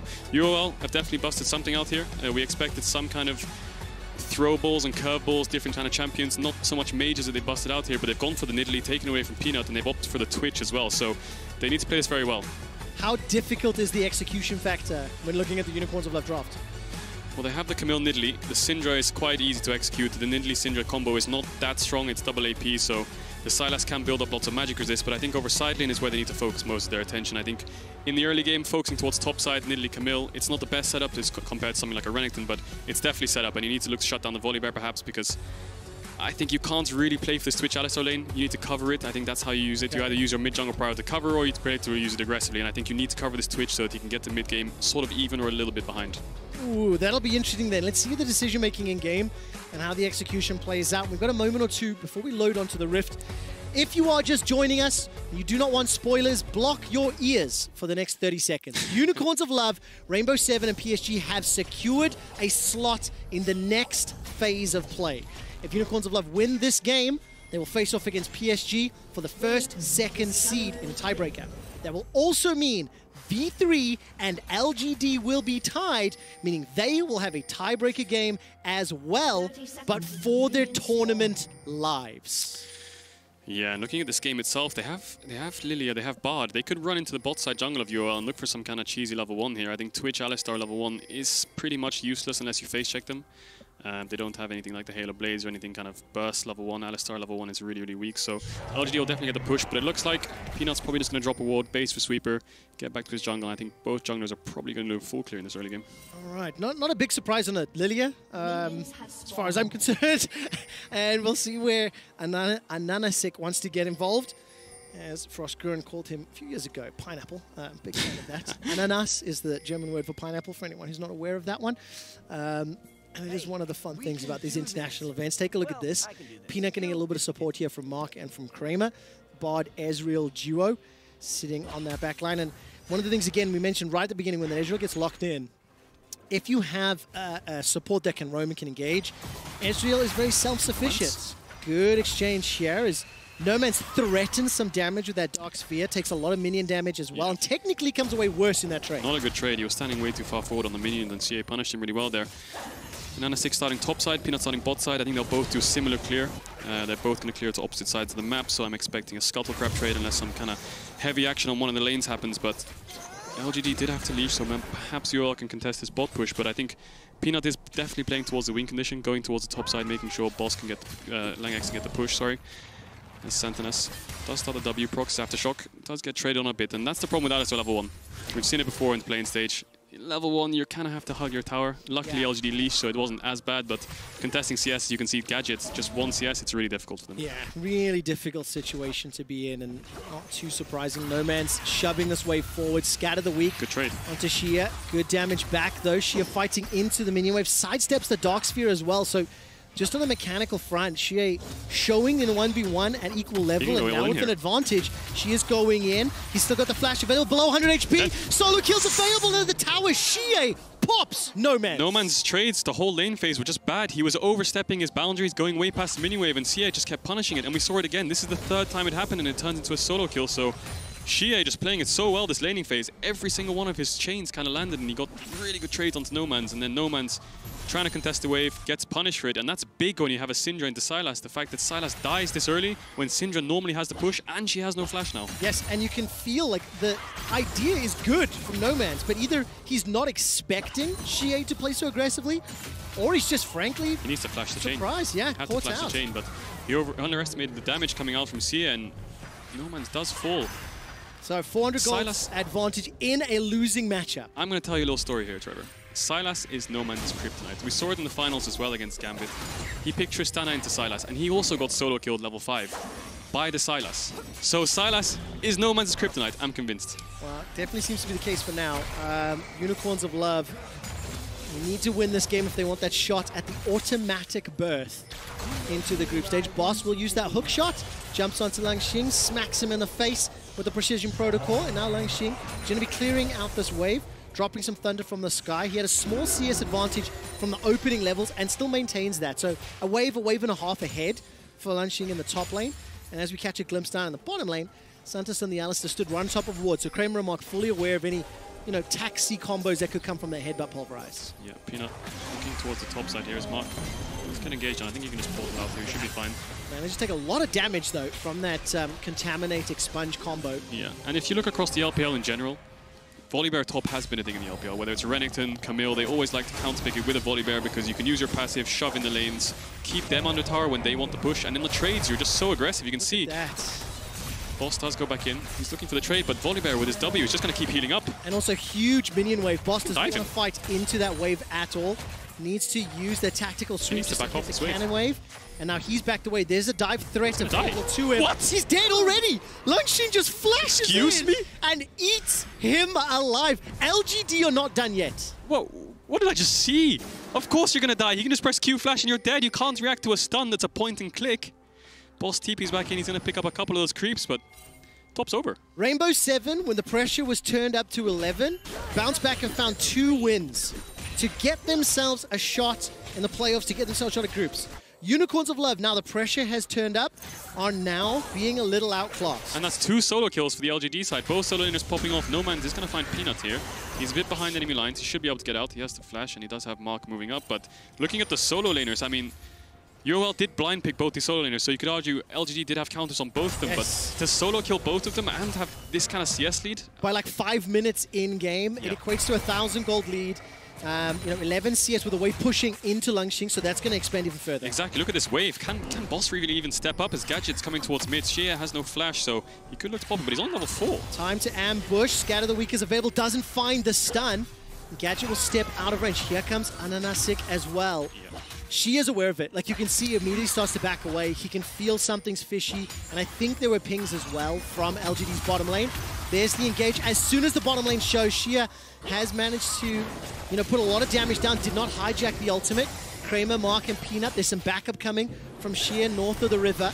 And despite a very good javelin toss onto Kramer, Nanasik's Nidalee has not found any real impact just yet. And that was bad timing from Gadget there. Xie had the sweeper on. He was clearing a ward, ran back to mid, and he just caught the glimpse of the edge of Gadget's outline, so he instantly backed up. So Gadget didn't lose too much for it. He had loads of bot push, so runs mid, but I'm just worried for the solo laners right now. If the waves are bouncing into the side of LGD, then how does UOL push them out? If Peanut just matches Ananasik wherever, I think they're just an advantage. He goes in again. Yes, he does. Xie looking for a lot of burst damage there, throwing out the Kingslayer and getting burst down. I'm waiting for the hijack. The moment Xie lands the hijack, that's when he's looking for the kill. Yeah, and he has Merc Treads as well, so if Ananasik does show up, if the spear misses, he's gonna be like a toddler. He can't really do anything to him. These Merc Treads, magic resist runes, he's just so strong right now. So Xie is playing really aggressive, and Peanut needs to facilitate this aggression. Look for early dragons, look for heralds, maybe even some dives, force their flashes again so they can keep the push, but he's moving towards bot side as Santanas goes in. Absolutely does. There's a flash available for Santas. That's used already. There comes Peanut. Looming blows, throws out the swell seed, split between the uprights, manages to get the sleep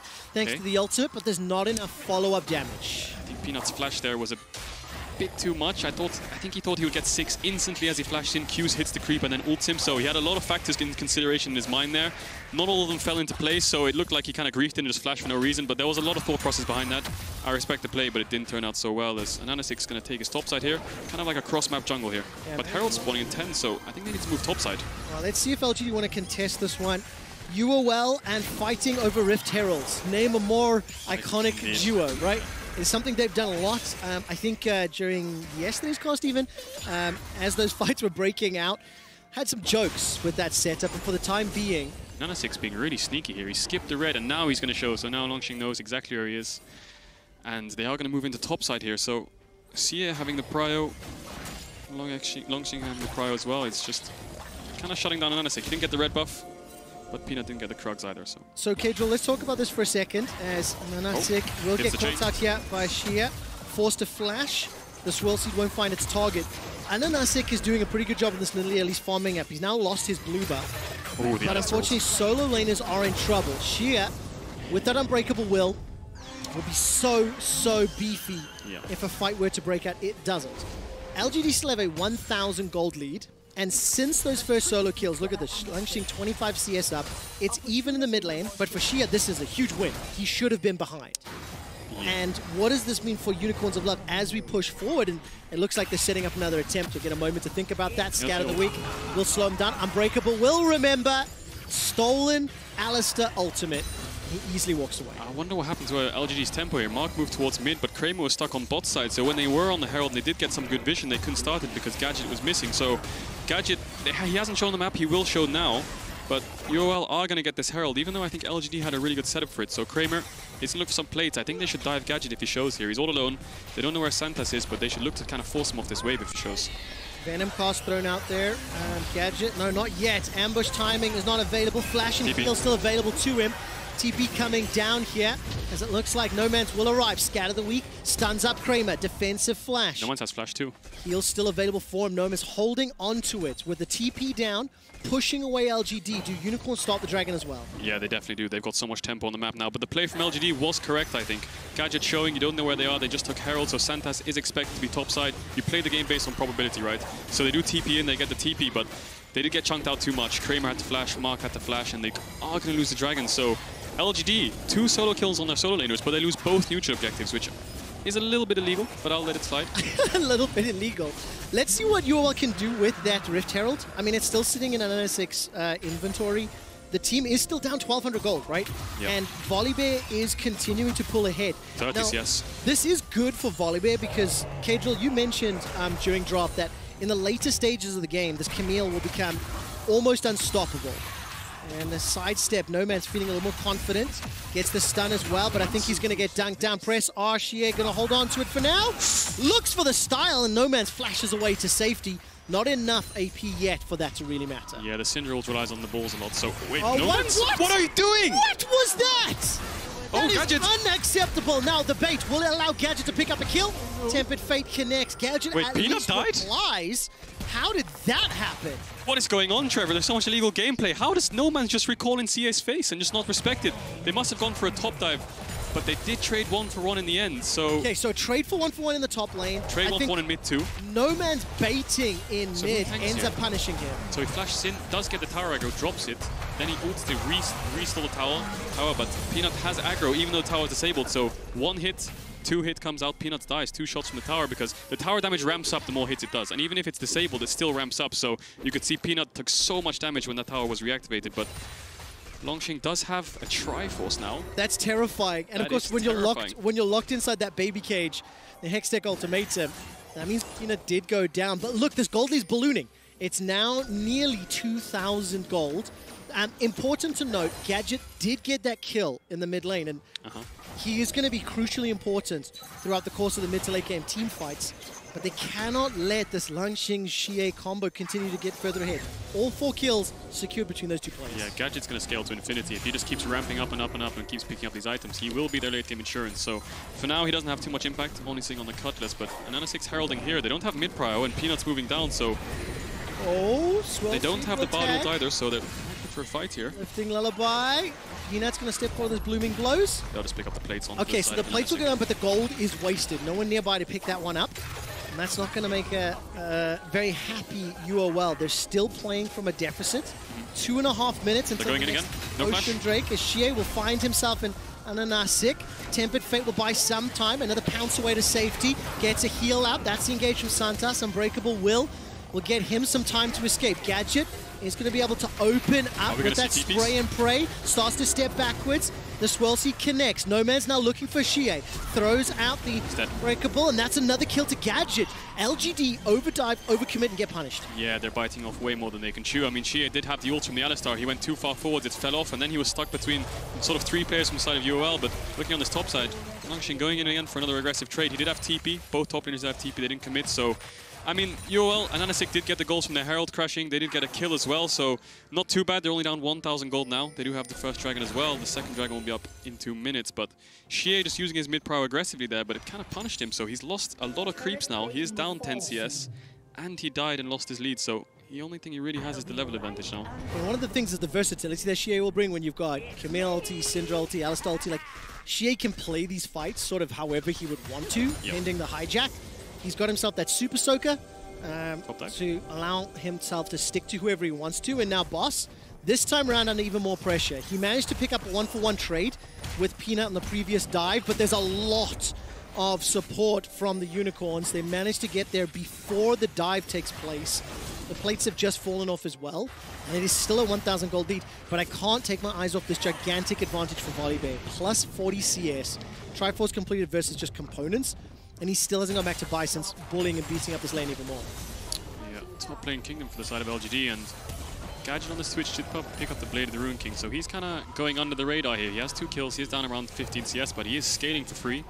And you know what happens when Twitches scale for free. They pick up the 3 items, they unleash in the team fights, and they just kill everyone. So LGD definitely need to shut down the Twitch in fights. They have the Bard ult. Longxing is quite strong, so he can definitely look to flash on him with the side of Xie. They have so much dive potential. I mean, they do have 3 range champs on the jungle bot, but the 2 melee solo laners are what we're going to look at in the fights. They can dive onto the side of Gadget. Gadget does have to blow his flash in one of the fights, and he has to play kind of far back, which is not really what you want to do as Twitch. As Twitch, you want to be so far forward, ulting in their face, and then when they do flash on you, can flash to the side and keep hitting us. Gadget? This is bold. He gets it. Straight up solo kill. This is what you talked about. If Twitch can get free farm, can get fed, he's insurance. Xie did not anticipate that level of damage. Xie didn't have flash, he has full MR build, and Gadget's looking again. He has double buffs, so Kramer has the heal. He might have to flash though. Flash and heal, step forward. The Venom cast was chucked out. The Contaminate may just be enough damage. The burn, it's done! Gadget with another solo kill. Go, go, Gadget Twitch rat. Twitch is unleashed. I don't know. Wait, Peanut? How did that happen? Ananasik, with the help of Nomads and the ultimate, unleashed power, Unicorns of Love have strung together 3 kills. Kadril is face-palming on the caster desk as UOL have turned it around and closed this goal gap. How do you go from having 2 hard-winning solo lanes, just giving up so many kills and dropping all the objectives? No man's... Oh! Xie's in trouble now. Fate is flashed away from. Xie may be in trouble. Headbutt Pulverize will not be able to find its target. And Xie's got the hijacked Unbreakable Will. Nomad's lost his flash for that. Ocean Drake is up, and Kadril, it's been started by UOL. It's been started by UOL. They should be able to pick this one up. I don't think LGD has the answer to it.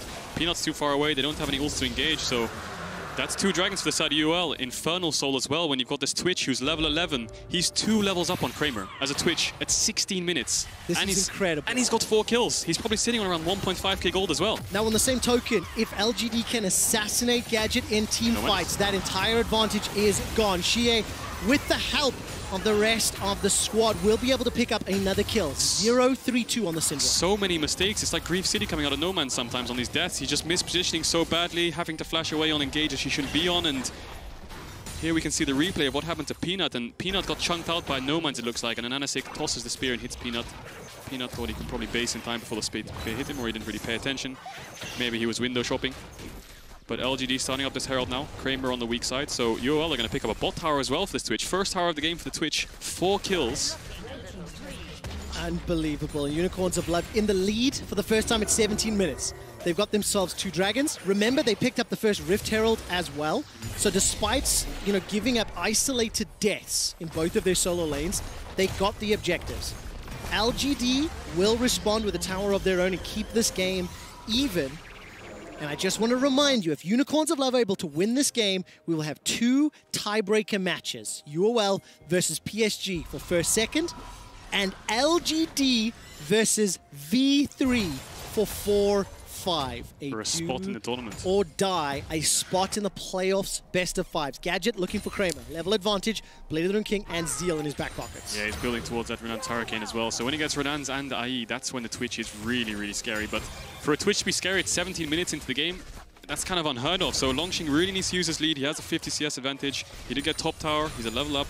He's 2-0 as well, so he's the one that needs to deal with Gadget in these fights. If Xie can get the Alistar ult and dive with him, try and pop him. If Gadget mispositions once and he dies, I think Nomans doesn't have the damage to carry the fights alongside Ananasik, and then UOL might lose the fight. Okay, talk to me about this map now. The fact that it is an Infernal Rift, that there are less walls, and in my mind, more opportunities for Twitch to ambush people through the jungle. Yep. At the same time, there's less bush, so Nidalee indirectly nerfed to a degree, quote unquote, right?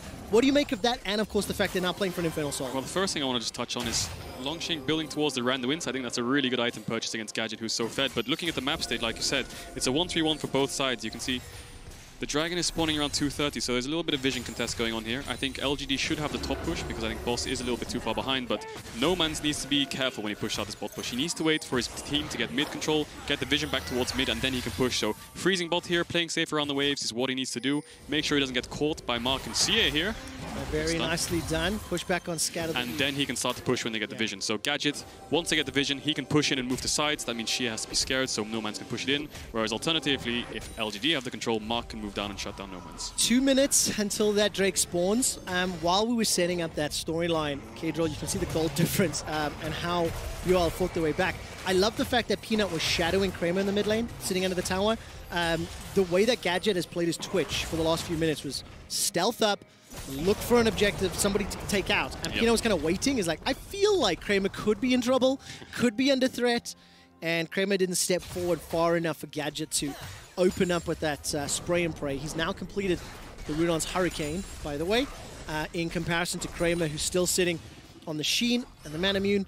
He's working towards that Frozen Fist, which I also think is a very good idea into both Camille and Twitch. Definitely. Just looking at the items across the board in general, you can see Boss building towards the Death Stance, so he's going for the team fight 1v1, which is a very good item on Camille, but Longxing with the Randuins, it's not going to be that useful versus the Camille, so I'm expecting 2 or 3 items, 10 more minutes or so. I think Boss will have the side lane advantage regardless of the lead right now, but Nomans keeps getting collapsed on. UL need to control mid more.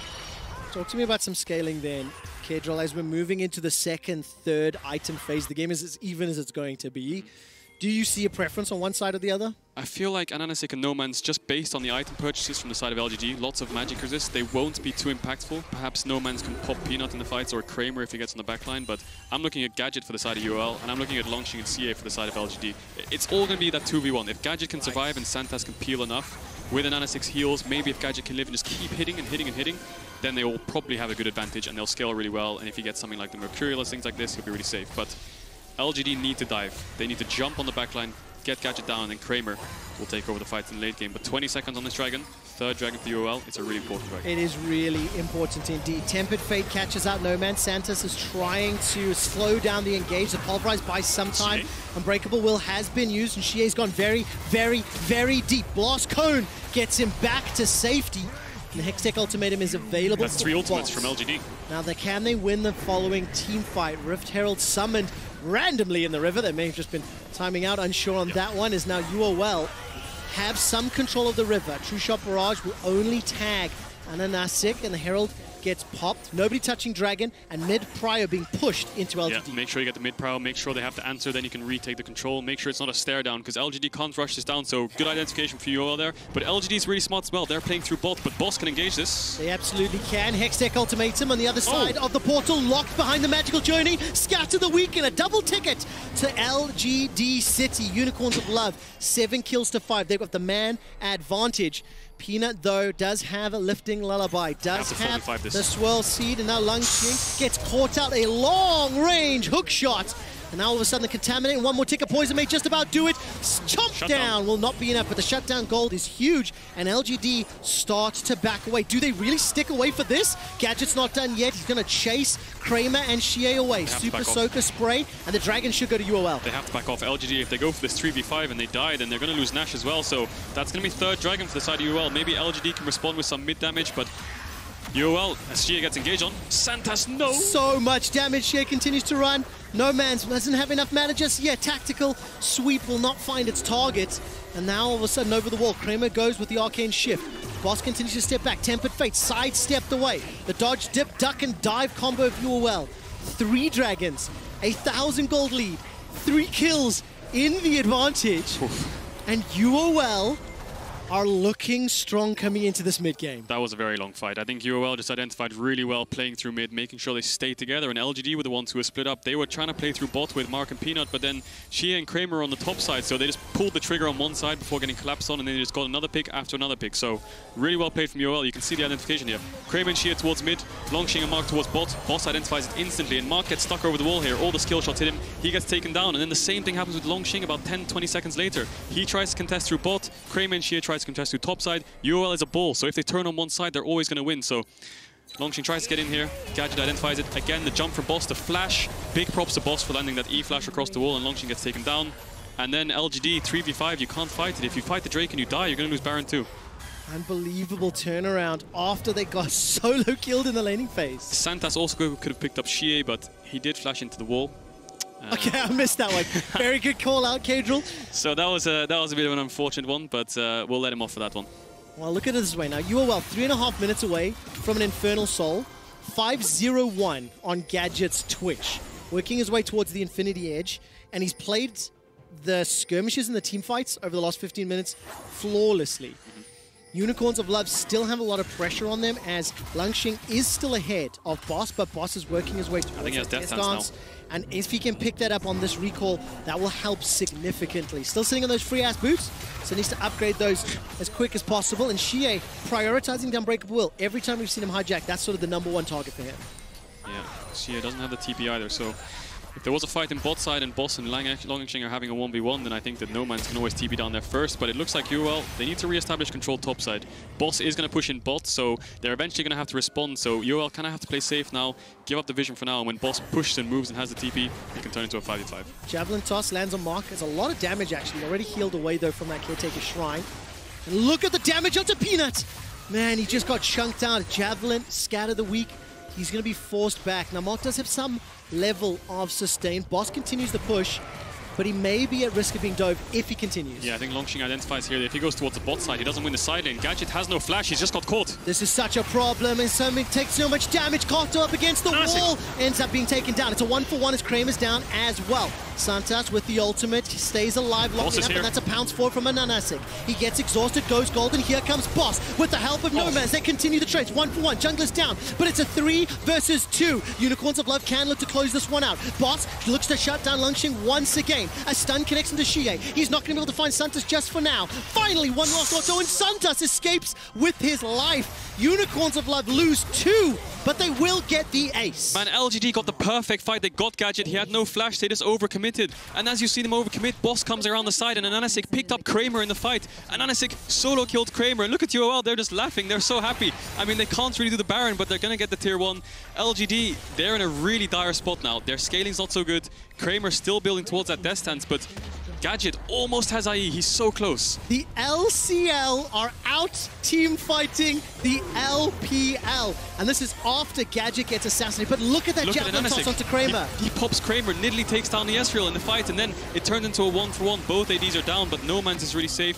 Longxing gets chunked out, Peanut does too, and Boss, 2-item Camille comes in. The Zhonya's from Ananasik was great, and he just bought enough time for Boss to clean up the kills. Ananasik finding and killing Kramer has to be the turning point of that fight. Yeah, definitely. If Ezreal can help kill Gadget and then continue to Mystic Shot and Arcane Shift around, that is so different.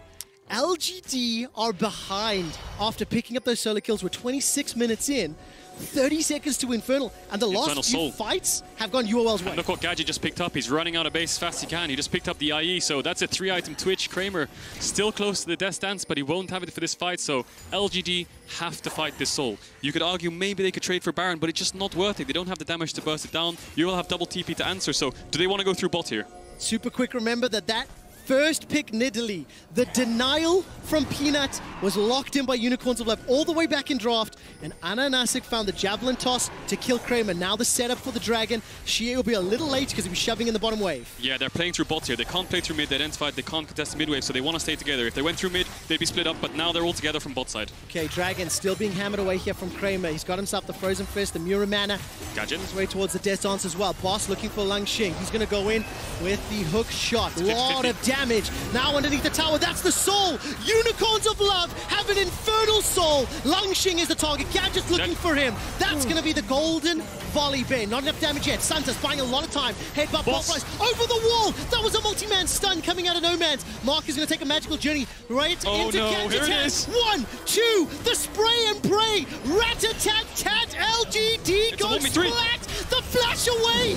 Go, go, Gadget, Twitch Rat. And that's Baron. That's a 5-0. The Twitch is online. Gadget played that fight so well. Boss, maybe he entered the lane phase, but he played so well in these fights as well. Unicorns of Love are on the precipice of advancing to the group stage. If they close this game out, they will have a tie-breaker rematch with PSG Talon immediately following this game.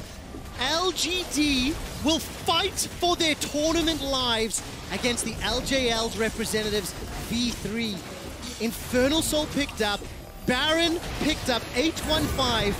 Gadget's Twitch is incredible. And look how much gold's on the map for them as well. The tier 2 mid just fell. There's still a tier 1 top for them to get. Tier 2 top, tier 2 bot. So not only do they have this huge 7k gold lead in Infernal Soul Baron, but there's so much gold on the map waiting for them. And Gadget on this Twitch can start building defensive items now. He has the 3 core items he needs, so he can go for more PDs, GAs, stuff like this. There's 2 Medjais on the side of Unicorns of Love with 10 stacks a piece. And here's a replay from Gadget's POV. Hopefully it follows all the way through to the end. I mean, Gadget and Boss are carrying this fight. You can see the other 3 on UOL just trying to play safe, making sure they're there to answer if there's any peel necessary. And that Bard ult from Mark, it basically sealed the deal on Lang Xing. And then the stun across the wall into another stun from the side of Boss. It looks like they kind of got away, but look at Gadget on the pink. He just comes from the side, goes for the 1v3, opens up with the spray and pray. The Sonya's comes out, but he manages to pull off the 1v3, and that's the Twitch scaling we talked about. I love the fact he flashes that Mystic shot as well. Gadget going huge. He can't believe it.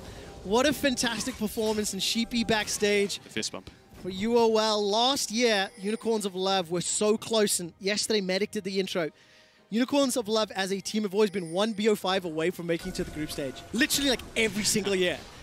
And they may be able to auto-qualify, but it will require another win against PSG. And also, frankly, they need to close this game out first. So I'm getting a little ahead of myself. With Baron buff, with Infernal Soul, it will be made easier. Yeah, not only is it gold, not only is it's not only gold, but look at the levels as well. Boss is up a level, Ananas up 2 levels, No Man's up 2 levels, Gadget's up 2 levels, so you have so much team fighting prowess if it ever does come to it. So LGD, they need to look for some kind of pick. They need to use Mark's Bard ultimate to try and get someone locked down. Lang Xing needs to look for a TP behind perhaps, but I think UOL have identified it well. They're playing 4-1, they're staying together. Boss has TP if they look for the engage, but LGD have to engage somehow or they're going to lose all their inhibitors eventually. It's so difficult on the side of LGD, and frankly their team fights and their skirmishes have been sketchy at best over the 4 games that we've seen here in play-ins groups.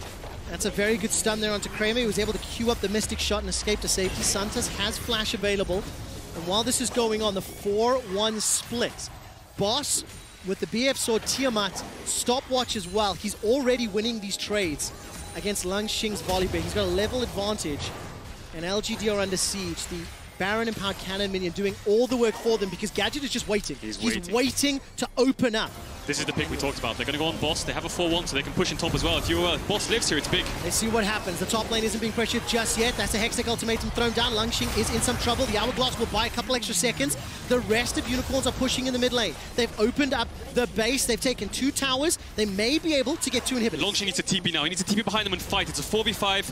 Boss is dead. He's going to be dead for 40 seconds, so they need to fight. This is their chance. They need to kill Gadget. The Swirl Seed, I think, just tagged Santos. Here's the TP, Cadril. You called it, but a gigantic Javelin into Mark. That's going to reduce his effective fighting power. It's all on Gadget. Dark Gadget needs to pop comes off. out, Force of Will as well. Shia avoids the Scatter the Weak. Another Dark Sphere. Ambush times out. Santas is the man on the front line. That's a fantastic tempered fate. There needs to be damage under Gadget. He goes golden with the Hourglass, buys some time. Sidestep, shoots. Gadget's not done yet. He stays alive with 1,000 HP. Peanut goes golden with the Hourglass, and that's already no man's dead. Gadget's the target and killed. They got 2 inhibitors, but they will lose the fight. Ananasik's running for his life before Unicorns are down. He does take out Shia, though. Is he going to get away? Kramer does have flash coming up. They use the Bard portal. Mark has flash coming up as well. And Anasik, no flash, but Peanuts on the side. This is unbelievable. What can he do? Blast Cone over the wall. He needs to get another Javelin toss. Ananasik is buying so much time! The pounce and the takedown manages to pick up the kill. Finally dropped by Kramer. But despite the advantage, Boss is done. He's inside the Nexus. He's got himself one. Precision Protocol onto the second. Can he finish this game out? Mark's just arrived. That's the dash away. The Nexus turret has fallen. There's a GA here. 15 seconds. Boss, and Kramer is back in the fight. I don't think he can finish it yet. But super minions pouring into the base. The Nexus exposed. Do you know for this as well? Boss isn't done yet. Precision Protocol with Tiamat, GA, Death Dance is just melting through towers. And that is crazy. UOL are playing for the win. Trevor, so much just happened in those last couple minutes. You see they got to pick on bot, so now it's a 4v4 on top side. Shia has the ultimate from Alistar.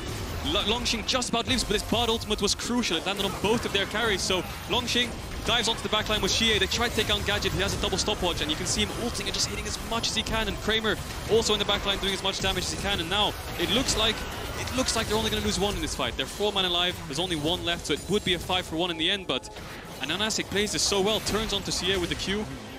I actually stopped play-by-play because I was convinced he was going to die. And when Ananasik picked up that kill, we both were just like, what? And again, reminder, first pick Nidalee. But they have a ward in their base. No Man's has TP. There's a ward sitting right next to the Nexus, and there's a wave top pushing in. So, if LGD go for this Dragon, and they go 5-man to contest it, they could lose the game. Oh man, Syndra inside the base. Not going to be the fastest take. Gadget looks like he's going to be able to just solo this one, actually. Yep. Javelin toss from Nidalee, not going to find a target. 7,000 gold lead, and Elder secured, uncontested. They can just run it down mid now. They can just engage. They have the Elder. They absolutely do. Boss steps forward. Hextech ultimatum was dodged away from, and that's already a kill into Peanut. It's Santas that picks it up. Boss was once again hook shot over. Takes a magical journey through, chasing down Mark, and here comes Gadget. She is going to be the next one taken out. And despite the tempered fate, it's a 5 versus 3 siege. 1 inhibitor remaining, 1 Nexus remaining, and 1 game left to play. Unicorns push into the base to take down LGD, and forcing Mark and the rest of the team back. Unicorns! Tiebreaker for first against PSG. Wow. Just so well played from Unicorns. They brought so many different styles to the stage here of World's Play-ins, and LGD are tied for last place in the group. I completely lost track of my thoughts towards the end. And what a phenomenal performance thus far, dropping 1 game earlier today to Rainbow 7, who, by the way, are guaranteed 3rd seed in the group. Rainbow 7 finished with 2 wins, 2 losses. So the LLA will advance to the knockouts round, where we are sat. PSG versus UOL for 1st, 2nd seed. And LGD versus V3 for elimination and life at the tournament. Life at the tournament. LGD is on match point, essentially, to be knocked out of Worlds in the play-ins. Yes. And Rainbow 7 will be watching that game because a reminder of the next stage, 3rd seed versus 4th seed in a BO5, which means Rainbow 7 versus either LGD or V3. And the winner will then face the 2nd seed from tomorrow's group. Congratulations to UOL. I honestly thought the game was done. When Longxing and Xie both got solo kills in their lanes, I was sad. I'm like, that's it, it's over.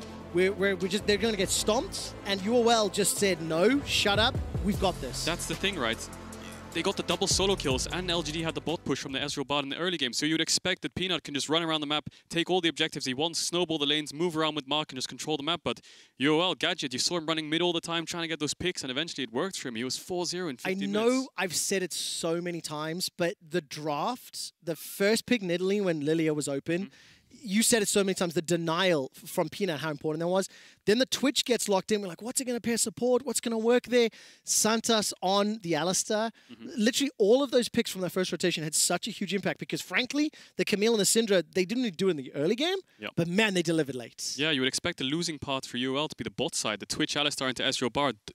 they should not win this lane. They should not go even. They should get perma pushed in. But LGD didn't punish it. They punished the solo lanes, which you expect UOL to be winning. Yes. So it kind of turned its head, and then Gadget just carried the games. Something I think Amazing said earlier today was you have to readjust your expectations. The LPL's 4th seed LGD comes into this tournament with like a 55 or 60% win ratio over the course of the entire year. Unicorns dropped 2 games. They dropped their 3rd of 2020 earlier today. And if they maybe don't drop another, they'll take top in the group. Anyways, let's take a look at UOL's Mercedes drive to victory with my favorite, Rat-a-tat-tat, in the 1v3. It's such a cool name. It's better than Spray and Pray, I'm telling you. It is better. I mean, you can... This is actually a different play here. This is where Gadget does get taken out, so we'll give it to Boss on this side where he looks for the flank. Yes. We're going to swap it up a bit here. Ananasix, the player of the game in this one. My MVP, pops Kramer, takes him out, buys time with the stopwatch, and Boss on the side, absolute carries from the top jungle in this fight. Look at this professional shoutcaster here. You are 100% right. It's not exactly the replay we were hoping for, but nevertheless, I mean, great play, and Ananasix was the one that saved it for me, his javelin toss onto Kramer, and then as you mentioned, follow up. This is the one we're talking about. This is Gadget. the drive to victory. He used his first stealth to get some chunk onto Longxing. Longxing does eventually die. He tries to ult in to survive. Mark uses Bard ult, but focus on Gadget. Look at Boss. Jumps over the wall, goes onto Mark. Mark uses the portal out, flashes, but look at Gadget. He's on a pink ward. No one knows he's there. LGD think they're safe, and he opens up on them. It's absolutely fantastic. Real confidence here, and I'm going to take a look at the HP. Do you think if he got caught by the Mystic Shot, it would have killed him? I don't think so, but the flash to dodge, it still looked good. Well, I think he would have. Do you think so? Yeah, he probably would have died, I think. Oh, man, that is amazing. So Really Unicorns of Love will be facing off now. I believe the next game will be UOL versus PSG. Producers, thank you so much for that one. There's a lot going on today. It has not been the easiest of shows, but UOL versus PSG, they don't get any time to rest. Yeah. They've got confidence running high, of course. But then so do PSG. So yeah, both coming off a win. Like, how do you possibly? And of course, side selection goes to whoever won the first time round. And if memory serves correctly, it was PSG that took down. No, UOL took down PSG. So they get side selection in this game. I'm expecting blue side probably. I think blue side is the favorable side throughout playoffs across the world's planes. I think blue side is kind of favored. The Caitlyn Prow falling off makes it a little weaker, but I think it is strongest in general. How on earth do we expect the mid lane matchup to play out? Because Xie just, dumpstered. Yeah. And it is, of course, Uniboy and Kongyue on the side of PSG that have just been, hard carrying. Yeah.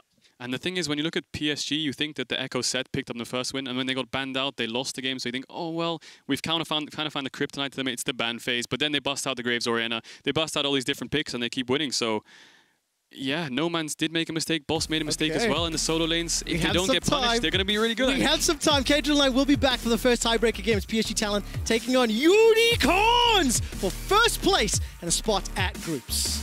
Oh boy. That was insane.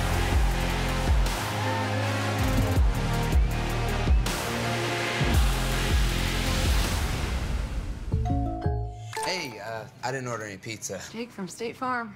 After you saved me so much dough on insurance with that Parker promo, I devised a promo for you. Here's the deal, Parker. State Farm offers everyone surprisingly great rates. Yeah, right. Pepperoni pockets, an atomic brownie, cuckoo crusties. There's no promo, it's just great rates. And a cider ranch. You're the man. When you want the real deal, like a good neighbor, State Farm is there. The Oppo Find series pushes the boundaries of technology to constantly create new possibilities. Crafted from highly durable ceramic, every curve is deliberately designed to feel like an extension of you. We've incorporated a 120Hz UltraVision screen. True billion color display refreshes seamlessly. Oppo Find X2 series.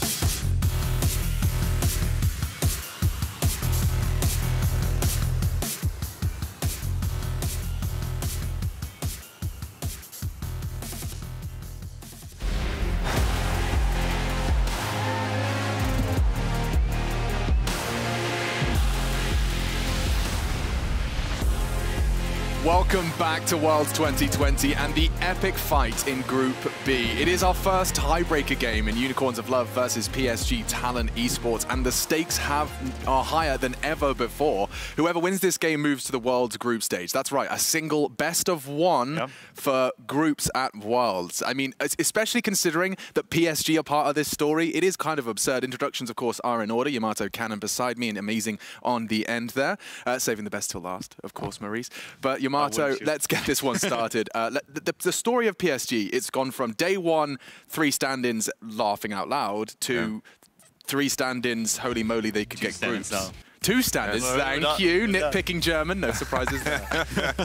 No, it's been absolutely crazy. I don't think anyone knew what to expect. I think everyone assumed the team with substitutes is not going to do as well as PSG did. They came out swinging and showcased play that requires a lot of coordination.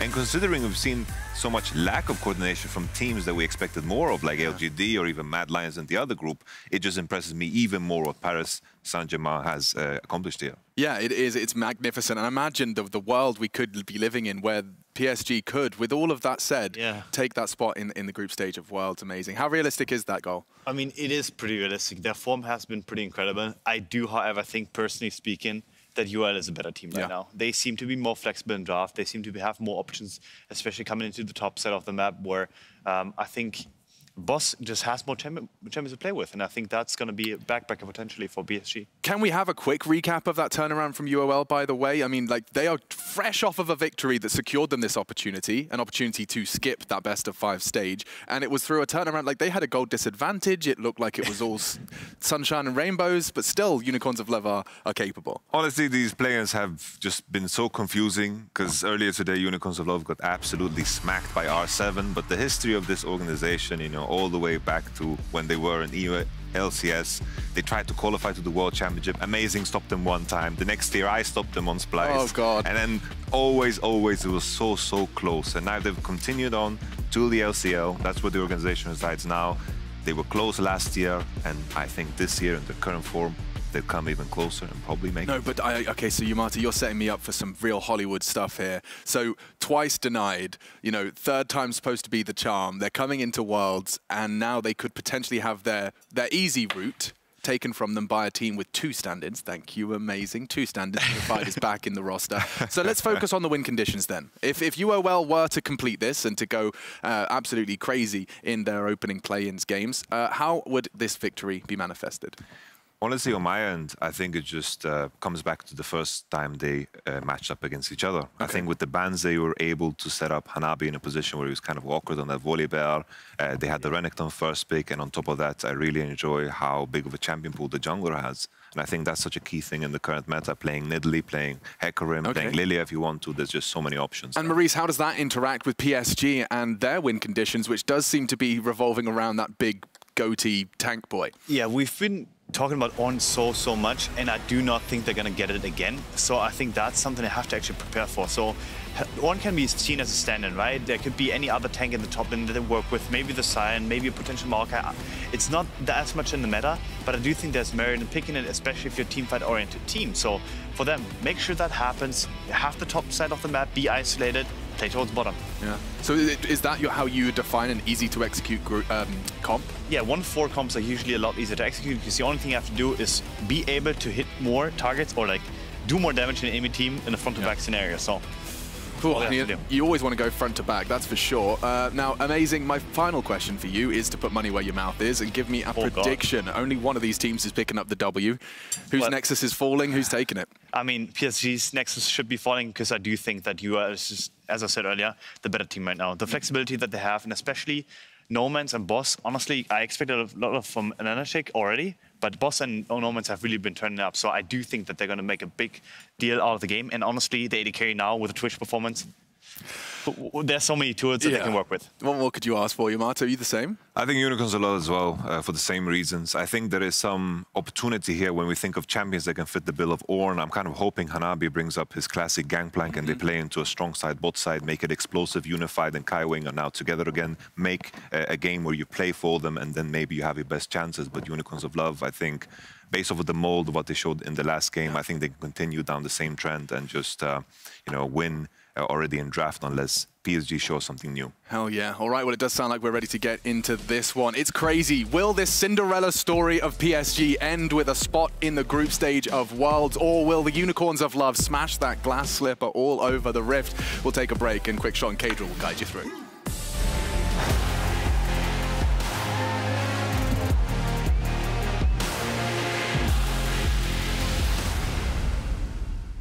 Hey Mercedes, legends run wild, each one unique, with astonishing power, unstoppable, master warriors, ready to compete, seeking glory. We live it, we breathe it, we have each other's back. Together, we become legends, icons of a new generation.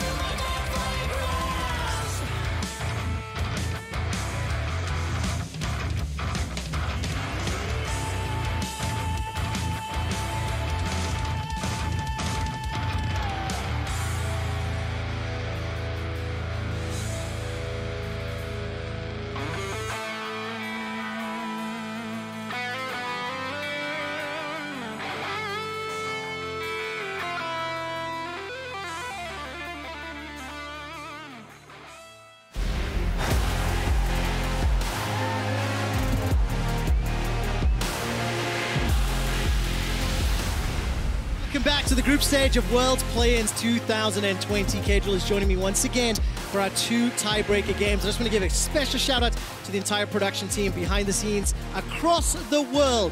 It has been a challenging production day, and it has been one that I'm exceptionally proud of everyone behind the camera, hopefully keeping things running smoothly. So let's turn our attention to the tiebreaker games. PSG versus Unicorns of Love. This is a fight for first and second seed. The winner goes straight to the group stage, and the loser takes second seed, which means they get to watch the first round of BO5s, and they'll face the winner of third or fourth seed from the other group. From the other group, exactly. I mean, who would have thought UOL, PSG, especially PSG with 3 subs in the first 2 games, so... Yeah, LGD, man. I've got a shout out to Reddit. There's a comment in the post-match thread saying Riot accidentally created a super team in PSG Talon. And I think you have to call it out. Kongyue and Uniboy coming in as the AHQ mid-jungle duo. Yep. They have popped off. It will be very spicy if they manage to advance to the group stage and see how the performance of River and Tank are. But let's turn our attention to this game. We're getting ahead of ourselves. Unicorns of Love won the first time these teams met. They also have side selection in this game. And if I remember correctly, it was the Swain into the Echo set combination that was hugely pivotal. I believe it was this game. Regardless, it was the opening 2 wins for UOL, and today they've got 1 win, 1 loss under their belts, and this game guarantees their groups if they win it. Yeah, you're the ones who took down the Echo set themselves, so I don't think they're going to be that afraid of banning it out. I'm expecting standard things across the board, but you can't really say that against UOL. For them, standard is mages and Twitch and all that stuff, so... I mean, PSG's just going to have to find ways to deal with it. Uniboy, Kongyue, they found a really good sort of dynamic between them. They're moving so well across the map. They're playing through mid really well. And the differences in styles that they're producing with the mid jungles, whether it's Kongyue carrying or Uniboy being the carry, is just great. So I'm expecting that, an Ornn ban. Yeah, not surprising. Take that away from Hanabi. Ornn remains undefeated in play-ins thus far. 5 wins, 0 losses. If memory serves me correctly. And what is going to be the answer here from PSG? Do they want to take away the Nidalee or something like this that Ananasic was playing? Yes, well, they do. Because they do normally ban it, so taking that away is a good choice. And then Ananasic popping off on it, taking out Kramer in the fight is a good choice as well. Mordekaiser ban as well, so there's lots of top bans coming in here. That's kind of interesting. Are they looking at something like a Camille or some first pick? So like that? What options are still available? The Lilia, the Graves, the Ashe screaming out to me. What am I missing here, Kadril? Well, you're definitely missing champions like Renekton and Camille. I think if these top bans are coming in, those are the interesting ones we're looking at. Also looking at champions like the Lilia, like you said. The Camille ban does come through. So Lilia, Ashe, Renekton are the main pros we're looking at. I'm expecting an AD trade-off. And then the jungle trade-off. I mean, there's only Lilia Hecarim really left. So couple seconds left. If this gets locked in, they have to sort of answer with the top. Depends where Hanabi wants to go. You could match it with something like a Sion, just something tanky and beefy. And then what do you run into Renekton? I mean, that is an unenviable question for anybody. Yeah, normally there's not that many carries that actually win against it. They are going to go for the Orianna, take away the flex. They're going to go for the Senna as well, so they're going to save the top pick for now. I'm expecting the Lilia Hecarim trade-off eventually, because they're the only real junglers you've got left. And now that they've blind picked the Senna, they can also pick an AD. I would say Ashe, but it's UOL, so could be something different. Could be something like a Swain, something like the Heimerdinger, because Senna's push is not that good. So something that can just keep around the tower is a really good champ for the side of UOL. So I don't like the blind pick Senna, especially against UOL. Okay, let's find out. The Hecarim is something that has been hovered a couple of times. It is now locked in for an Ananasic. And if that Ziggs is locked in, and it is, that can go mid or bottom. And maybe we expect a bottom? I think yeah, definitely bottom. I think PSG maybe made a mistake here. I think going Orianna Hecarim on the 1-2 is just better, because now they're kind of stuck. They want to go something like the Lee Sin, or they're going to go for Lilia anyway. If they go Lilia, they're having double mid-jungle AP, so that's not exactly what you want. But then on the other side, UOL are running double AD with the Renekton, so that's not as optimal either. So Malphite could be a good pick for them, especially against something like the Ziggs. So they are going to go for the Lilia. That is going to be a double mid-jungle AP, so I would much prefer just go Orianna Hecarim, pick AD on 3, and then just go to the ban phase. So now that they've picked that up, they're going to weigh the Cassin, which is what No Man's played against V3, who ran the card as Galio AP, so they know that the AP mid-jungle needs to be banned away, need to take away the Cassin. Oh, very, very clever pickup there, or ban away, rather. And I'm just going to hold my breath. Gadget has played those mages in the bottom lane very, very well. But technically that Ziggs could still go middle, right? So let's see how the rest of this draft does play out. UOL will have to complete their draft, obviously, after the first pick on phase 2. And with the Leona banned away, let's see what the next option is. Maybe that's a ban to make it a little bit more comfortable for that Ziggs in the bottom lane as well. Yeah, definitely. Ziggs mid. I can see Orianna wouldn't be the end of the world, but I'm expecting Gadget to pick this one up. The Northless ban does come in, so they're definitely looking to blind pick a support here. We've seen the prevalence of Braum, Rakan, Alistar, Bard, so range support's not the best with Senna. I'm expecting something with melee, something with engage, save your counter pick on the top lane for sort of like a last pick top. Maybe you can look for something cheesy here. I'm expecting a tank, or if they go for something like the Bard or the Rakan. I think Sion is definitely one of the better options for them. Oh, it's so difficult. So many options. But you need to know where the Ziggs is going first in general, so. And maybe they'll be able to find out once UOL lock this next phase. So jungle secured here for Kongyue. So what's left? You've got Rakan. You've got Braum. I'm expecting something more with engage. So I wouldn't like to see a Braum. Yeah, combo that, especially with the ball delivery system. Yep. Let him jump in with that battle dance. So now do they want to go for something like the Thresh? That could be good. Bard could also be really good if they're going to put the Ziggs bot. So depends where the Ziggs is going, really. That's all depends on where and what they want to put where. And it's so difficult as well, because Unicorns as a team have been one of the least predictable in terms of their draft. So you've got these like theoretical standard options, and then you have to go, what's standard for UOL? Yeah, exactly. Is the Ziggs going bot? Maybe it's not. Is it going mid? That's a Bard, so they'd go for the Ziggs Bard. So they could just pick up a strong mid laner here. I'd expect something like the AP, maybe like the Syndra, what we saw from No Man's last time. Or they could put the Ziggs mid and then pick another AD carry. And do you like a Bard into Rakan as well? It's mainly good against the center in general. In mobile and carries, you've got the Ashe, Senna, Jhin, Ziggs as well. So you can just pop the Bard ult on them. They have the flash, or you can get a really good engage. Something like the Twitch we saw last game, Gadget did get caught out a bit. So is that an Ezreal hover? So I'm guessing that's going to be an Ezreal bot. So yeah, Ezreal bot, Ziggs top, Ziggs mid, sorry. Now PSG have to last pick the top. That's what I wanted to get the point towards. So GP is not a bad champion to the Renekton. You can always W away from the Renekton stun. You have the orange, so the GP ult's going to be kind of nice against the Ziggs as well. You've got the Orianna Ball, you've got the Rakan, so you have loads of teamfight AoE. So this GP pick is a pretty good pick, I think. No really strong front line, exactly. Though, if you look at that option, and when you're contrasting that to the Renekton and the Hecarim, yeah. Ooh, that could get scary. But then on the same token, you combine Cannon Barrage with Lilia jumping in with those blooming blows. There's a lot of options they can play with. Yeah, I definitely think PSG should have looked at something like an Orianna 1-2 to make sure they have some sort of frontline engage, because the Rakan's the only real one diving in the backline. Yes, you can put the ball on Rakan, you can get a good AoE combo with the GP ult, with the Senna as well, but you don't have anyone to step up, to walk into the bushes, face check everything, get the vision, force people away because you can flash on them. It's only really Rakan that can do that, whereas on the side of UOL, there's a Renekton and a Hecarim in your face. And not only that, there's a Bard ult that you have to take in consideration. So I like UOL's draft more in general.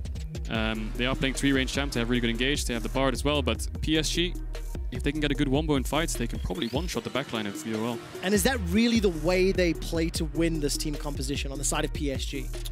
Well, not in general. I think playing with your Orianna is the most important, making sure your GP can scale up the Triforce without getting dove by this Renekton Hecarim. I think he should be safe in there. I think just playing defensively across the board is what they have to look at here. You don't have too much playmaking early GP. It's not like you're going to be able to dive the lane. Yes, GP level 1 to 3 is probably the strongest trader in the game. Maybe you could look something up there in the early game, but in general, I'm looking at level 6s across the board. I'm looking at GP ult, Orianna ult, 4-man, 5-man fights in the bot side, fights over neutral objectives. I don't think there's an incredible amount of setup for ganks for either side, really, apart from just the Renekton. Yeah, definitely the case. So let's see how it plays out.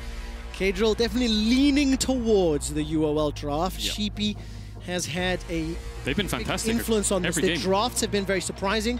We really felt that Zig was going bottom, but couldn't ignore that because it's UOL, the flexibility of this team, right? Flexing Orianna as well. They put so much emphasis on draft just to make sure they get winning matchups, whether it's solo lanes or bot. And you can see it here again with the Ziggs flex. So yes, Rakan Ziggs into mid, into the Orianna. So that's what I like about UOL. Their drafts have been crisp, I think. Yes. Whether you think they're good or bad doesn't matter, because they're very, very sort of controversial in the way that they just flex things just to get the counter picks. Wins and matter. It does work in the end. So wins matter, K-Drill. You can argue if they're good or bad, but when they pick up a win against an opponent, and when you heard Sheepy yesterday's interview, honestly, I thought he actually shared too much, personally. Whereas, like, this was the plan. We studied them. We knew on lane swap. We knew they were going to invade. So it was like, it shows a level of preparation and awareness of their opponent's tendencies that they counter. Now, the last time they played PSG, the game started a little bit PSG favored, and then team fights and skirmishes just went UOL's favor entirely. What I heard you saying from the draft was PSG want to play a little slow, safe. Don't put yourself at risk. Well, UOL will be looking then for unforced errors. UOL tower dive. UOL pick fights. UOL are willing to get into your face. And if you think of the option of the Super Mega Inferno Bomb, as well as the True Shot Barrage, that combined with a, Onslaught of Shadows could be a dead anybody. This is a squishy team on PSG. So I'm expecting UOL to line them up, call in the, reinforcements, long-range abilities, and see if they can find any damage. Yeah, I just don't really like the top jungle picks from PSG. I mean, they didn't really have too many options considering the bans. Owen was out, Mordekaiser out, Renekton first pick, Camille was banned. They took away the Hecarim, so this top jungle of PSG, the problem is they don't really have any CC, no direct sort of point-and-click stuns, no slows, nothing in general that can help in the early game. So, UOL, that ward's going to try and get the XP to boss over the wall. I'm not sure if he got it. He might have been in range, so they're going to get level 2 on the waves in the first 6 creeps. So is that another game that they're able to pick up the first ward that's placed down? I know it's not the most, amazing of things, but it does show a level of just coordination and preparedness again that I would like to praise. Yeah, it's definitely really useful. If you can get 3 people share 1 ward and 2 of them are the solo laners, then they're always going to get level 2 off the first wave, but boss takes not a good trade from Hanabi there. I think the GP level 1 to 3 trades is just really, really annoying. Yeah, it's so oppressive with that passive and Pollock's to the face or an auto. If you are just joining us, thank you for tuning into World's Play-Ins. Despite the fact these two teams are tied at 3 wins and 1 loss, the tiebreaker rules for play-ins groups state that because it is a single round robin, best of 1, even with the victory if teams are tied head-to-head, the winner of the first matchup will get side selection, and this is a battle for first and second seed. UOL beat PSG, and UOL lost to Rainbow 7 earlier today. That's why they didn't win the group outright, without the need for this game.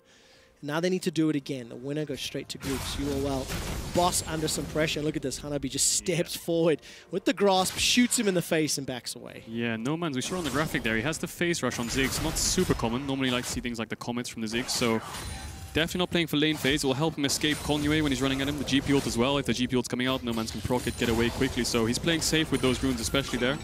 Both junglers pathing all up towards the top side. I think it'll be quite a slow game in general unless Hanabi decides to just keep all-in top. I don't think there'll be too much trading across the board. Yeah, I mean, I think that phase rush in the hands of Nomans and UOL, you might be using it to chase forward. Follow the Renekton and the Hecarim. Probably. Use that satchel charge to bounce forward. Is this a red buff we'll have to see. It does seem to be the case. He just ghosted. Oh, he has vision on him. Ghost for Anana Sick. Remember that vision was denied earlier. No flash available. Rampage is out. Auto and Rampage may be enough. Swirl Seed will force Kongyue onto Anana Sick, and now they're going to steal away some of the chickens. Oh no. That's the satchel charge. That bounces Kongyue. Remember, he's flashed already. Red buff applied. Bouncing bomb will not find its target, and Kongyue escapes with his life. Yeah, Kongyue went a bit too far forwards there. Anana Sick might have won his Raptors. He just about spotted him trying to do both of the camps at the same time. Popped the Ghost. Didn't have the damage in the end, but Kongyue flashing away. He doesn't lose too much. Frid loses a couple of Raptors and his flash, but it's not the end of the world. And Cadril, the thing it signals to me, you were well attacking the duo, the mid-jungle duo of PSG that has been so influential.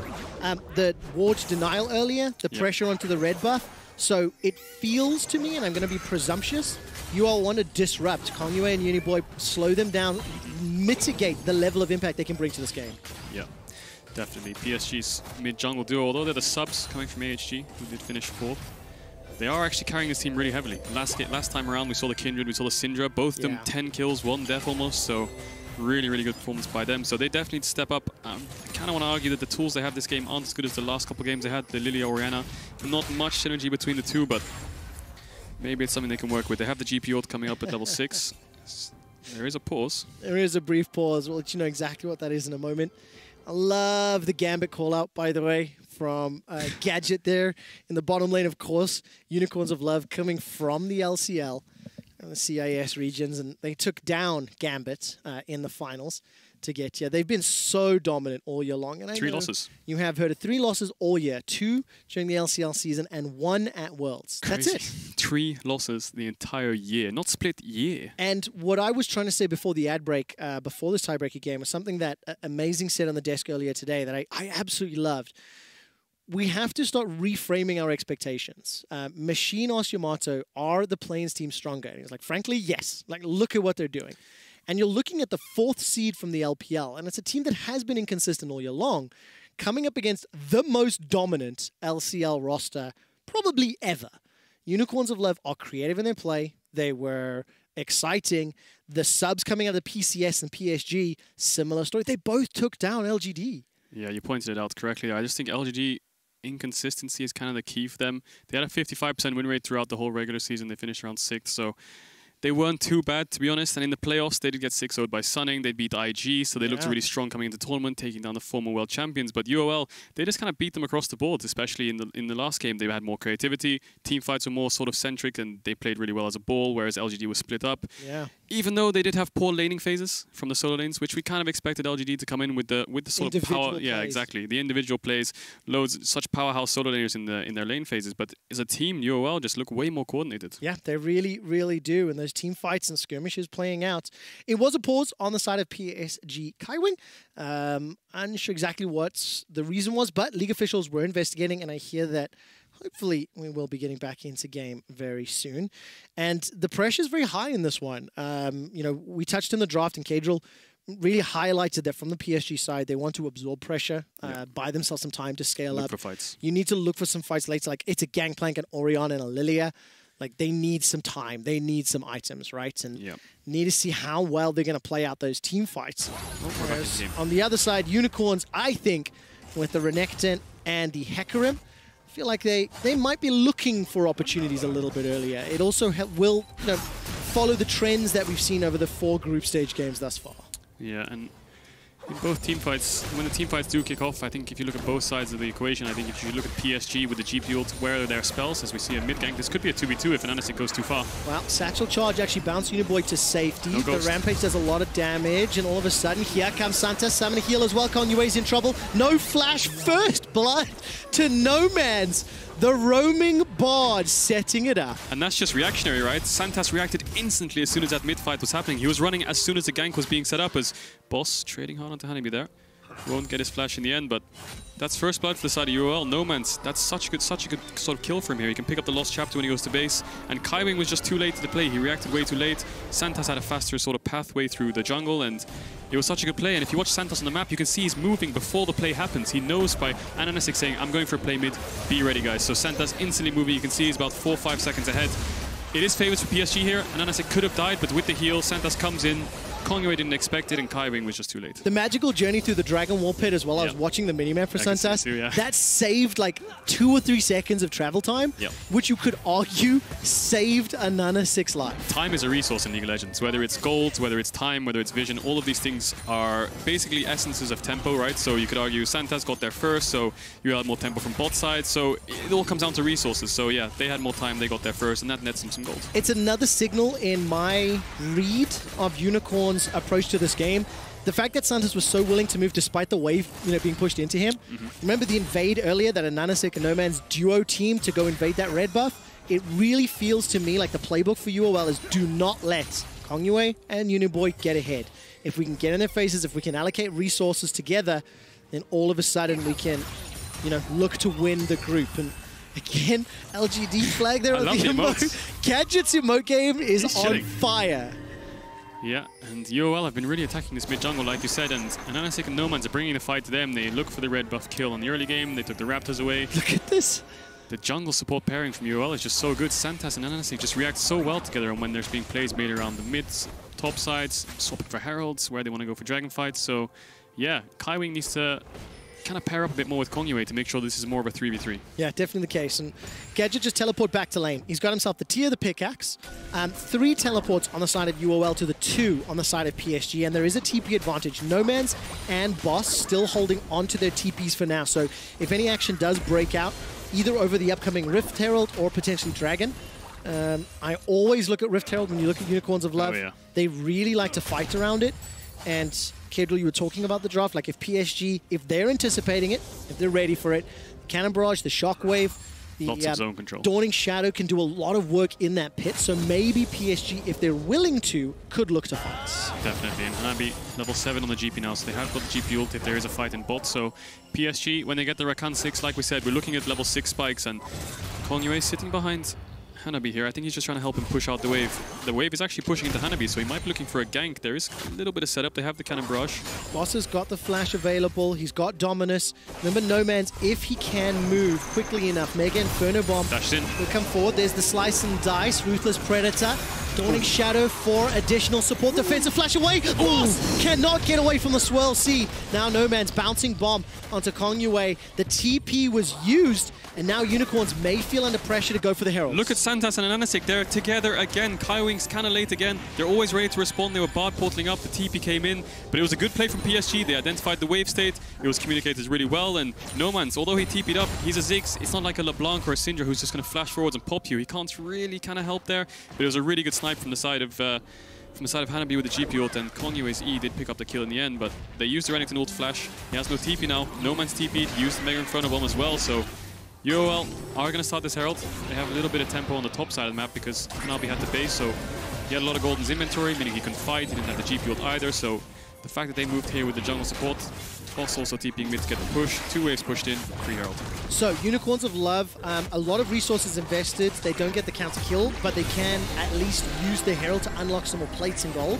Look at the defensive wards here on the side of PSG inside that river entrance to the Raptor camp on red buff. A lot of vision, anticipating any sort of invade. They can Herald top right now. The tower will die. They have the Ziggs W, right? So that'll kill at least 1 plate guaranteed. So Nomanz is going to pick up a full tower here, I think. So this Ziggs is going to be so strong, and although the Ziggs is a different kind of pressure from most mid laners, like if a Syndra's ahead, if a LeBlanc's ahead, Unified would have to be really scared, but with the Ziggs, it's more about wave clear. You have infinite wave clear from the side of UOL now, the Ziggs ahead. You're going to have so much poke damage as well, so it's another kind of beast that you have to deal with even against these champions like Ziggs, so no, maybe no one's going to get the second tower if you save the W and the Herald hits. Well, let's find out. That one does tag. Satchel charge is available. Does he throw it out? A couple more autos. Not find it just yet. An explosive minefield thrown out. And while this is going on, by the way, Boss is in the mid lane, trying to wave clear up against Uniboy. I saw Santas making his way up there.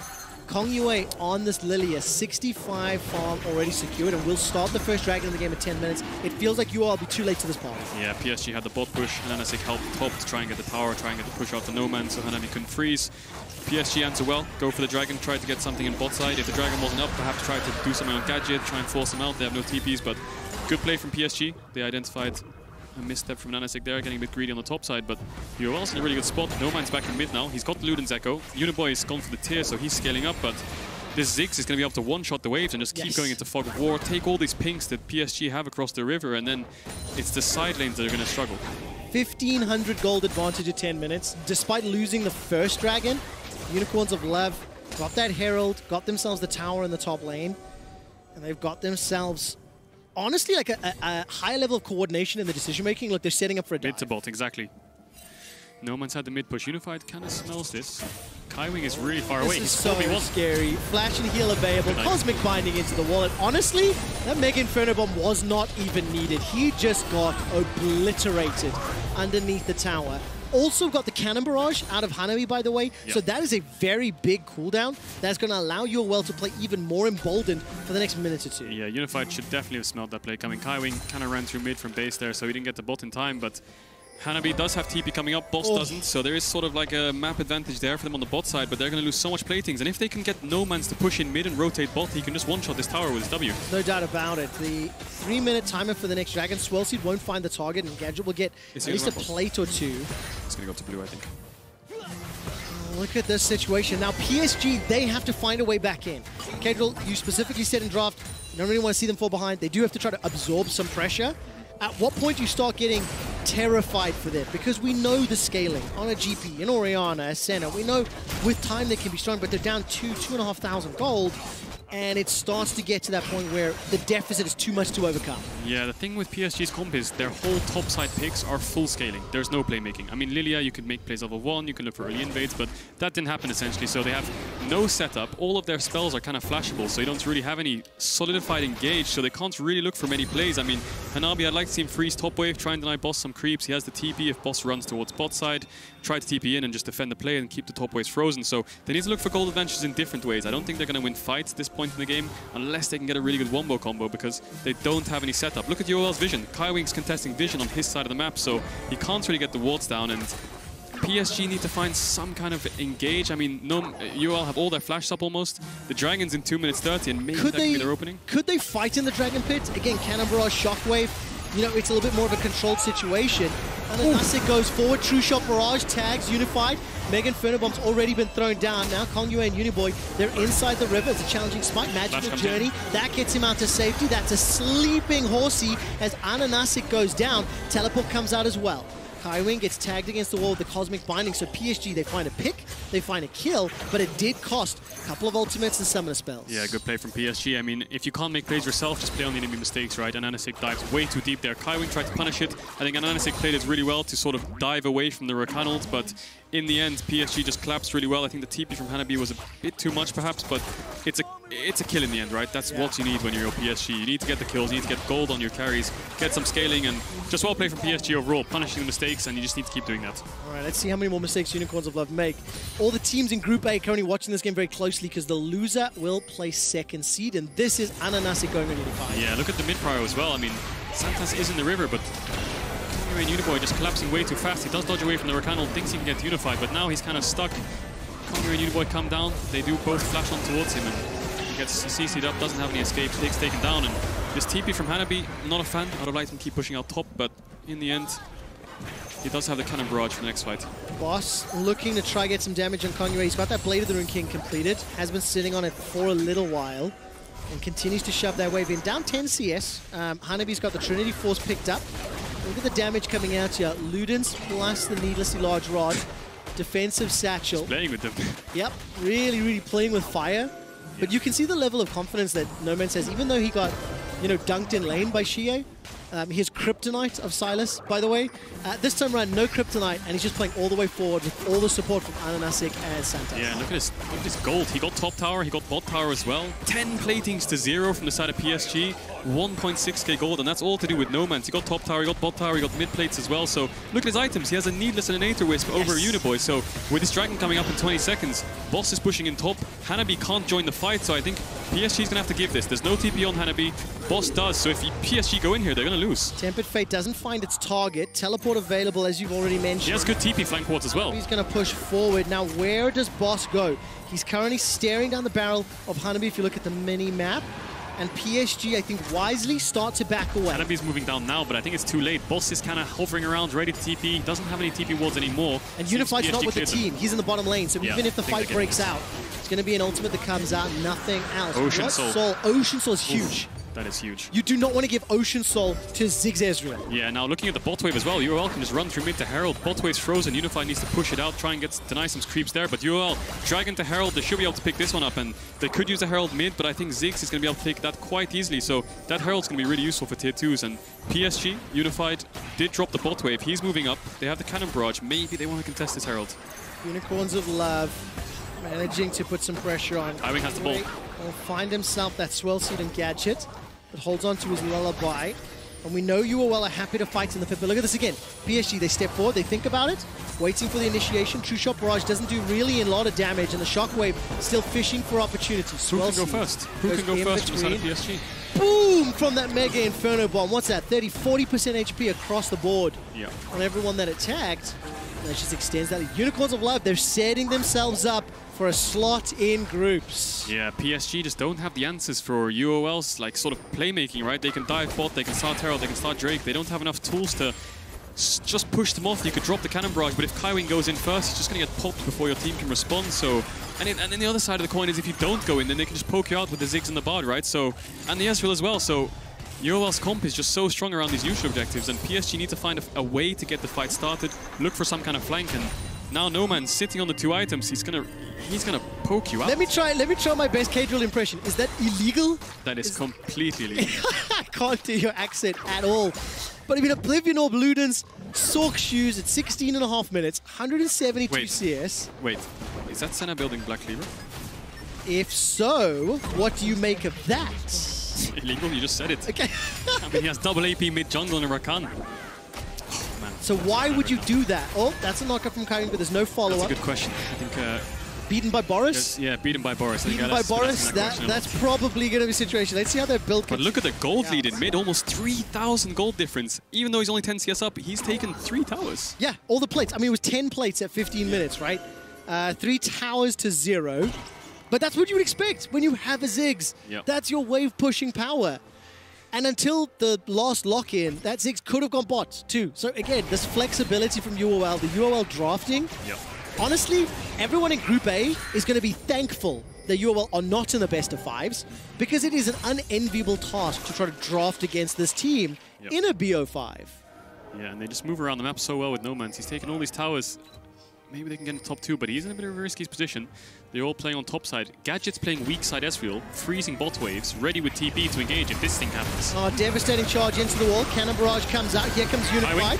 Dominance to buy some time. Fantastic charm from Kaiwing. The teleports come out. Tempered Fate will push PSG back, and now the 5-man stack are under PSG threat. have to fight this. The Shockwave's going to be huge if he can find a target. Still a 3,000 gold deficit, but look at the Unicorns. They are grouped up and stacked. Hextech Minefield slowing people down. Mega Inferno Bomb is available if PSG continue the siege, but they didn't.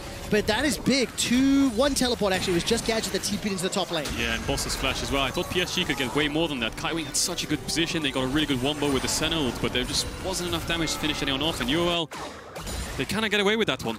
I think they could have lost a few members there for that play. It was too much, and Boris claims another victim with the Black Cleaver on Renekton. Black Cleaver on Renekton as well. Another victim. Oh, your Ziggs is so far ahead. I mean, look, one of the things that's interesting is I think that gold lead that you all have is what's accrued them that margin of error. Yep. You know, had they not been so far ahead, had Boss not been able to get the support so quickly, it could have turned, but it's 20 minutes in, 1 dragon apiece.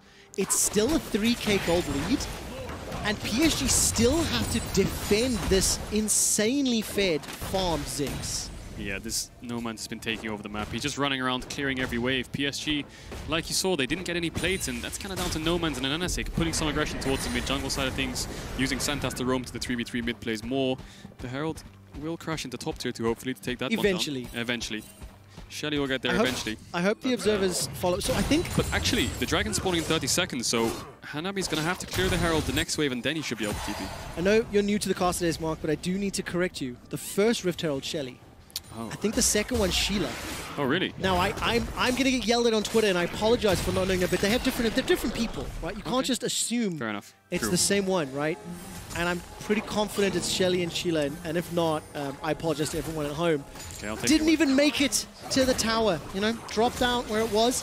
But let's turn attention to the third dragon. Ocean, Shockwave, that's going to throw him down into Gadget, and he's forced to run for his life. Yeah, I mean, PSG could cross-map here. They have a good top wave. They could have played for top tier 1, but Hanabi's moved all the way down here, so they want to contest the second dragon from the side of UOL. I'm not sure if it's the best decision. You can drop the second dragon, try to get some gold, get some topside vision, get the tier 1 top, but they're looking for a fight. They don't have anyone to face check, but Kaiwing doesn't have flash. Guardled. Tempered Fate doesn't find its target. Santas hasn't been able to have the level of impact that you would hope out of those Bard ultis, but No Man's bouncing bombs and those minefields have made it very difficult for PSG to push forward until they got mid-control. As soon as that wave crashed against the tower, they were able to step in. But look now, zoned away. True Shot Barrage, Mega Inferno Bomb, and they're too low to fight. And Anasik's looking for a flank here. Hanabi's out of position. He absolutely is. Devastating charge. Backwards, Cosmic Binding against the wall. He ate an orange, and it's okay, but not long until Onslaught of Shadows locks him down. Magical Journey to safety. That allows Santas to escape. And Boss is looking for a target to slam the Ruthless Predator onto. PSG lose 1, Unicorns gain control, and they'll look for the second dragon. Yeah, and when it comes to these dragon stare downs at the 15 to 25 minute mark, all you really care about in terms of gold is the side waves. UOL had a bot pushing wave, so they went towards bot side, they wanted to crash before starting Drake. And PSG's top waves bouncing into UOL, so they're bleeding resources top. They lost the bot wave as well, they lost the dragon, they lost Hanabi, so not a good setup from the side of PSG. I'd like to see more cross-mapping coming from them, because it's only the second Drake. You really need to fight the third and the fourth in general, especially on Ocean Soul. But now they need to fix top wave, they need to catch bot wave, and just re-establish some vision around this Baron. Well, we have a little bit of time before we see any contest over the division of the objectives. Quick history lesson for any of our viewers that are watching. The last time the LCL, it's the Commonwealth of Independent States League, was in the main group stage at the World Championship was 2016 with Albus Nox Luna. They managed to advance to the quarterfinals. Since the introduction of the play-in stage, Gambit lost to Cloud9 in 2018 in Game 5, failing to qualify. Last year, Unicorns of Love lost to Splice in Game 5, unable to qualify. And the Unicorns of Love are a Nexus kill away from being the next LCL team to advance to groups without even the need for a BO5. This is an organization that has lost at the final hurdle last year, that lost at the regional qualifiers as many times as they entered. Yep. And Unicorns of Love have got a significant lead and are in position to go to groups. Yeah, coming into this game, if they do win this and go to groups, Albus Nox made it to quarterfinals, so maybe you all can do the same. I mean, their performance in the play-ins has been pretty much flawless, apart from that one game. They did get a bit stomped. You could argue it was more draft diffy in the Driffy. I mean, they definitely will argue that, young man, because it's much easier pill to swallow. Yeah. But Rainbow 7 definitely showed up. So far, the only loss on UOL's docket. And I think, as you explained, setting up for Baron, setting up for the next Dragon. The fact PSG got the first Drake of the game, or at least got the Infernal Drake, it just buys them those 5 extra minutes to farm, those 5 extra minutes to try and find a mistake to punish. Yeah, and Gadget's playing weak side Ezreal again. He's a bit scared to catch top wave. He doesn't see Uniboy and Kongyue, but he has the TP, so they want to play towards the bot side. I think Hanabi doesn't have the flash, so No Man's, this Ziggs can just keep the mid push no matter what. Santas can run wherever he wants to. They want to play top side and punish Uniboy, or do they want to run bot side and get this tier 2 bot and punish Hanabi? They have the portal, so if he steps up too far, he can get engaged on, and PSG's hovering top side. Tempered Fate goes up. That's going to allow Hanabi to be the target. Teleports as well. Dominus already thrown down. Dawning Shadow and Cannon Barrage. Nearly 0 HP loss on the side of UOL. They get Hanabi, they get a TP, they get multiple ultimates, and now with a satchel charge, they get the tower as well. That was, frankly, beautiful. That is clean decision-making from UOL. Most teams, past 20 minutes, they play towards the Baron, they get the vision, they keep threatening the Baron starts, trying to pick them off if they try to face check around the Baron. But UOL swap it up, they put their Ezreal top, he's the weak side, he has the TP, he pushes out the waves. Nomans, it's a 1-3-1, he pushes in mid, and then they just go on Hanabi. He has no flash, he gets absolutely popped into the stun, into the Ziggs ult, and then Gadget, as soon as he sees Uniboy react to the TP, he reacts himself, so no matter what, it's a number advantage for UOL, and they play it really clean. 25 minutes into the game, Uniboy and Kongyue 2-1-0, 0-0-1. That might be their worst performance at this game throughout groups. Yeah, and you have to give credit to UOL because they focused them. They put pressure on those two players, Gabriel. Definitely, I agree, but I just think the tools that PSG have drafted for themselves here, there's just not enough to play with. See, the gold graph is very consistently going up, and Boss is always going to have the side push, Gadget's always going to have the side push, No Man's always going to have the mid push. As long as they don't overstep and get arrested by the weak side police, I think they should be able to get every objective. Arrested by the weak side police. I really like that one. Who else can PSG hire from the police force or whatever to help them out? Because yes, you have to punish mistakes, but when you're down 6k, there's no margin for error. Can they even fight this next dragon? Well, they're going to have to. I mean, Gadget is split pushing alone, so everything's kind of falling apart from PSG. They have no lanes of prio. Look at their vision. They have some wards scattered on the bot side of the map, but UL's playing top side. And NS6 hovering the bot side as well, so Hanabi can't push. No Man's is untouchable in mid. He has the flash, he has W, he can get away whenever he needs, and Gadget's just as safe as No Man's. So PSG need to find somewhere to target, put all their resource into it, but it looks like UL's going to do it first. Yeah, going to chase down as Blade of the Rune King slow onto Hanabi. He's eaten the orange. That's a devastating charge backwards. Rampage after rampage. They get themselves one kill. Kongyue will get some damage onto Boss. It looks like he may just about go down. Not yet. The shield comes out and keeps him alive. Uniboy finds No Man's. That's gigantic. And the shutdown. The overchase, the overcharge. That's another kill. The overexcited unicorns are taken down by PSG, and now Santos is running for his life. Magical Journey will buy some time. Cosmic Binding not needed as the Tempered Fate will lock up two. Here comes Unified. The lasso will not find a target, but the knockup will, and Kongyue takes him out. Gets the dragon, but at the cost of an inhibitor. But it's definitely worth it for PSG. You said it correctly. Just punish the mistakes, and that's exactly what they did. UOL went for the same play that they did earlier on, but Hanabi, he just about lived enough for Kaiwing to come in. Uniboy solo killed No Man's on the side, and now they're turning towards Baron. There's 20 seconds on Boss for his TP, 10 seconds on No Man's for his PP too, but PSG don't have huge amounts of Baron damage. Gadget needs to do something. The TP's coming in from Hanabi, so this is going to be another fight. I think Boss and No Man's coming in too as well soon. Believable. No ways Gadget can steal this. True Shot Barrage just came up, and available teleporters coming in. True Shot Barrage was sidestepped by everybody. No Man's Mega Inferno Bomb is available. It's invisible. He needs to throw something in. Mega Inferno Bomb inside the pit, and it is picked up by PSG. Ladies and gentlemen, if you're a fan of Game of Thrones, it may have just started. Boss is continuing to chase another down. Kill, another shutdown. Another kill onto Gadget. Now another one onto Boss.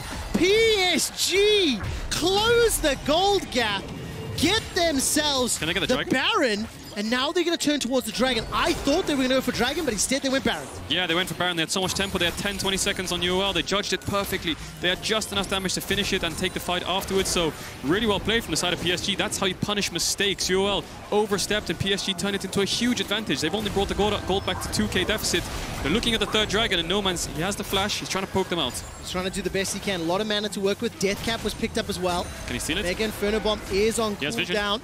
Onslaught of Shadows is available from a Nanasik as well. The Dragon will reset, but it's picked up Uniboy got it. by PSG. Uniboy 3-0-3. By the way, just after I flamed his scoreline and involvement, he and Kongyue find a massive way back into the game. Yeah, you just gave them the buff that they needed. I mean, cast a curse. The cast a buff in this case towards PSG, but the whole problem that UOL have now is not only have you thrown, you've given away your third Drake, you've given away Baron, so you can't play for that.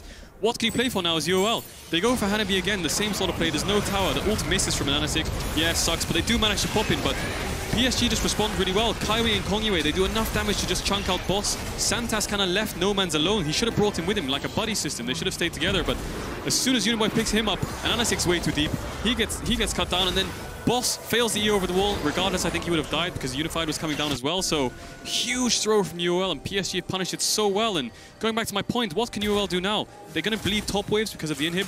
They can play on mid bot side, but there's no real objectives for like 4 or 5 minutes. And also remember, despite how much gold is in No Man's inventory, Baron Empowered minions are not going to care about his bouncing bombs.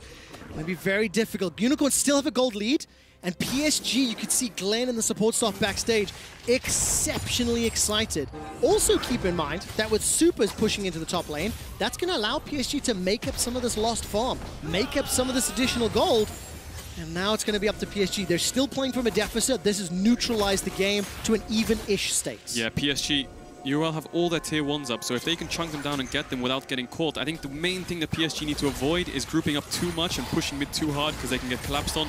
If they do that, they lose their Baron buffs and they've lost their lead that they've acquired from the throw. So poking and prodding at these tier 1s is exactly what they need to do. It's essentially free gold on the map, so PSG dropping sides there, making sure they get the mid tower. Now they need to catch the sides and just keep scaling. This Orianna is getting so strong. Absolutely the case, and those Mega Inferno Bombs, they need to find their targets. And Santas, Morello and Orianna. Tempered Fates, they need to find their targets. Morello and Orianna, is that good or bad? I couldn't tell from your facial reaction. Well, Hecarim and Renekton do have some healing. They have the Bard as well. I'll let it slide this time, but I think Leandri's would have been. So you think Boris is still smiling, but it wasn't a complete ripoff? Boris is a scam god, man. I'm telling you. Black Cleaver was completed by Unified, by the way, as it was on Boss. Ghostblade picked up there for Hanabi. They're looking for an engage. 30 minutes in, Santos looking for the Cosmic Binding. 2.5 minutes till the next Ocean. It is not for Soul yet, as both teams have 2 dragons. But with Supers in the top lane, Unicorns may be looking to shove the bottom and try get to that inhibitor tower. The biggest problem now is the inhib top they took earlier. Look at Boss's level. Level 15 Renekton. Hanabi's level 17 when he was the one losing lane. He lost his tier 1. He's come back into the game and Unified gets hit by the Bard ult. Tempered Fate, I think, was blocked by the Hourglass of Unified, or the stopwatch rather. There it popped just a second ago. Now Unified trying to get some damage down. They can't follow up. This is a 4v5. And Shockwave did everything they needed. PSG are back in this game. That was a 4v5. No Man's got hit by the Orianna ult as soon as the fight started, so he had to jump out. Boss also had to jump out as well, so Ananasik kind of ran forwards. He looked for the fight, but PSG is looking so strong. PSG coming back to win this game. Oh, man, I don't know. I don't know what's going on right now, but the whole problem that PSG have right now is the Orianna items aren't scaling items. He doesn't have Void Staff yet, he doesn't have the Rabadon. So although he is strong and he has caught up a lot, his AP and his stats aren't as high as they should be. But Hanabi level 17, Uniboy level 17, Kongyue is a level up, so they've definitely come back into this game. This is definitely anyone's game now. The gold's even, and PSG have so many tier 1s they can take. Now let's talk about the status of the game. 3-4 items being completed. It's a favorite question of any play-by-play around the planet. Scaling, late game tools. Do you prefer the options on PSG at this stage of the game? I would say UOL's comp, Renekton, Hecarim, Ziggs. These 3 champions scale towards the mid game, 2 or 3 items. I think towards the later stages they fall off a bit, definitely. Hecarim can be useful if he does get Spirit Visage, Death Stance, but they're very expensive items. Gadget is the late game insurance for the side of UOL. He's got the 3 items now. He's building towards something like some MR here to stop the Shockwave from taking him down, but PSG, Orianna scales really well. She's really strong right now. Kongyue, I think he's building towards something like a Random Wins right now or a Dead Man, so he'll be really impactful, and the GP of Hanabi is going to be insanely strong with that GP ult. So short answer is yes. Long answer gave all the context you wanted. I would favor PSG. 40 seconds until the Ocean break. And look at the vision, by the way. A fair amount for UOL to play with. They'll see PSG moving forward, but it is also 38 seconds to Baron. So PSG may be able to threaten that. I don't know if they've got the quickest Baron in the world, but as it stands, Unicorn's backing away. And remember, Cage will sit in the drop. No one to really place there it check. is. So you just initiate. That's the flash engage from Kaiwing. Finds the kill onto No Man's. A follow-up onto Santos as well. Why bother face checking when you can just hard engage? Boss stays alive long enough to scare Kongyue away. Slices, dices, and Unified manages to send him back. They can end. Are you mad? It's over. This could be it. They're going to be pushing into the base. 40, 50-second death timers.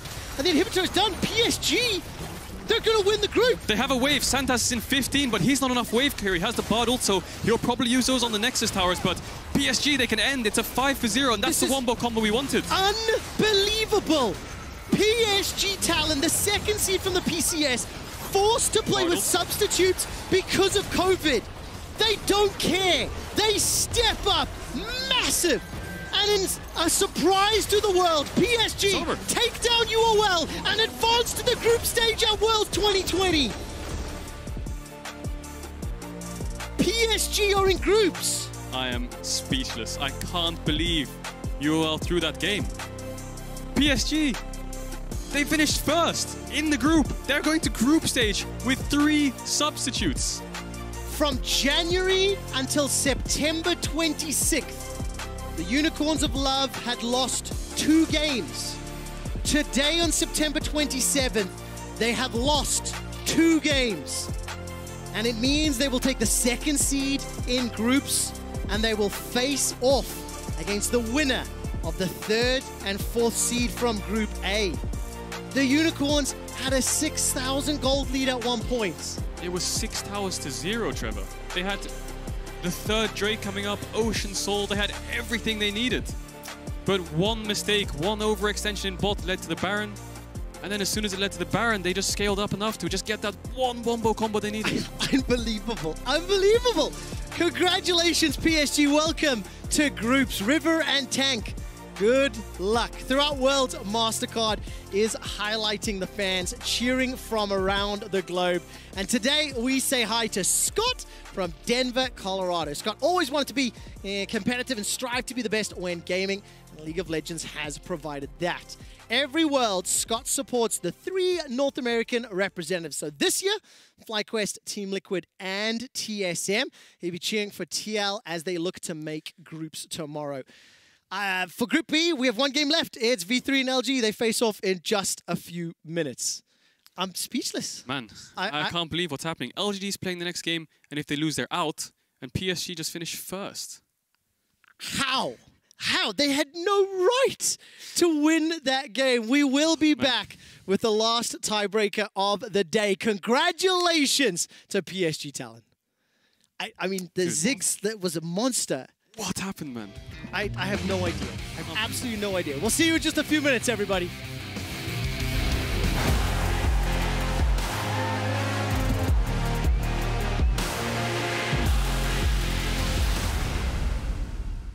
Hey Mercedes, legends run wild, each one unique, with astonishing power, unstoppable, master warriors, ready to compete. Seeking glory. We live it, we breathe it, we have each other's back. Together, we become legends, icons of a new generation.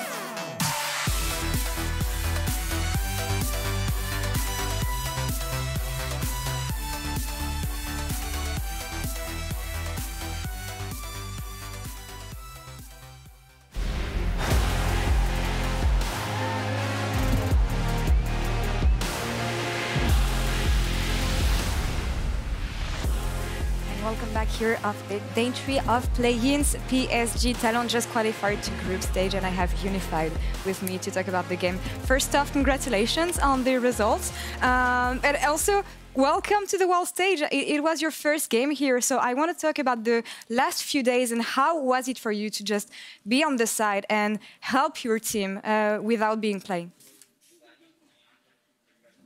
你好，首先呢，恭喜你进入世界赛，这是你打的第2场比赛，但是也是你第1天进入世界赛。然后想问一下，你在过去几天的话，具体训练了些什么呢？经历什么吗？就是这2天，在过去的几天，因为你在隔离嘛，然后可能没有参加比赛，然后具体干了一些什么呢？就打 solo queue 啊，然后就是在团练也没有很多次，所以 有点没有到很习惯吧。So for the few days I played solo queue in the 哪个服务器呢？小谷这边。In the China Super server, and I'm not actually pretty used to the this group stage. And how was this first day at Worlds for you? I mean, stepping in, also qualifying. I guess that you guys had to adjust to a new synergy, especially on the bot lane. So you coming back, what did it change today for the team and the way you're used to playing?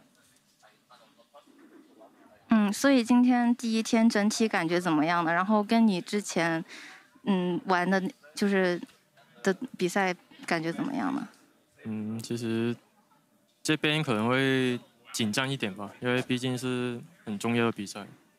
I think I'm actually just more nervous because I know it's pretty important games. And well, I mean, you had to play again here against Yoel. I know that they beat you the first time around, but you managed to win this time. So what was different? You were not playing the first time, so maybe it helped? 所以在 之前打 UOL 独角兽的时候呢，你们输了，但是这一次你们队赢了，可能是不是因为你的加入呢？你觉得你的加入对队伍有没有什么增益？其实我觉得差别不大吧，可能因为我们其他人对过他们1次，然后就了解他们的打法，所以我们就找方法去破解这样。Okay, so actually I think because other of teammates had experienced play against them, so we learn from it and finally just we get it. All right, well, it came around for you today. Thank you very much for the interview, and thank you, Jacqueline, for the translation. Now back to you, Machine.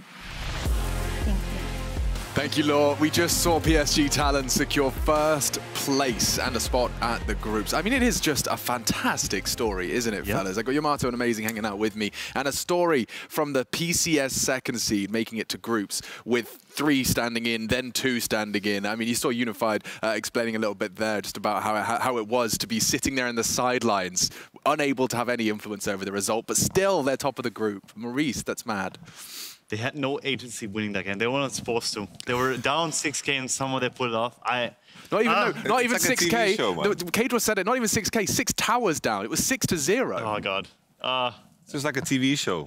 And now the second season is going to be even wilder because they are bringing in new characters and everything's going to be all shifted and we don't know how it's going to end. No, we really don't. The sitcom, no, it's not even a sitcom. What's the drama one's called? What's an EastEnders called? That's got a name. Come on, guys. I'm asking 2 English second language people here. What do they call them when it's a drama? A drama, I guess. Drama, Jesus Christmas. Either way, let's turn our attention to the second tiebreaker game as LGD and V3 are facing off in a direct elimination match. So we saw these teams clash earlier today. LGD came out ahead. What did we learn? Is this going to be just a straight copy and paste, or is there more to it? Orn. That's what we learned. Oh, I'm so sick of hearing it's so silly. Name. Like we keep repeating Orn and Orn and Orn. It's so silly. The Orn horn. That's what it's helped them. Yeah. Well, not these guys. Not LGD. Wait, no, this is an old draft. This is the Rainbow This is what we don't want to before. see. This is from where we were before. So don't worry, we'll get that one chopped and changed. The graphics have been misbehaving today. There's a couple of rats in the system. Orn is going to probably be banned. Yeah? Yeah. I mean, I'm down for a removal of that. Let's ban Orn. Orn is when no one gets it. Are both teams going to lose, or? Well, to be fair, V3 won without Orn. Okay, they had the Renekton, they had the Elise and the Zoe. They snowballed against R7, so maybe their chances are bigger because they seem to have a bit of a soul, at least. Yeah, LGD just feels soulless. It felt like when LGD had no Orn, they were really isolated in their play. They seemed really disenergetic. There seemed to be like no execution whatsoever. So I do think that V3 may actually have a shot. God damn. So the LJL boys, it is V3 carrying the hopes of the LGL, and a win here earns them a shot at Rainbow 7 in the knockout stage. So just to reiterate, so everyone's on the same page here, one of these teams will have their hopes and dreams of Worlds crushed today in a best of one. Yeah.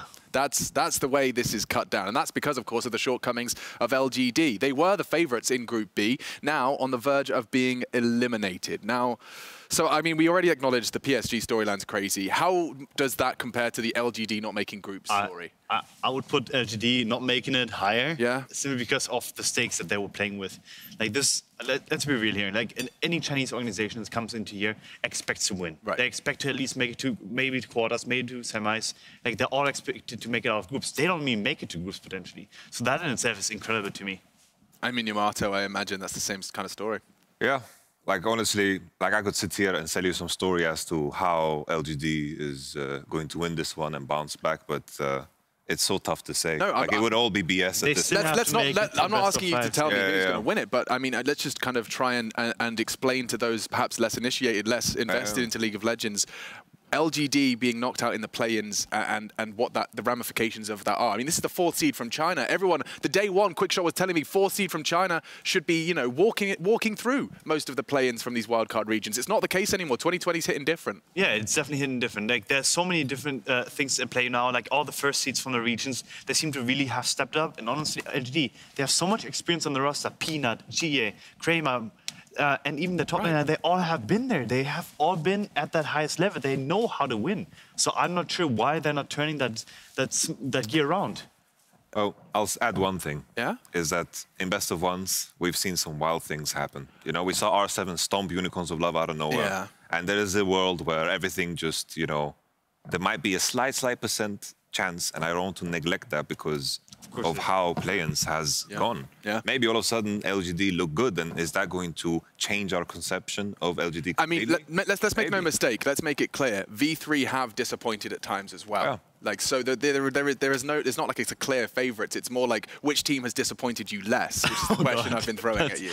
That's dark, yeah. It is dark, but I don't think you're not here to argue with me, thankfully, because I'm not ready for that kind of fight. But either way, LGD, they went into the play-ins as clear favourites, but now they are on the verge of not even making the group stage. Can V3 do the unthinkable and eliminate the LPL Titans? We'll find out after the break. For the memes.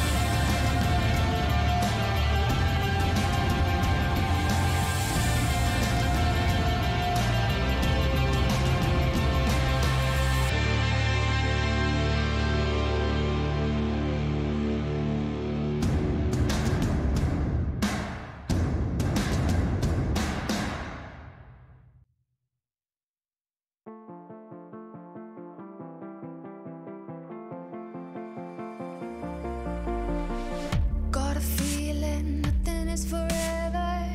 Keep your voice low. The sun is high, but I wish I could bathe in the moonlight. Ooh, this is it now. Come out of the shadow. Make the walls fall. Memory is headed for disaster. Heart is beating slow. I hear the words, I see the ghost of laughter in the afterglow.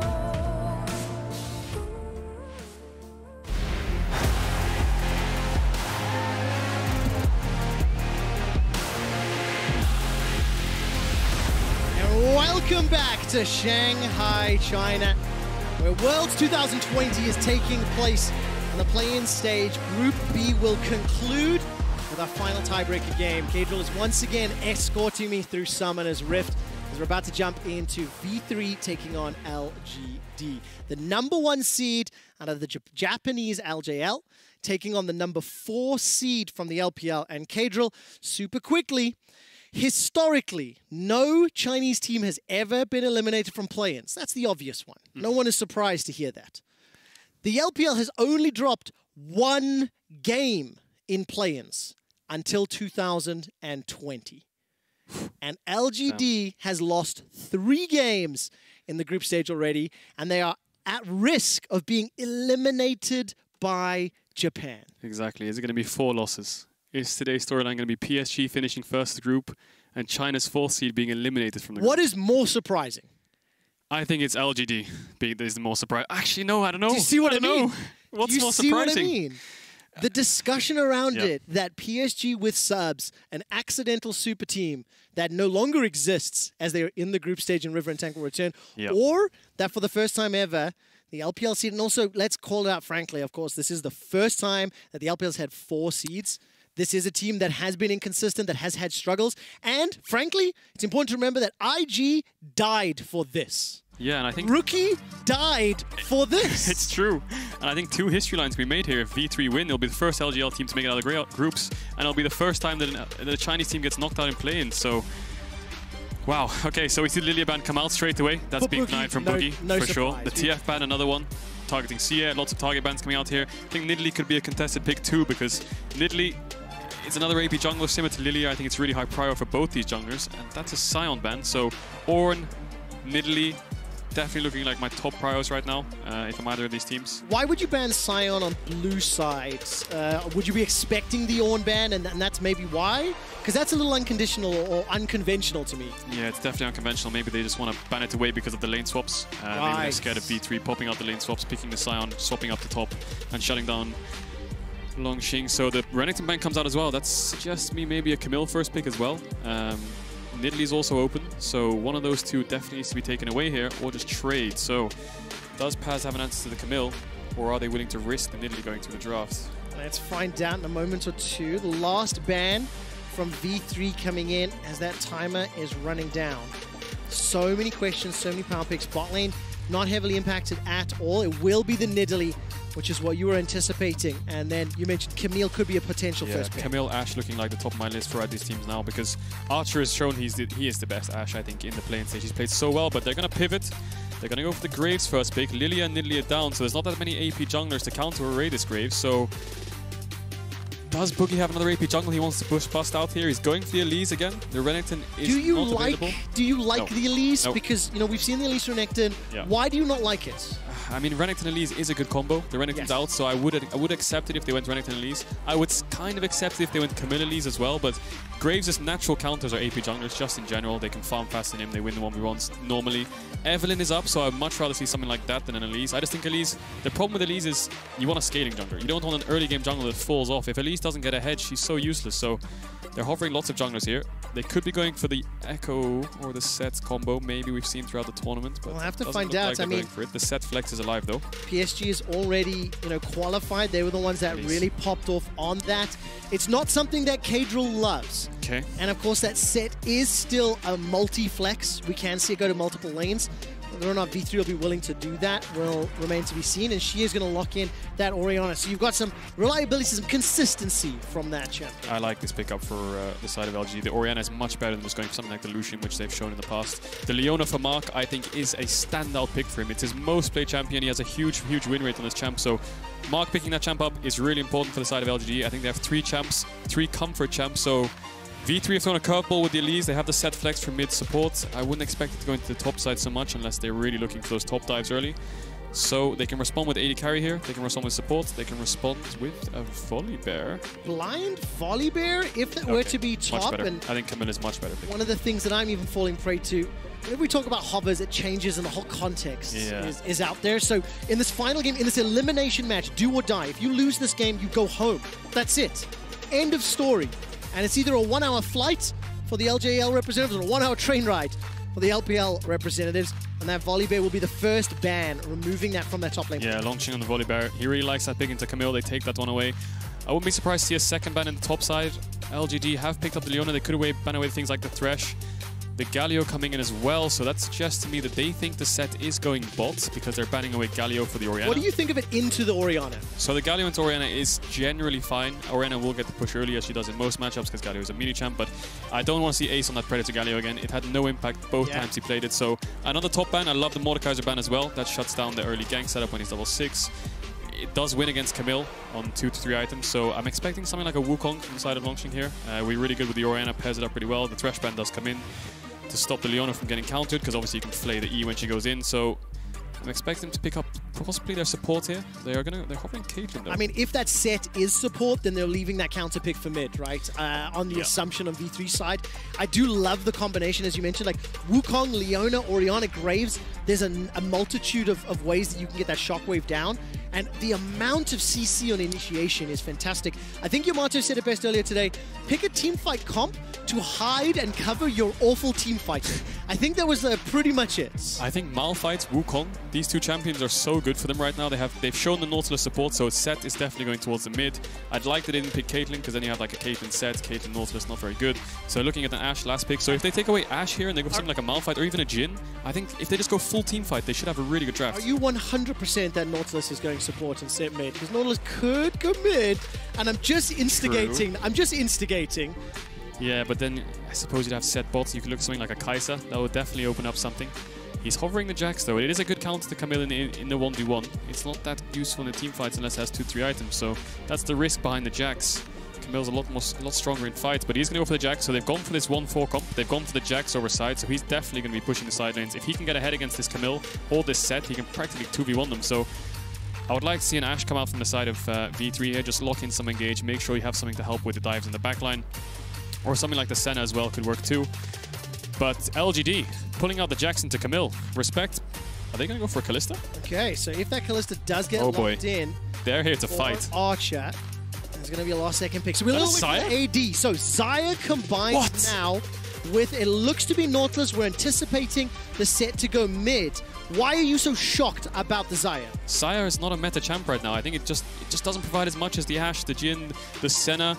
It is really strong at 3 to 4 items, I will admit that, but it's only really strong paired with the Rakan, so Xayah without Xayah Rakan is not really super meta right now. If there's lots of AD bans, maybe it's good on a 4-5 for blue side, but Xayah without Rakan, especially in a game where you will get knocked out if you lose, I think it's a bit of a risk. It's even bigger than that. When I take a look at the entirety of LJL Summer, Archer has a grand total of 0 games on Xayah.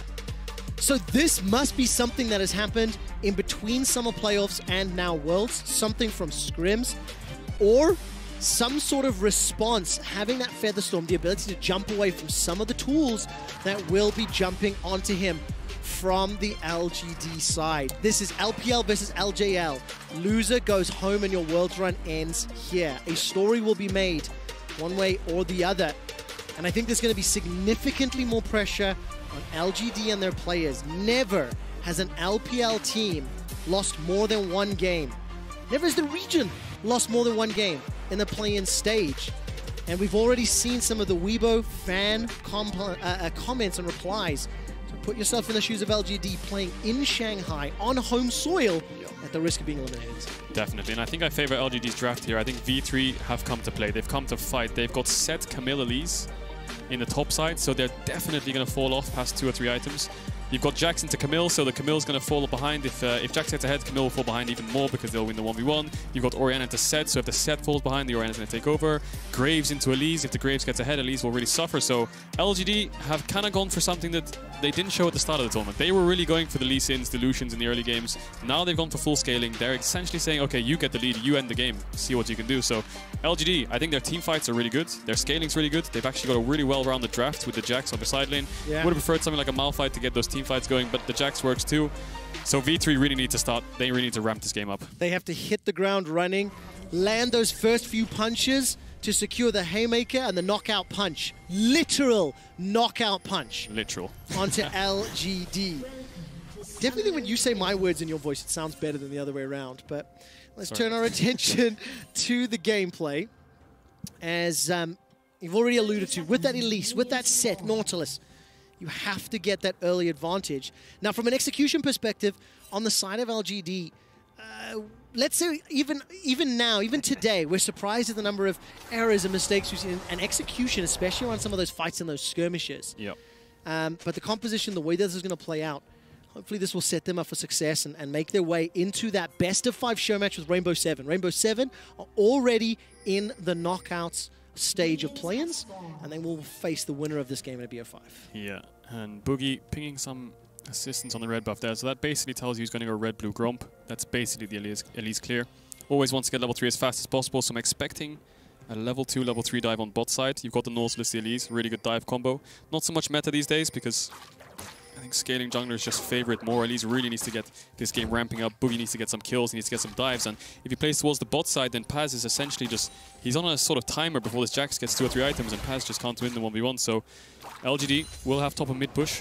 Perhaps they won't have the bot push because of the leash, so Boogie needs to get this stacked wave going, he needs to get the dive going. The thing I do like about that bot lane dive, if Boogie goes that route, into a Jhin and a Leona, those are low mobility champions. And if you're able to combine the Blade Caller, the Dredge line, the Cocoon, there is so much hard CC from Elise, Xayah, Nautilus. It has to connect. And Kedril, you've already highlighted, it has to get V3 ahead. Yeah. That blue, going to start the Gromp in just a moment, and looking at the wave, it does look like it's slowly going to be pushing towards LG. That grenade will do a little bit of work here, but going to be risky. If they go for a level 3 tower dive, the repel can help, but boy oh boy is that scary. I don't know if LGD have the information as to where the Elise started. I mean, Peanut needs to backtrack. He needs to come back to bot side so he can cover them, because he can see top, there's nothing really to be done here, so I would love him to do Wolves, go towards bot crab, contest that, he has mid prio, but as we said, LGD, the solo lanes have the push, V3 have the bot push. Yeah. Boogie is backtracking himself as well, so he could catch Longxing off guard here, but I think going towards bot is the play. All right, not going to be the moment, the call for the moment. I loved seeing Paz, by the way, use that hook shot to get out of range of the counter-strike, jump right back in, landed a precision protocol to the face of Longxing's Jax. Both junglers near the chicken camp on V3's side of the jungle, and Peanut with that shotgun will be clearing out the wave. That's the smite secured on at least the big raptor. Boogie and Peanut just standing side by side. Gentleman's agreement. There's no need to fight now, so let's just back away, and Peanut will wait to see where Boogie goes, doesn't step into the river. Yeah, now LGD's wave is bouncing, so they don't have to really be afraid of Boogie. Unless he sprints to bot right now, he's going to go towards the bot crab because Peanut's going to go towards the top crab. All right, there's the auto attack onto Mark. Dredge line will pull him backwards, not going to find the route from the Xayah feathers. And at the end of the day, a fairly even trade, maybe a little bit LGD favored as it stands, and the wave continues to push in. But here comes Boogie. Like, is this a mandatory, like you must dive? Do you think it's that serious? That's the thing when you play on Elise, you're on a timer. You need to get the lane snowballing, you need to get yourself snowballing. So the fact that LGD have avoided the Elise level 3, level 4, they're not going to be too scared on the lanes anymore. And if Longxing can keep this top push up, he still has the TP. He did get a cheater recall off, so he has the Doran's Blade and the Corrupting Pot. So he's definitely favored in this lane phase. Boogie looking towards mid here. He has the Cocoon, cleanse. not going to happen just yet. Shia flash cleanse, by the way. So even if he were to be caught by the Cocoon, got the tools needed to get away. Phase rush as well. Cocoon connects, but there's no real threat. The wave is pushing into him, so he's low on mana, and he'll want to back soon anyway, as Paz gets jumped on and loses out that trade to Longxing. Yeah, now Boogie did get Ace. He did help Ace get the mid push, so now Ace will get the first base. Shia doesn't have TP. He'll be first back to the mid wave. So if Boogie can pair up with him and look for something over sides, then that'll be very, very good because he's going to have a lot of tempo in mid in the next 30 seconds to a minute. But Longxing jumps in and Boogie's around. He's coming towards the lane. That means Counter-Strike and Leap is on cooldown. No TPs. Very big minion wave to deal with. Boogie's going to step forward. Level 4 v level 4. Forces the flash. That's a successful gank. You need more, though. You need to repeat that. You need to get kills. You need to snowball. That is what Japanese representatives are looking for, and Paz will complete that TP. Take a look at the minimap, by the way. Paz is going to teleport in. Mark on his Leona running all the way north. He loves to do this. This is what we see in the LPL. Level 1 fights, level 2 fights, straight into the top side. Top wave is pushing into Paz, so Longxing needs to push it out. He does have the TP, so he can eventually come back. He has a ward in the river too, so Mark can look to pair up with Peanut now, because Kramer can just catch this wave, because V3 don't know where Mark is. Mark hasn't actually shown yet, so they can't pull the trigger on the bot dive. Kramer catches the wave for free, so they have a lot of topside control as well. So just good play here. Looks like they're going to start a dragon, because maybe they identify the top waves pushing in. They know Peanut needs to go there to cover it, so maybe they can sneak a dragon. Paz, not access to Hextech Ultimatum yet. It looked like Peanut and Mark were making their way up top. Quickly touch on itemization here. Ace goes back with a Balmy Cinder. He's already had that door and shield. Cull picked up for Archer. In my head, if you want to be accelerating, you're going to be running the game, like pushing forward, is Cull the right call? Well, Saya as a champ it's not super active in a sense where you can just pop an Ash Arrow and start the engage, right? She's really reliant on the Nautilus, for example, or the Elise, the set diving in and her following up. And Saya's not a champ that spikes on one item like a Bladed Ruin King. She really needs 3 items. She needs S3 variety, she needs attack speed, she needs all these items to get some crit going, and then she can start making the plays, flashing forwards, getting the ults in. Okay. Boogie is going to get this bot grab. He has some bot push. Ace is level 6, so starting the Strake wouldn't be the worst. There's no TPs on either side, so looks like he's considering it, but it looks like he started it, definitely. Look at the vision, by the way. LGD, multiple wards defensively around the Dragon Pit and offensively around V3's red buff.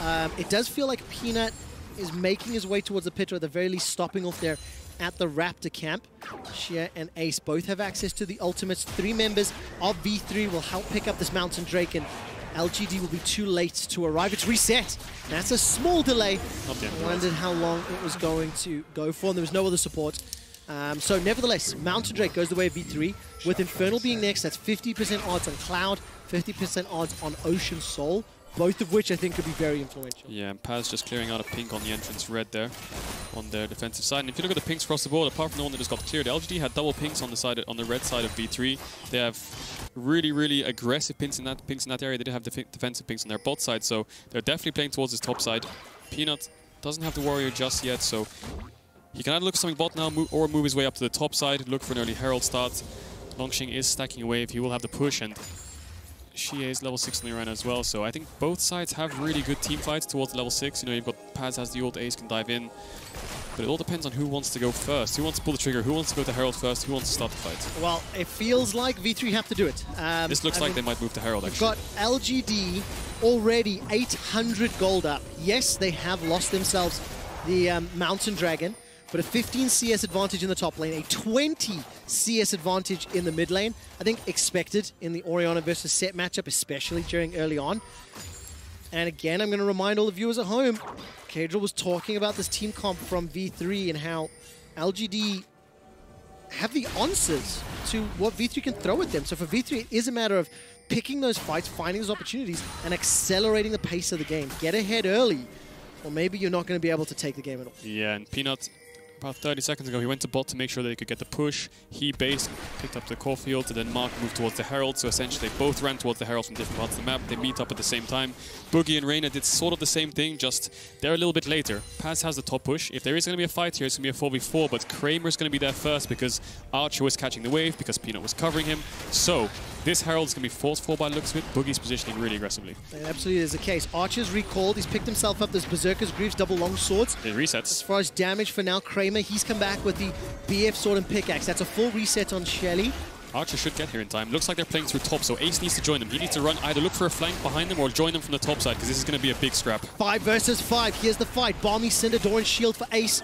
Comparison to Doran's ring, as well as the Amp Tome. That's a lot of damage already. Ace is going to go in, manages to throw down the ultimate. The shield will buy so much time. Oof. The shockwave catches 2 from V3, but the chase is on. Nobody dies just yet. The curtains are called, and the tags are firing 2 and 3. That's the interrupt, though, onto Kramer. As the Paz has managed to find his way into the back line, but he's followed in between 4 people. The blue buff may just be enough to help, and it's Peanut that gets first blood, and the Rift Herald still stands. Yeah, definitely. That was a pretty big fight. Lots of good mechanical plays there. The engage from Ace was good. The follow-up shockwave from Shia to deny the sort of the aggression that they had there. I mean, the Nautilus hook missed from Reyna. Boogie jumped in, but he had to flash out, so felt like they were overcommitting way too much into LGD, trying to get a pick onto Mark or trying to get an engage onto Kramer, but they blew their summoners, managed to get away. The curtain call came out, and then Longshin came from the top side, because they basically initiated a 5v4, and it worked for them until he rejoined the fight. So LGD, they've picked up this Herald, definitely want to use it for the Jax, because if Longshin can get ahead on this Jax, it's going to be such a good spot. So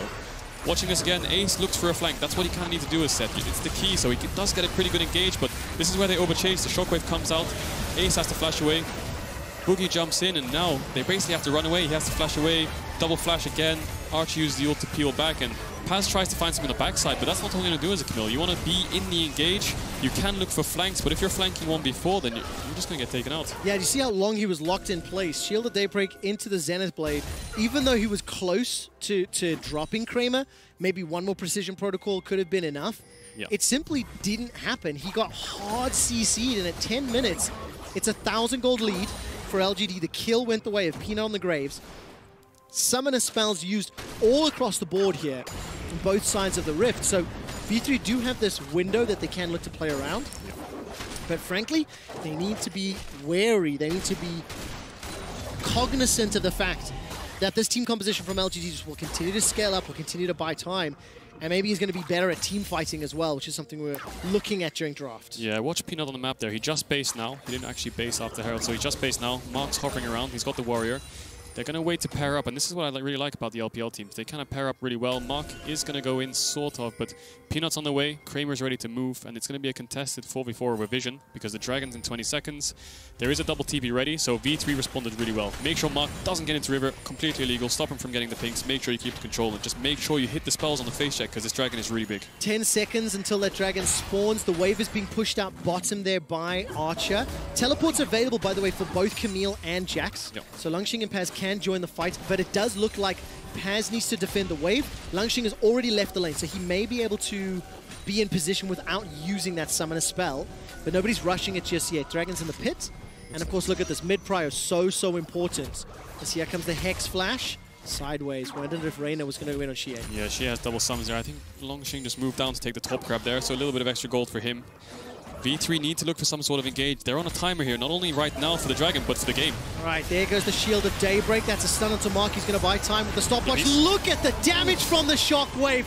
2 quick kills for Peanut. Paz TP's in. The Showstopper comes down, and Xie finds his first of the game. Paz is locked inside the baby cage, and Kramer sends him to the fountain.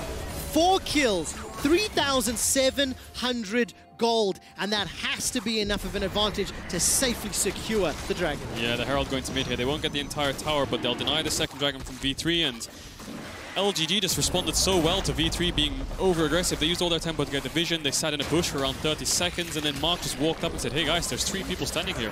Let's collapse them. And they did. The Shockwave came out, hit 2 people. Peanut got his combo on 2 as well, so 2 people got instantly popped. The TPs came in, but it was just too late.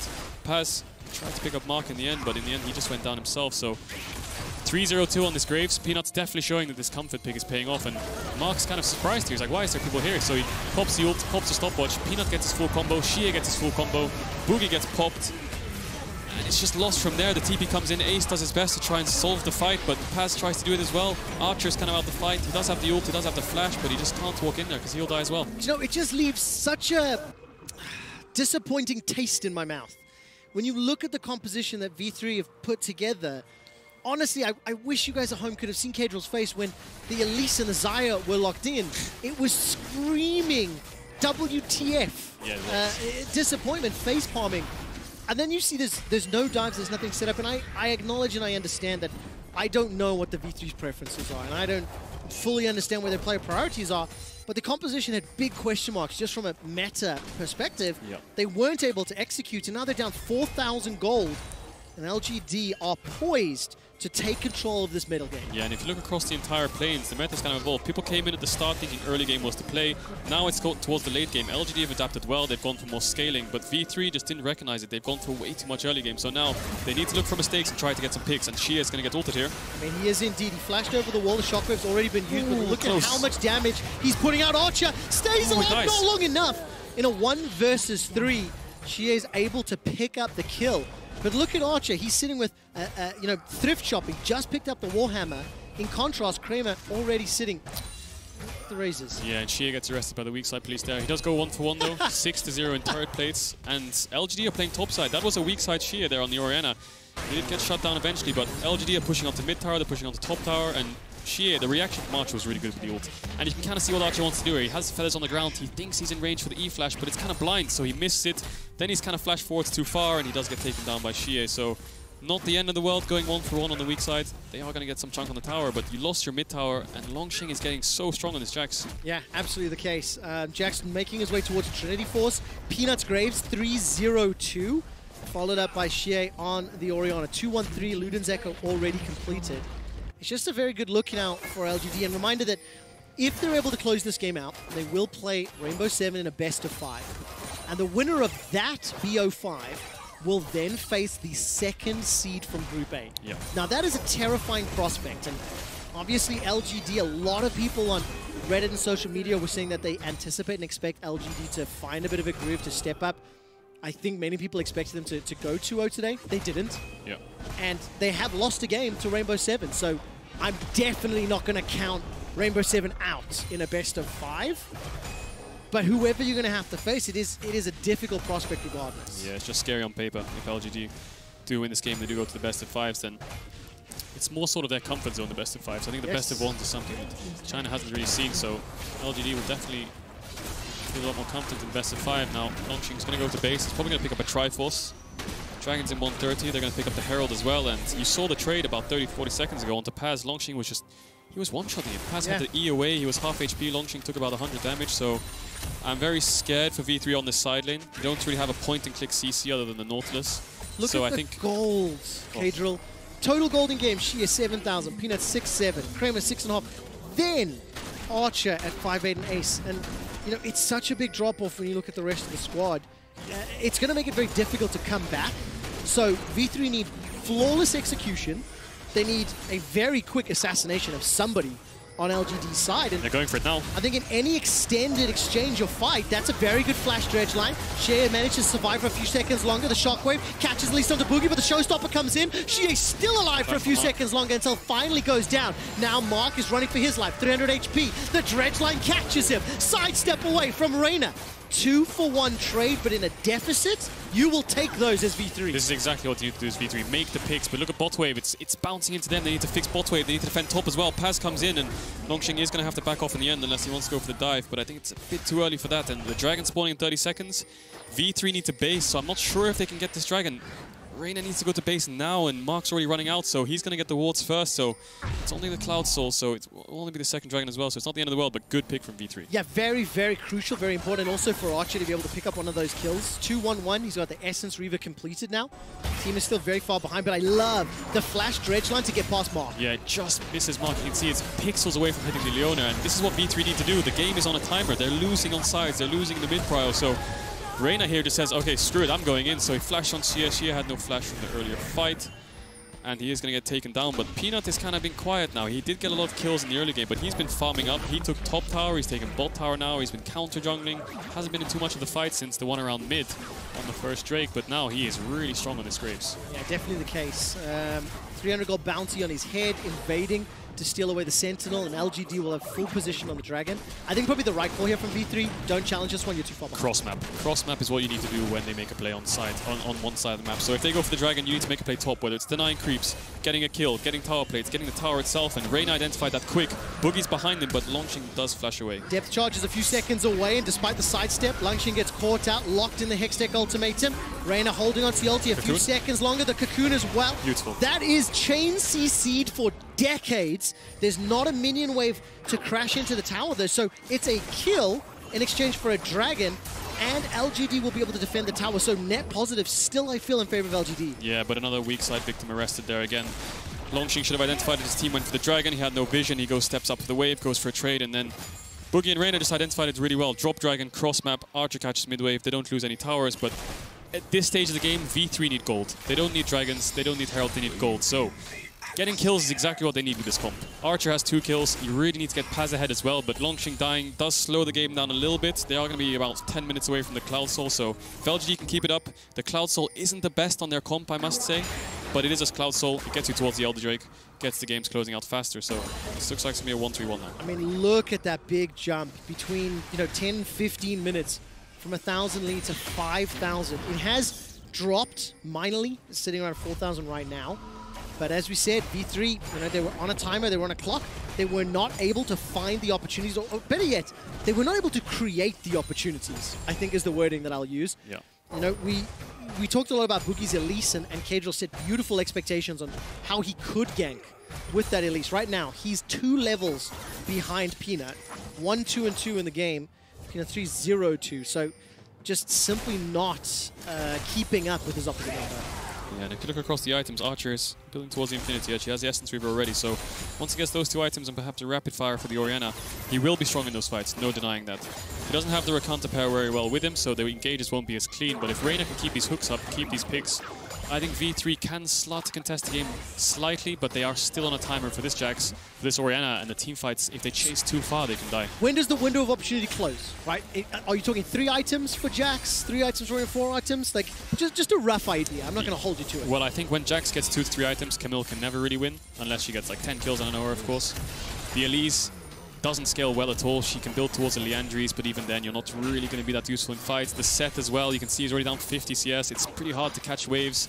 He's just going to get poked out as well, so there's not really much scaling options on the side of V3. Unless Camille can pick up some kills and Archer can get some more items, I don't see them being able to contest the fight as much. So if we get to the soul point on Dragon, pretty much tickets for V3. Yeah. Like, it would require a monumental throw from LGD to, let the composition of V3 back into the game. Yeah, I mean, just based on the gold lead, 5,000 gold, it's a lot, but it's not the end of the world. But looking at the comps, it's not like V3 have any sort of tricks up their sleeve or any sort of power spikes that are going to change the game. It's really only Archer with the 3 items, or Paz if he can get the death stance, look to solo kill Kramer in the fights. But if they can keep up the picks, there's still room for hope. Okay. But they just need to keep finding them, because if they don't find one in the next couple minutes, I think they're just going to slowly bleed out. 2 minutes until the next Dragon. Infinity Edge was picked up by Kramer.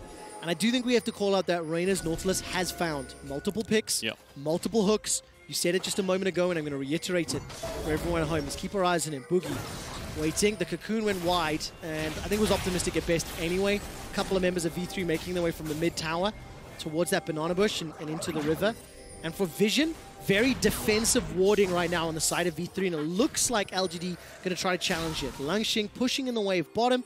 We've got Kramer pushing in the wave mid, so they're just setting up. This is Dragon objective control by the numbers. Yeah, I mean, the Dragon spawning in 1 minute, so getting deep vision before that is crucial. Pushing out V3, making sure sideways crash, mid-wave crashes. So on the opposite side, V3, they're trying to make sure top waves are pushed out so they're not bleeding waves if there is like a Dragon stare down for about 30 seconds. So Ace kind of push out this wave, probably can look to base and rejoin his team. Archer is also basing, just picked up the IE. So everyone's coming out of base. They've basically got the items they need for a 22-minute fight. Just V3 need to get into their jungle on the bot side, sweep out these walls, try and get some sort of mid push, and then choose. Do we go through mid to fight this? Do we go through bot to fight this? Or do we just flip Nash? Ooh, there's an interesting concept. Take a look at Ace, by the way. He's got the Dead Man's Plate, got the Sunfire Cape, so definitely going just frontline on that set. If he can buy enough time for Camille at least to maybe jump onto a... They're going to engage on this mid-wave, I think. We'll have to see what happens. 26 seconds until that Dragon spawns. Xie steps forward, Command Attack goes out, and Archer steps dangerously close. Luden's Echo as well as Banshee's Veil for Xie, and it is V3 that have a little bit of positioning in the river, but they've lost mid-control. Yeah, look at their solo laners. They're both on the side. Ace and Paz are looking for some sort of flank. They're looking at Xie. He lost the Banshees. He has the Summoners as well, and Longxing's pushing in top, so the carries of LGD need to be really careful here. They're trying to spot them out. The Jin traps coming over the wall. So they're fighting over vision. So clever from Kramer, realizing the potential threat, having not seen the solo laners. That's a route onto Reina. Dredgeline goes up. Mark is the target for now. Ace is looking to maybe use him as a showstopper delivery into the back That's line. a big ult. LGD are now pushing forward. No Nautilus engaged. He was one of the playmakers we need to watch. Every ult available for LGD. V3 peel back to the Dragon, and they're setting up for another But look at the build. side waves. They're bleeding top waves as well. They need to fight. All right, there's the repel up. What goes up must come down. No engage just yet. Mark holding on to the solar flare. He's already committed the flash, and Longxing is now pushing Paz away. Ace has come to help, and take a look Watch at that the ball. command attack. Yep. It's so scary. Reina will not be able to pop the Banshee's Veil from Xia, and Paz is taking so much damage from the rest of LGD. Ace forced to use the ultimate just to survive. Gets a shield for a few extra seconds. He's already down. The setup took too long. The lack of engage did not help, and the shockwave was fantastic. Xie goes down, but it sets up a triple kill for Longxing's Jax, the third Dragon as well. And Boogie runs for his life. 7,000 gold in the lead for LGD. And I think that's going to be all she wrote. They can get this Dragon, they can move towards the Baron if they want as well. And Ace was really looking for that flank for about a minute. He still couldn't find it. Reina thought he saw a window of opportunity. He popped Nautilus ult. They backed off, and if you don't have that ult for the fight, you're really going to struggle. So they are going to start up this Baron. Longxing does have the TP. Paz has the TP to respond, and Boogie's going to be in the area for a steal. Jin doesn't have the biggest amount of Nash damage, but Longxing should be able to take this. Has the blade, has the Triforce, so no flash for Boogie. Steal this. Repel is available. He's got one more control ward. And we'll getting be a able bit to risky the longer it sweep out takes. the Tri-Bush. Now, with that Venomous Bite and Smite, there is a possibility. I'm going to hold my breath because I don't think it should happen. And if LGD could turn to focus him down, Baron goes low, easily secured. The rest of V3 arrive for a potential fight. Can they get so many stragglers? It is such a gigantic deficit, and Mark is not even going to go down. Zenith Blade connects onto Paz. Reina dredge lines onto the wall. But that's another death to Paz. 0-4-2. V3 from Japan have lost all fighting spirit and power. It just feels like they have been outclassed this game. They were outdrafted this game, and LGD one Dragon away from Seoul. With Baron empowered, they will look to secure the 4th seed in playing groups. There's another engage here from Ace. Let's see what damage they can do. Decent onto Mark. Another fantastic shot from Chia, but Archer, he does have the eye edge. He does have the Essence Reaver, and he was able to find a kill. Boogie goes down as well, and Archer sidesteps everything from the curtain call. So as it stands, LGD, they still need to get over the hurdle, but 10k gold lead, they have the tools they need, Mark. Yeah, and Peanut and Kramer didn't actually base for that fight, so that's why V3 really wanted to start the fight even after the Baron got taken. So I think it all comes down to positioning here. Ace and Paz have been holding hands for the last minute trying to find a flank, but Paz runs away, Ace goes in, miscommunication. Now Ace kind of has to go in no matter what, so he does ult in eventually. Not that great, uses the W to try and survive, but as soon as he's dead, Paz tries to go onto Xie, does flash on him. They do make a call to go on him, but he gets an amazing 3-man shockwave there and just about gets taken out. But yeah, this is basically a triple kill for the Jax. He's building towards the Death Dance. He's got Baron, almost a Cloud Soul as well, so it's looking really rough for V3. Yeah, so difficult. And then on the flip side, let's talk about LGD a little bit. You know, this is the 5th game that they have played. Obviously the 4 regularly scheduled group stage games and now the tiebreaker. This is a slightly different look. It's patient, it's clean. Yep. Their team fights have been fairly controlled. Like, when I saw that Dragon setup, I had PTSD thinking about LGD's previous Dragon fights, where they butchered it. You know, where Kramer stepped far too forward in a 5 versus 4 and like throws the Dragon. Yeah. We're not seeing that this game with the pressure so high. Just a few mechanical misplays overall. Just CA misstepping the mid wave, gets taken out, lost his Baron buff, so now these waves on top won't be buffed as much, so they're bleeding waves top rather than being able to buff them up in this 1-3-1. But it looks like if Xie can just push the waves and join his team in mid, and Longxing can just keep pushing the sides, they need to be ready to react, because if V3 look for a pick over side, they need to be there first. So Mark and Peanut hovering around just to make sure he can hit the tower, and then Xie needs to be safe. That's kind of how it works, right? So the jungle support and AD will help Xie get the push top, and Longxing needs to be patient when they go to bot, so Longxing can get the tower, then Xie needs to be safe. So it's sort of like a seesaw effect of getting the towers. Well, there's the dive there onto Peanut. He's able to get over the wall. The dive follows through with a showstopper. Shockwave comes out, catches two. Peanut finally gets taken down, and that is a shutdown. Archer has the rapid fire cannon completed, is trying to chase onto Mark, but here comes Lung Xing. That's a recall coming out from Paz. He may not be able to complete it. The Featherstorm gets a multi-man route from Archer, but he's got no flash, he's got no heal, he's got no chance, he's got no life. Lung Xing is on a rampage. 3 for 1. On a fight that V3 started, and LGD are pushing into the base. They had to look for a pick. All the waves are pushing in. There's no more Baron buff for the side of LGD, but they've got huge waves pushing in bots, huge wave in mid, and Ace does just about to get away, but it's going to have to be a 2v3 defense. Can they defend the Nexus? This is absolutely crazy. Ace versus Paz will not be able to stop it just yet. Kramer and Shie turn their attention to the inhibitor. Safe, controlled, and by the numbers. Yep. I was building up to what would be the final siege, and LGD back away. Don't make a mistake. Don't throw it out. And with 40 seconds to the soul, this is the right call. Imagine how much flame LGD are already getting for their performance from LPL fans. And imagine if they were to throw it at the Nexus Siege when a soul was 40 seconds away. So just like kudos UL to did, them. That's, almost. There we go, right? There we go. Yeah, so Archer has picked up the rapid fire. He's got the 3 items, but V3, 12k down. They're going to lose this Cloud Soul as well. And Longxing is such a problem right now. No one can really match him over side. She is huge on items. Kramer's been sort of scaling quietly, using the curtain calls in most of the fights. And if V3 drop this, what can you cross map? There's nothing to do. Tier 1 top at 30 minutes doesn't really do much. So Longxing can go towards top side, push in Tier 3. And he has TP if they ever want to contest on the bot side of the map. So LGD have a clear win condition here to end the game. Let's see if V3 can mess it up. Well, that's the plan, and whether or not LGD can execute. I mean, at the end of the day, it's such a gigantic mountain to overcome. Mark will throw out the solar flare. Boogie forced to flash away. The curtains are called. 1, 2, 3, and 4 will tag. But there's just not enough follow-up. And that is a very, very beefy set, by the way, nearly 3,000 HP. The Spectre's Cowl to complement the 2 armor items. Yeah, and most of the time when you have 2 inhibitors, every team is like, let's just go 5-man top and end. That's not really the case. You want to have 1 or 2 people in mid to push in the waves, to sort of like herd the waves in, make sure they crash on the Nexus towers, have 1 person hovering in between, which would be Peanut, and then have 3 members on the top tier 3. So if you want to watch Longxing, he's going to run with the waves here. So it means V3 not only have to respond to the waves, they have to respond to him too. Well, let's see how LGD finish off this final siege. You've got Peanut moving mid. Longxing bottom. He's going to usher in 3 super minions onto the final Nexus turret. This is such a difficult situation for V3. They're on the verge of being eliminated. So much damage onto Longxing, and he's blown up. Archer's been able to pick up the kill, but remember, all those supers are still hammering away on the Nexus turret. Featherstorm goes out. Blade Caller comes back. Nobody from LGD is rooted in place. That shockwave is gigantic. The stopwatch will buy some time there for multiple members of V3, and Ace is inside the back line. Mark still has 1,000 HP, and Peanut continues to push forward. Kramer untouched in the fight. Shia low on mana. V3 live to fight another day. I think that's a mistake from Longxing there. He just went way too far. I mean, V3 were moving first.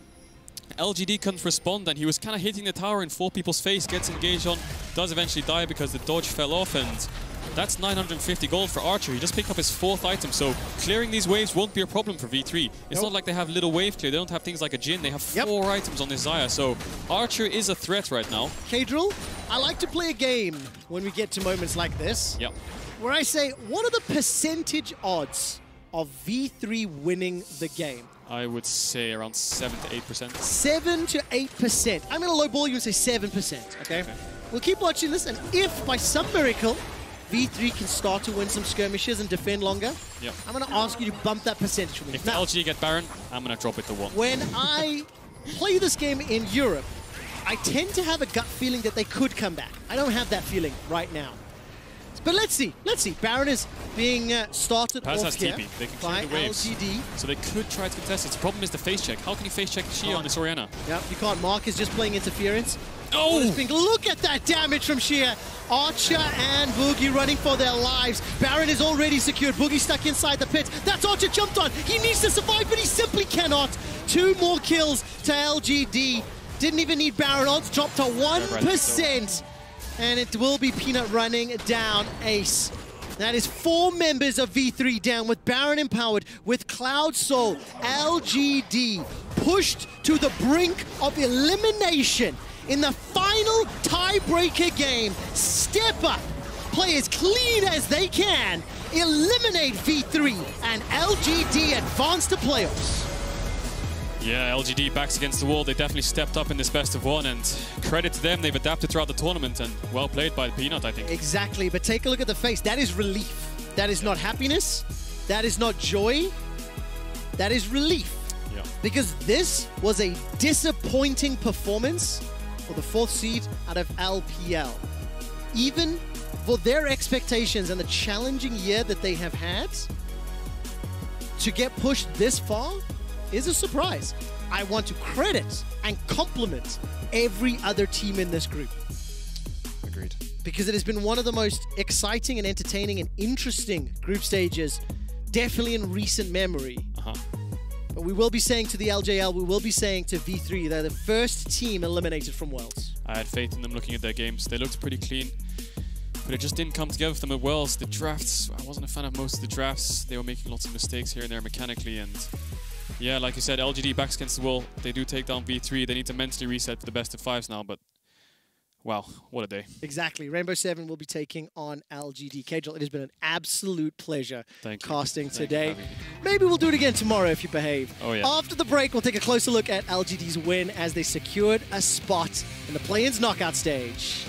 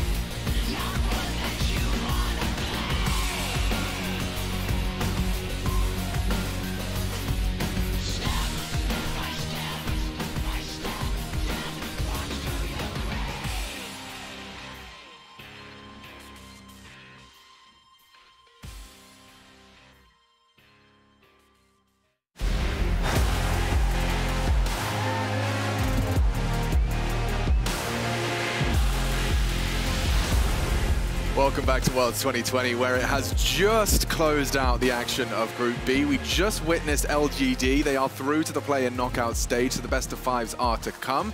And V3 are eliminated. The LGL representatives just couldn't quite cut it. It didn't look good for the LPL 4th seed, but they've managed to stay alive with that last-minute comeback. Guys, that was not premium League of Legends. Yeah, you could say so. Yeah? I think there was a slight draft difference between the two teams. I think what LGD got and what the other team got was just like, what V3 got was just really, it was such a big difference. I mean, Yamato, I'm here to throw you under the bus again, but you, in your words, you said every time I look at the right-hand side of the screen, it looks worse. It definitely looks worse. It's like in 20 years when there will be like a curriculum in universities where people study, want to major in drafts, this is going to be an example of what not to do. Right, tell me why though, explain it like I'm bronze. Because, you know, the simple way to put it, they don't outscale. Early on, they have very little options. They're 2v2, they're 3v3, they're 1v1s. It's just rough across the board. You have to play so much better than the enemy in order to win.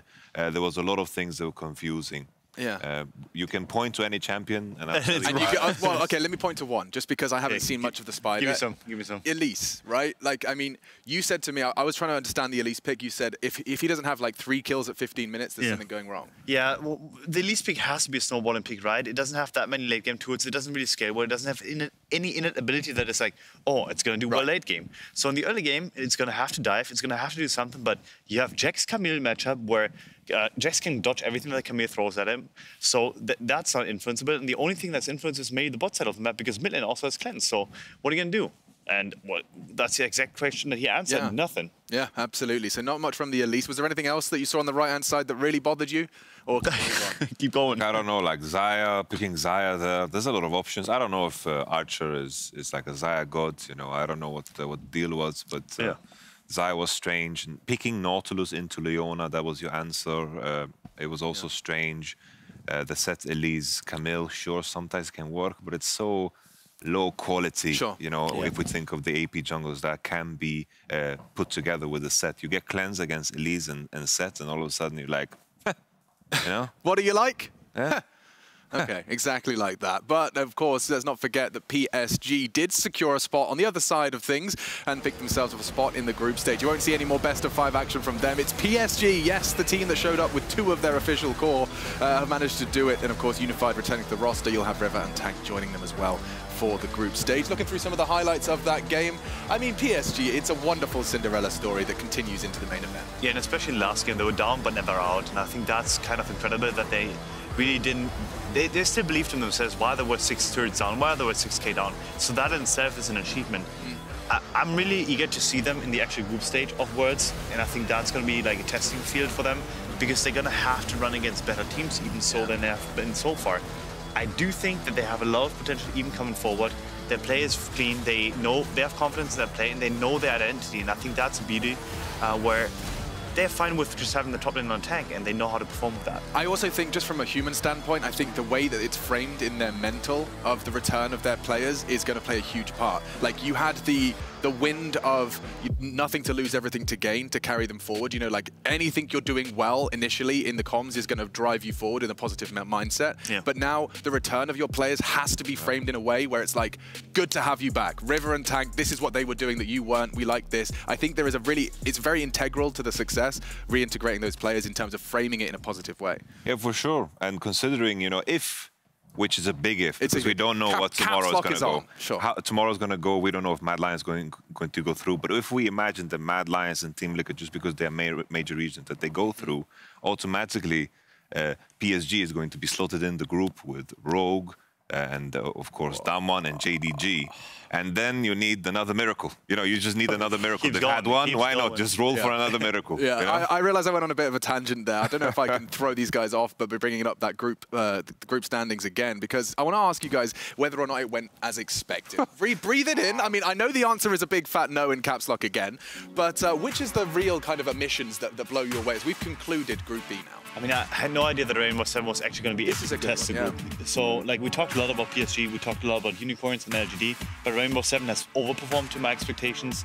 And that in itself like is such an achievement for the Latin American like region. That in itself, just being there and being able to compete and winning games off of the top teams of that group. And taking a little sneak peek at Group A, Supermassive versus Team Liquid, the first game of the day, Yamato. Supermassive, how does that team interact with a team like Liquid? I think it will come down to draft. I think individually, I think pound for pound, Team Liquid have just showcased that their experience really, really matters. But I think in terms of draft flexibility, I feel like Supermassive can go deeper. But with the nature of best of ones, you never really know what will happen to Team Liquid when Graves is out. Will they pick Lee Sin again, which in this tournament hasn't been that successful, except that one game between Mad Lions and Team Liquid. So what will happen with Team Liquid when they get pushed in draft? Because Supermassive is going to do it. No, I'm definitely with you. I think especially when they get dragged into 1-3-1 potentially even and having like weaker jungle matchup, I think that in itself could pose so many questions for them. I do think that they have a good backbone in tactical. Like this guy will always perform, and even if his top side may lose once in a while, I think this guy won't lose.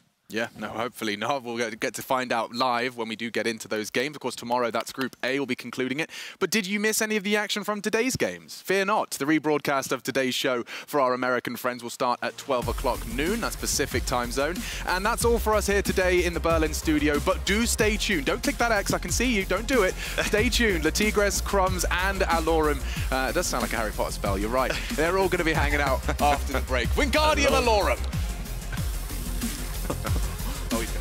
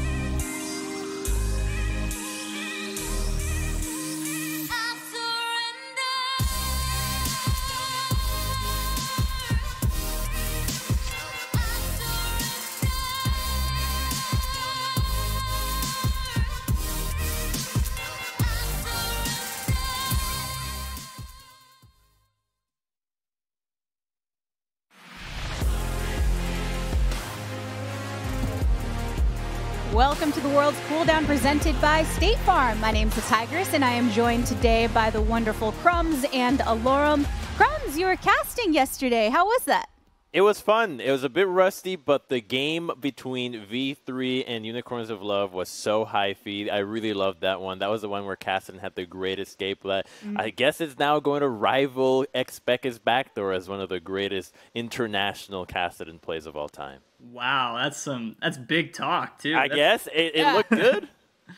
Quite a statement there. Alorum, you're a few time zones away from us over on East Coast. How has it been watching the Worlds from this experience? Well, I've been up all night, and I can tell you I'm loving it. These Worlds games have been bangers. They've been such great games. They've been wild, and it's what we can expect from play-ins, so I'm just glad that all the teams are all in on this and giving us some quality entertainment. And if anybody missed out on that entertainment, we've got you covered on Cooldown, because what we're doing is covering everything that happened today, as well as some of the biggest moments. So warning, we do have spoilers for Day 3 starting now. Because Group B, they were put to work today. LGD bringing back the hopes of the LPL fans, offering an upset to kick things off. And of course, we had some tiebreakers to round things out here at the end of the day, meaning that PSG Talon are the first to make it into the group stage. Unicorns of Love securing that second spot for themselves to continue battling out, as well as Rainbow 7 and LGD Gaming. If we're looking at this, Crumbs, what would you say was the biggest upset in your opinion? I just think the entire story of PSG Talon has to be the biggest upset. The fact that a team with 3 subs was able to top the groups, considering that you had powerhouses in Unicorns of Love that barely dropped any games in their own region, and an LGD being hyped from the LPL. At this point, I don't want to even hype LGD anymore. They barely survived, but PSG and Talon in general is just such a cool story. Subs first in their groups. Where else does that happen? Yeah, Alorum. I mean, seeing that happen where the subs are coming in and having this performance, but that offers kind of a weird lens on the day in its totality, right? Because things were pushed to the limit with having a couple tiebreakers to boot. Yeah, I'm in agreement with Crumbs that it really is just a crazy story for PSG in general, and we're wondering now, are they going to get better with their main members when it comes to the group stage if they make it there, right? But I've really got to shout out Rainbow 7 because I'm so happy for our Latin American brothers coming in and getting a lot of upsets. They've been doing really well. I think they're probably my favorite team to watch right now, especially Jose Diodo. I love that guy. I can't get enough of his gameplay. He's great. It's been a lot of fun. It's rough being so involved or interested in Latin America and hoping that they succeed, and over the years you just see it again and again. They never really get to go anywhere, but this team, Rainbow 7, is the renamed of the most dominant Latin American team of all time. If you took all the respective regions, nobody has won more than this team. They are just completely destroying the competition, and finally seeing them at least have a glimmer of hope in a solid game today was really such a breath of fresh air, and it just makes me wonder, like, could it actually be the year that Latin America goes far? Please. A familiar organization for fans of Latin America, even though some of the players themselves have been making their debuts within this year and the past. But another team that has been put to the test today was LGD, and lucky for us, Lori's got a quick word with Peanut. 안녕하세요, Peanuts. Thank you for joining me. You guys made it in the end. You managed to bounce back when it mattered. So tell me about your run and what was difficult about play-ins. 네, 정말 중요한 순간에 이제 돌아오는 걸, 회복력을 다시 보여주셨습니다. 그러면 이제 이번 플레이인 여정이 좀 어땠는지, 또 어떤 점이 가장 어려웠는지 한번 말씀해 주세요. 저희가 잘했던 것들을 다 까먹은 기분이에요. 뭔가 이제 전판 같은 경우는 이제 그나마 저희가 네 번째 판 이제 UOL이랑 할 때도 전령을 너무 신경 안 써서 원래 저희가 전령 탑이랑 미드가 솔로킬 따가지고 전령을 먹을 수 있었는데, 또 그런 거 이제 하나를 알면 또 하나를 까먹고, 하나를 알면 또 하나를 까먹고, 그러니까 다시 기억하면 하나를 까먹고, 약간 그런 식이 돼서 안 좋았던 것 같고요. 그리고 그러니까 지금 판 말고 네 번째 판 UOL 판은 제가 너무 못해가지고 너무 그게 좀 마음에 걸리는 것 같아요. So, I mean, I think we totally just blanked on what we were good at. So I think we forgot everything that we were really good at. So for the UOL game, for example, our top and mid got solo kills, so we should be rotating for the Herald, but we totally just forgot about the Herald existence, and also well, all about the game that happened in UOL. I just underperformed so well. It stays in my mind right now. Oh, I'm sorry for you, but I mean, yeah, as I said, you guys managed to bounce back in the end. And yeah, teamfight has been an issue. We'll leave this one for the analysis desk. But I am wondering about the format here for the LPL, because you guys have been used to playing in best-of-3 series the whole year. So how different is it switching to best-of-1s? 네, 그러면 이제 한타적인 문제도 조금 이따 이제 분석 데스크에서 좀 다룰 예정인데, 그럼 이제 다른 질문을 또 해보고 싶은 거는 이제 사실 LPL에서 활동할 때는 1년 내내 이제 3판 2선승 포맷으로 진행을 했는데 지금은 이제 단판제를 하고 계시잖아요. 그런 점은 또 어떤 식으로 좀 다르게 다가오나요?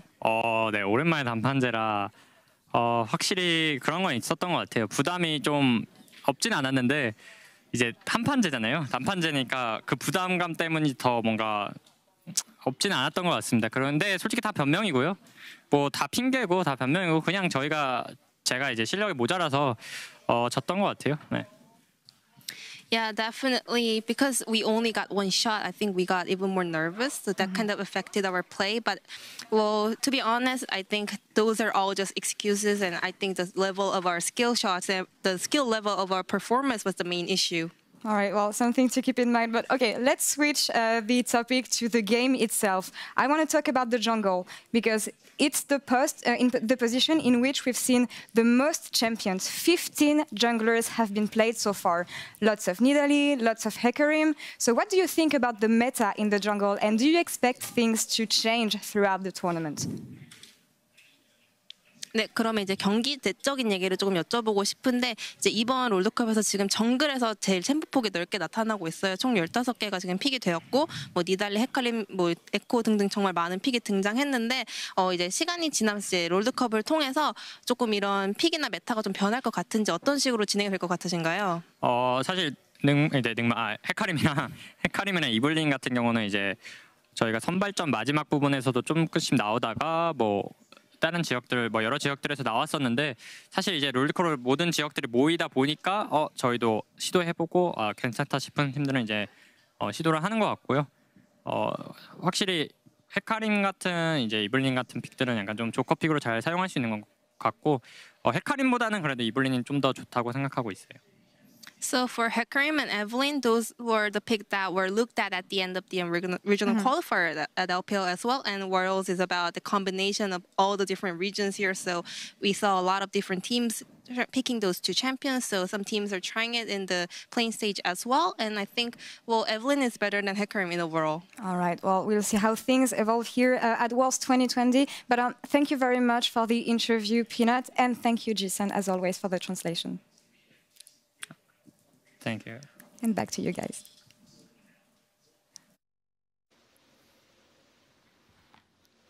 Thank you, Laura. So great to get those words from Peanut. One, saying there are no excuses when it comes to your success or failures. And two, getting that insight when it comes to 15 picks that we've seen from the jungle.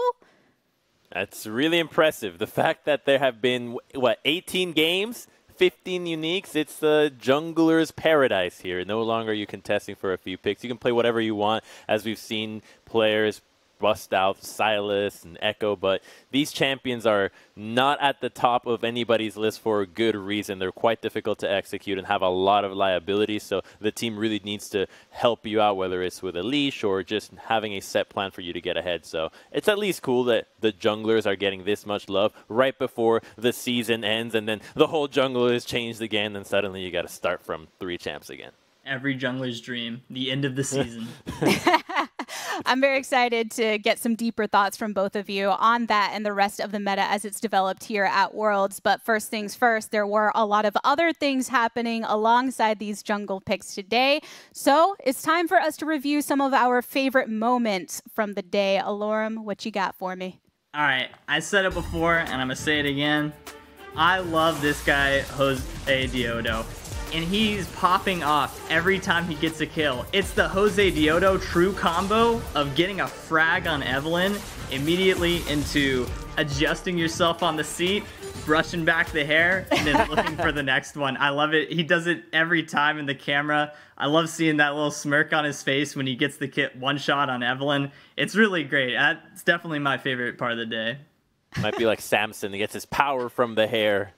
Right? Yeah. Oh, so good. And it makes you that much more appreciative of his pop-off because it also meant more emotional reaction in his seat immediately afterwards. I love how animated he gets. He's just all over the place. He's moving around. It's Latin America for you. We gotta dance.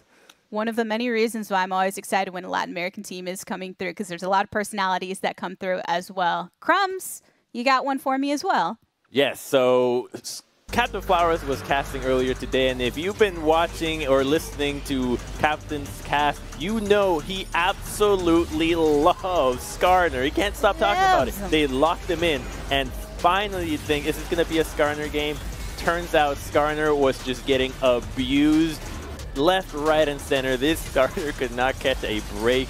And it's just really funny to see that the one time that this actually ends up happening, he has to hide the sadness inside and realize that he's just getting one shot everywhere.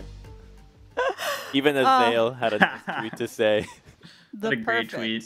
Perfect display of him hiding his sadness. And if you were watching that game when it happened, I know us in the virtual green room when Skarner got locked in, it was such a loud reaction to it. You know, very emphatic, very excited, but then he had to suffer for the rest of the game as Skarner just got ripped apart. But you know what? There's somebody I don't want to rip apart. I want to commend him because my moment of the day goes to Sheepy for his style, the coach of Unicorns of Love.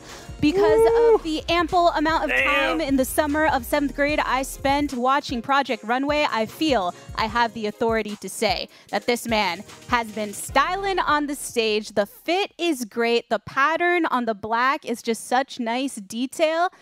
Complete flames. Can we see it again? Can we see the walk? Maybe a walk back? Like, He's got that swagger walk dude, to him. We were talking about, I feel like, you know, if you watch a lot of space shows, there's always politicians in space. Like, I feel like he's dressing up like he runs some important planet doing intergalactic business. I'm like, he's on his throne at the beginning, right? Exactly. That's a throne outfit. Tim Gunn told him to make it work, and he did. Alorum, you have been watching the game so far. I do want to give you an opportunity to pull a moment from play-ins throughout the entirety of the first 3 days. What stood out to you? All right, so I want to shout out Babip in specific because he had made an appearance last year on Mammoth, and he had these teammates that were superstars. He had Fudge, right? King, Triple, and Destiny. All 4 of them went abroad, but Babip, poor Babip, stayed in OS. Not that that's a bad thing, but some people could infer that meant he was the weak link of the team. However, I think this year he has grown a lot as a player. His DPM has increased by 300. His damage percentage increased from 8% all the way to 27%. He's been taking a role on the team that's more carry oriented instead of relying on those hard carries that he had before. So I'm really happy to see him back again, winning the OPL and just showing what he's got in Worlds. And so far he's been doing a good job, and you can see from the stats how much he's improved. So big applause to Babip for coming back and making a statement that he was not a weak link on the old team of Mammoth, and that now in Legacy he's doing a great job and he can really make a big impact in the play-ins. So what I'm getting out of you is that if anybody's looking to import more Australian players, this is the guy. I'm liking Babip. Coaches, watch out. Spawn is somewhere saying, please, no. I'm sorry, Spawn. Yeah, we got to hear from him here on Cooldown and noting a lot of the changes that have happened with these players, and it's great to see other ones step up. Babip being down with the sickness in his play. But I'm going to ask y'all to get down with the quickness, because when it comes to the game of League of Legends on the world stage, sometimes it comes down to a split decision to make the difference between a win or a loss. So we're going to be honoring those fast mechanics in Every Second Counts, powered by Cisco. So we've got a play here. We already talked a bit about the Evelyn that we saw earlier, Crumbs, and here was a sneaky one. This is so clutch to just immediately flash onto an unsuspecting Senna because they had no idea what's going down, and then the rest of the team so quick with the collapse, being able to protect everybody else. Here's where Alistar really gets to shine. And what you love to see about this whole play is that the Lucian ends up roaming down as well. He shows up, he wants to be a part of it, and that's what Worlds is about. A play happens somewhere, you gotta ditch, you gotta go, you gotta show up because you need to be involved, you need to start playing with your team. That's what the rest of the team is counting on. You got to make it work here. And one thing that I do want to dive a bit more into, we just saw that clip of the Evelyn, so I think it's a great time to start opening up the meta discussion. And first things, we did hear from Pina earlier talking about the fact that Worlds is great and that you have these different regions coming together to create this Worlds meta. Let's touch on the jungle discussion that we started on earlier. So the junglers, there's been, what, 15 out of 18, so tons of variety there, but there's quite a few that have been heavily contested. The Lilia and the Nidalee, the AP junglers, with insanely fast clears and very high mobility, have been taking Worlds by storm. Everybody's trying to play these champions. It's what everybody was practicing, because at the end of playoffs for every region, they slowly realized, hey, these picks, you gotta play. But Aloram, you're the one that tells me that jungle diff starts from lanes. That's right. I'm sorry to all the laners who say it's jungle diff in all of their games, but I'm telling you right now, as a top laner myself, jungle diff begins from lane diff. And these are carry junglers we're talking about, so you better get that crowd for them, because they will pay you back in big dividends if you do. I promise you that if you pay attention to your jungler when they're on these carry junglers, especially things like Nidalee, Graves, Hecarim, the Evelyn, they will reward the team in ways that will get you the dub every time. And it's really just a carry-centric meta in the jungle, so you really do need to be playing around your jungler these days. If I'm playing Nidalee, I'm going to build an Athene's Holy Grail and help you out for that Scuttle Crab at 3 minutes 15, so thank you. And along with that is the top lane pool, right? So we have these carry junglers, and the biggest ones are Nidalee and Lilia currently, and those are AP junglers. And right now, the biggest top laners contested are Renekton and Camille. When you are able to get that physical damage threat along with the AP jungler, it makes it a much more difficult task for the enemy lanes to 2v2 you, as you can't build in your runes any resistance in specific to their champions. So you're just going to have to deal with one of those types of damage, and that's why those picks are so contested currently. Those picks are really nuts. Camille in particular seems to just be something that nobody's able to really deal with thus far. She is being blinded, she's being countering into tanks, and just this last game, we actually saw somebody try to come up with an answer with another bruiser in the top lane. It was Langjin with the Jax into the Camille. Now, V3 did not play a good game at all, and it wasn't a good Camille, but still we're starting to see that there are starting to be answers to what the original meta was, which was these AP junglers and then the top lane physical damage, Renekton, Camille. So hopefully we can start to see the meta developed and a little layer on top of it of the counter, then maybe we can see another one as groups ends up developing. With what we have seen, this variance in the jungle clearly having an effect on some of the picks that we've seen in top lane. But if we're going over to the bot lane, while there has been some variance, Aloram, we also see some picks that were pretty consistent prior to Worlds. Oh yeah, we're getting the Ashe every game. It's really just the best AD carry you can pick right now. One, because she has such great engage. Ever since Varus got nerfed, there aren't many AD carries that can serve as that secondary engage. However, Ashe is the one that can. So if you need extra engage on your team and you don't have an Ornn or a Scion or some sort of hard engage, Ashe is the perfect pick for you. And Crumbs, as a jungler, I'm sure you hate Hawkshot. Tell me about it. Hawkshot, I mean, okay, yes, I can keep going about Hawkshot forever. First of all, why do you get 2 charges and it costs no mana?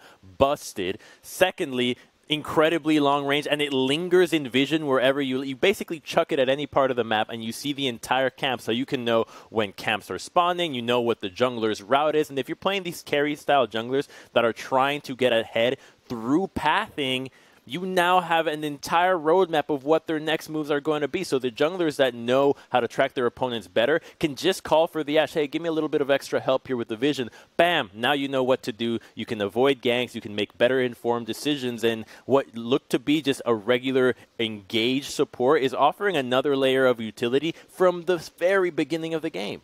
She's got Clairvoyance as the extra summoner spell all game long. And when your jungler's out there trying to carry, the hawk shot can look hella scary, but there's some other elements that have also been pretty scary from the bot lane. Pretty consistent in seeing these engaged supports that have made a huge difference, Alorum, when it comes to the team fights. Oh yeah, like you're not seeing any Ardent Sensor supports this patch. It is all engaged or pseudo frontline. You're getting the Rakans, the Nautilus, the Leona, you're getting Thresh. It's just, all of this engage is so important in the game right now because a lot of it is about snowballing these junglers that need to gank and get ahead. So having this engage in the lane sets up for easy, for example, Nidalee Spears, which is one of the biggest abilities to hit on in all of the junglers, right? So if you have some sort of CC, Nidalee needs the setup, and you're not going to get that from a Lulu or a Janna, but you can always get that from a Leona or a Nautilus. And having these engaged junglers is sort of the same idea behind picking the same kind of champions during playoffs that we see throughout the world. You want these champions because you need your support to be able to play make. If he's sitting back,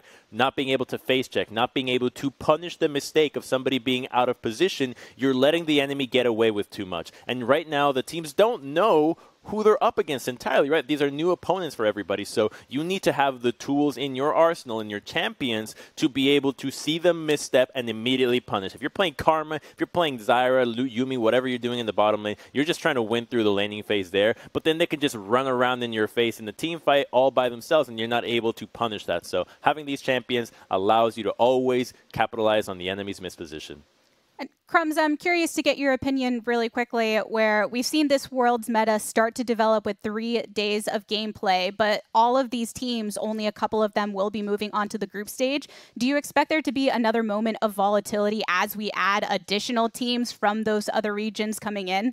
Oh, yeah, absolutely. So much more is about to come because these are the playing teams, right? These aren't even the ones that are setting the meta in their own regions for the most part. We do have the first seeds in quite a few regions that are doing that, but for the lower seeds, they're nowhere near the trendsetters. So the fact that we have the #1 seeds then pouring in is going to change things drastically because a lot of matchups that players might be taking might just be completely different skill matchups through these other players. So a big one is the Lucian. I think Lucian did not see a lot of priority here in play-ins, but that's because we don't have very good Lucian players.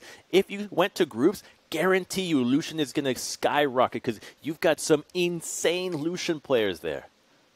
So much more to look forward to with Worlds, and more to look forward to here on Worlds Cooldown. We're stepping away, but after the break, we'll see you then.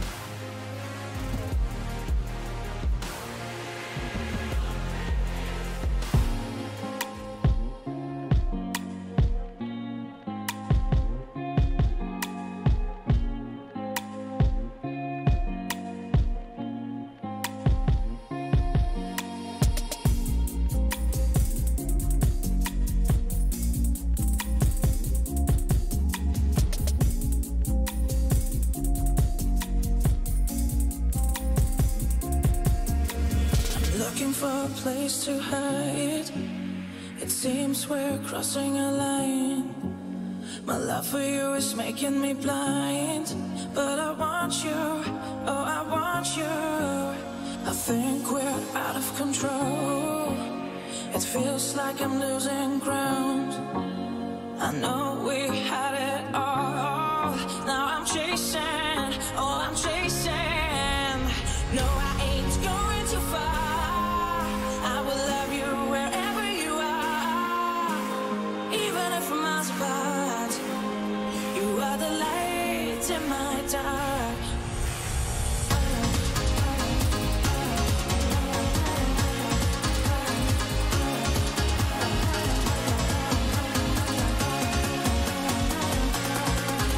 You are the light in my dark.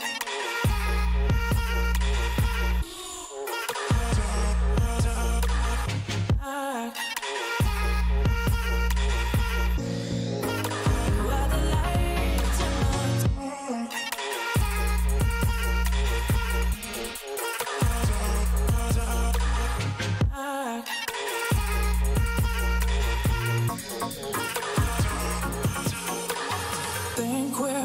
control. It feels like I'm losing ground. I know we had it all. Now I'm chasing, oh I'm chasing. We both know that our path is ended. It's time to say goodbye. Even if you're far away, we should give it another try. No, I ain't going too far.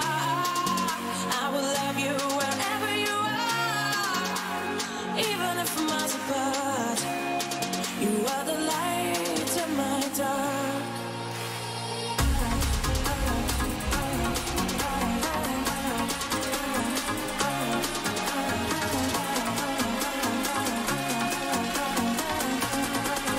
You are the light in my dark.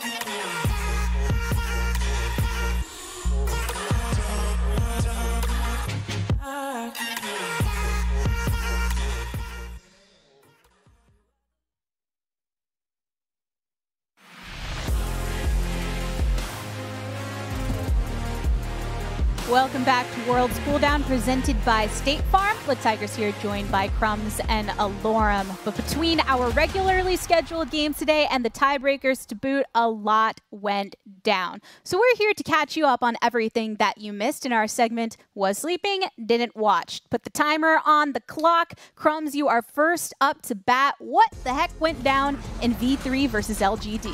All right, so we started things off at 1 a.m. and LGD was the team that had so much to prove, but they realized we're struggling a ton with the team fights. Let's lock in the Ornn and just build a very standard composition. Whereas V3, they hard all in early game. Lee Sin and Renekton, the top side was not able to execute. So by the time that LGD got to the team fighting phase, it was already with a gold lead and it was much easier to execute. It was a bit of a disheartening loss for V3 considering how close they had played games yesterday, but this one really was rough. The Ornn was actually able to solo kill Renekton, and so all these fights that you're looking at, it's just a team that doesn't have any way to team fight against an incredibly beefy front line, against a really fed Kindred and a Syndra, and it was the look that we kind of wanted to see out of LGD, but they made a lot of mechanical misplays, and the same thing with V3. So despite their win, having the soul, they looked like it was a very difficult win to close. That was LGD bringing back the hope for the LPL. Game number 2, Rainbow 7, Unicorns of Love. Alorum, what went down? All right, so you already know what it is. I talked about it again and again. This is the Jose Diodo show. It's the Evelyn frag session. And really, Unicorns of Love was looking like they were going to be pretty dominant in the group, and Rainbow 7 had a pretty bad first day. So they really came into this game with this whole new strategy of just getting Jose Diodo fed, which he was doing all right before, but this time is a completely different story. You're watching the montage right now. Someone put on the music. It's crazy how well he's doing, and along with that, you see Shadow with the flank. An incredibly good Alistar flank sets them up for this teamfight win, gets them the first kill, comes for the flash headbutt again, get more kills, and after this, it's 23-4. How can Unicorns of Love possibly win this game? They just snowballed this game to oblivion, and they were on Snowball Champions. Stuff like Alistar and Evelyn can force the fight so well that it's just, once you get the train rolling, it does not stop. A true remix of all of that Evelyn play. Game number 3, though, we had another one, Crumbs, PSG versus V3. Yeah, PSG playing around the mid 2v2, and here was Uniboy actually joining the roster. We hadn't seen him yet, and him and his jungler were able to do so much work. A big problem for this game, though, was the fact that V3 had a pretty abysmal draft. You're running Galio, Silas, Leona, and Renekton, all champions that want to get in your face in melee range against none other than Kindred Ornn. These champions are going to completely demolish you. So despite V3 trying their hardest, the compositional disadvantage made it so easy for PSG to just pop off. They've had some solid wins from draft alone, but this one was capitalized by the execution of the mid 2v2. Because they are first in the group, you need to watch out for these guys. They're going to be playing mid 2v2 harder and with very aggressive champions, maybe more so than other teams in groups already. Next game, though, that we have was the second appearance for both of these teams of the day, Unicorns of Love and LGD.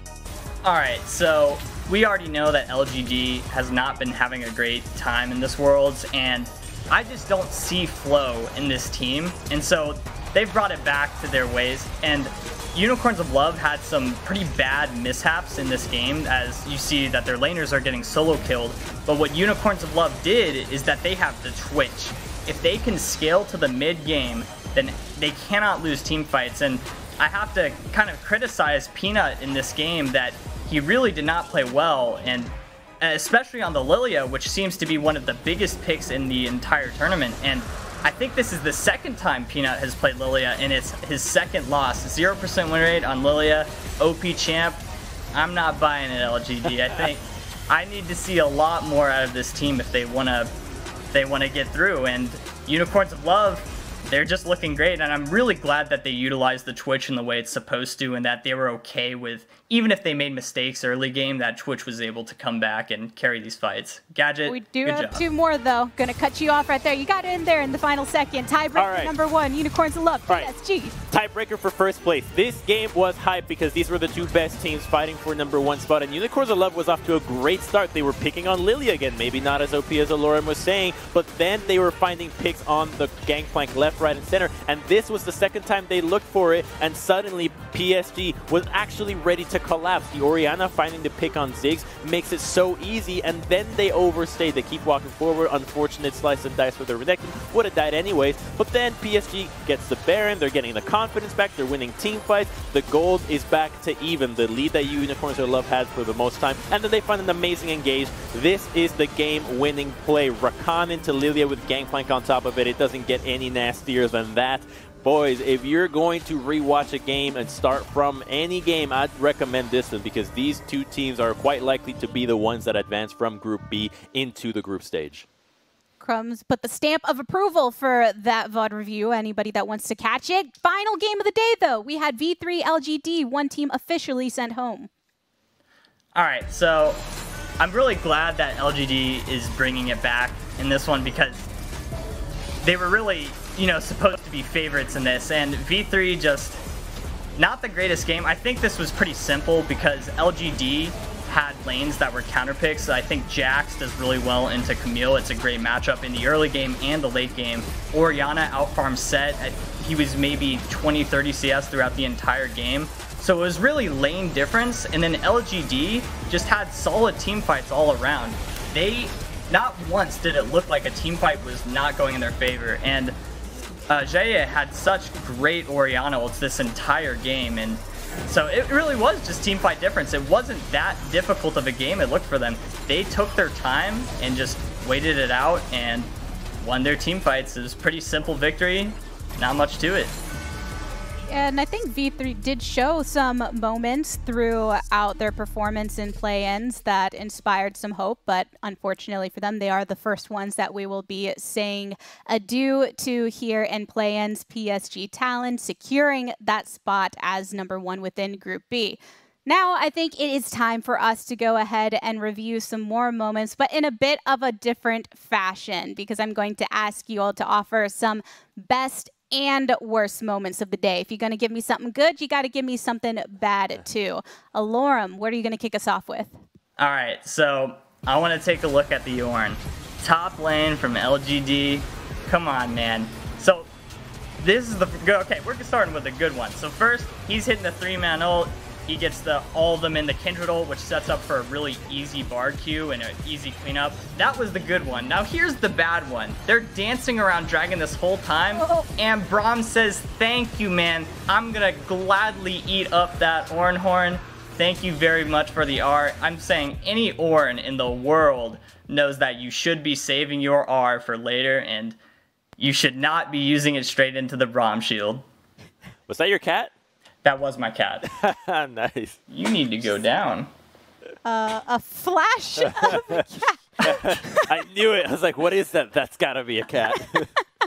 At least we got a bit of a glimpse of it. But yeah, we saw some good and some bad from that. Brom says, stand behind Brom, and you get rewarded in that moment. Alorm, I think you got something else for me, though. Let's talk about draft. What do you think was the best and the worst? All right, so the best draft of the day was PSG's draft. It was Ornn, Kindred, Syndra. They had the Rakan.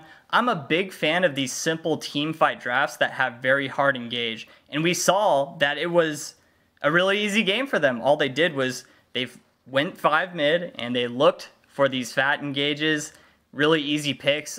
These kind of comps do really well in play-ins because they're not tricky. They're just really to the book League of Legends. And I think any team in the world can set up these compositions and do well on them. So that was great. And on the opposite side, they were playing versus the worst draft of the V3 Galio, which I am not a believer in Galio unless you have the Jarvan or you have the Camille, which is the best case scenario. Camille Galio is a great combo, but I couldn't see a way for the Galio to make use in that game. So I wasn't a fan of that. V3 is out now, so it's unfortunate we can't see what else they wanted to do with those Galio comps, but they really needed to bring it up and have some better synergy with their champions. What I love about that draft on the side of PSG is that you actually have the double ranged heavy damage in Kindred and the Senna that serve as defensive tools against the dive, but also with so much CC between Ornn, Syndra, and Rakan, you're really stuck between, do I buy Merc Treads and diminish the CC, which is definitely going to kill me,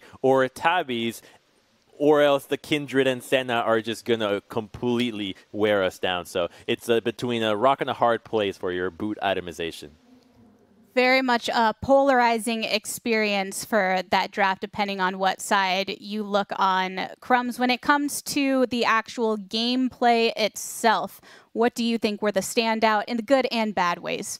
Okay, so there were plenty of standouts, but with one of the best team fights was actually this one from Unicorns 11. It started off with quite a few picks onto the Volibear from Camille's hook shots, and it's important because Twitch was stealth, so Volibear did not know that Twitch was there, and then he goes for a flank, which he finds a freaking 1v3. Look at the mini-map, the rest of the team isn't here. This is why I was saying this is one of the Unicorn games are some of the best to watch, but then you see the worst. This game started with their solo laners running it down, quite literally. Dying there, and look at him staying. This was so easy. You've never seen an easier solo kill. That's a big question mark. Right? You started losing the lanes this hard, and so with what Alorem is saying, jungle div starts with lane div, you're in a state of panic. What is happening? But Twitch shows up. Gadget still's got enough tools in his arsenal to turn the team fights around. As Quickshot said during that cast, go Gadget, Twitch rat. And can we just put a little love on Gadget for some of the things that we've seen out of him throughout play-ins? Because coming with the Twitch, the Orianna, the Swain, Alorem, when just from a viewing perspective, have you enjoyed getting to see a bit of that differentiation in the bot lane? Well, having the diversity of being able to play these mages along with AD carries is something that every coach in the world loves to see. If you have flex picks such as Orianna that can go mid, and my God, my AD carry can play Orianna on a world's level, I'm just so happy. Flex picks are the best thing to ever have in a draft of League of Legends, so really well done by Gadget that he's able to play multiple mages and AD carries. That's that two-parter, right? It's wanting to have a pick that can flex, but then players that can actually make that possible. And one thing to make play possible within the game of League of Legends is not just making a standout play yourself, but offering those assists for those big plays to happen. So let's take a look at one of the biggest assists for our assist of the day, presented by State Farm. In this case, it's 2 days in a row that we have an Alistar play, and what do you know? Plenty of engage that we have seen, Crumbs. Oh, watch the flank. No one knows he's here. Surprise! 3-man pulverize. So good. Oh, you just love to see that. This is what makes Alistar a great champion. It's the flanks. It's not approaching from the regular side with your team. It's that they don't know that there's a charging bull coming at them. And Crumbs knows a good Alistar when he sees one, having played with the legend Kiwi Kid himself. Yes, certainly. The legendary Alistar Kiwi. But actually, my fondest memories of Alistar go way back to AP Alistar in the jungle, where you go just cheese level 2. Stuff. Yeah, cheese level 2, just show up to mid lane and suddenly you just get free kills, or you lane him in mid lane as AP. That to me still holds a dear place in my heart. What wonderful moments of nostalgia. So much that was cooking up back in the day. We do have more cooking up in Worlds, of course. Let's take a look at what will be going down tomorrow. Today, we ended up wrapping up this portion of the round robin for Group B, and tomorrow it's all about Group A. Alorm, I think at the top of the day, we're going to get a pretty amazing one with Supermassive versus Team Liquid, both currently undefeated. Oh yeah, and I think maybe I'm a little biased here as my fellow North American natives, but I would love for Team Liquid to do very well, and I think they have been one of the best teams in play-ins so far. They've been great, especially Tactical, his first year at Worlds. Pop-off performance from Twitch, and I cannot wait to see Tactical versus Zeitnot, because Zeitnot historically has been an incredible AD carry from that region, and I think it's going to be the battle of the bot lanes tomorrow. That's a big one. And for me, you got Mad Lions versus Legacy. I feel like INTZ is pretty much already out of the question here. Maybe they can turn it back if a miracle run happens, but Mad Lions, I feel they're the same as Rainbow 7, which is a team that is very young and needs to get over their nerves. If they can actually give us the performance that they do at home at the LEC, we might actually get a really powerful roster contending for the top spot, because Papera Supermassive, they've got tons of veterans. Nerves do not affect them. You've got guys that have been playing around for practically decades now. With the single round robin, you have very little time to shake off those nerves. We had such an extension of a day to day because of the scrappy nature of Group B. If you had to compare tomorrow to today, Alorm, do you think we're in for that same type of treat? I think we're in for an even bigger upsets tomorrow. Actually, I don't want upsets to happen, because then that means Team Liquid will lose. They're just the best. So never mind. No upsets. I'm hoping for a straight shot Team Liquid just dominating all their opponents. I think they're going to be great games, so everybody tune in to watch Team Liquid win. But, you know, they'll be good. It's going to be a fun day tomorrow. Crumbs, any bold predictions to offer before we close things out here today? Not a prediction, but a point on Team Liquid that I think has been noticed throughout the whole year. In fact, I noticed it pretty much when Corey JJ started to say how they played around Samsung, which was the criticism towards Team Liquid was, you guys play too slow. Your style is too slow. Boring, more too slow, too slow. Come Worlds. Turns out the only requisite to being good was having a style in the first place. The fact that they actually have a way to play the game that they've been working on for the entire year has turned out to be the biggest strength for this team. You know what you're getting out of them. They know what they need to do when they have to be where the matchups have to be allocated. And it's just cool to see that they held true to their vision and it could actually pay off. If you don't believe our analysts, you can catch that at the top of the day tomorrow with day 4 of Worlds here in the play-in stage. But as far as day 3 goes, that is going to do it for us here on the Worlds Cooldown presented by State Farm. On behalf of myself, the casters, and all of the remote broadcast crews around the world, thank you so much for tuning in. We appreciate you watching, and until next time, good morning, afternoon, evening, and good night.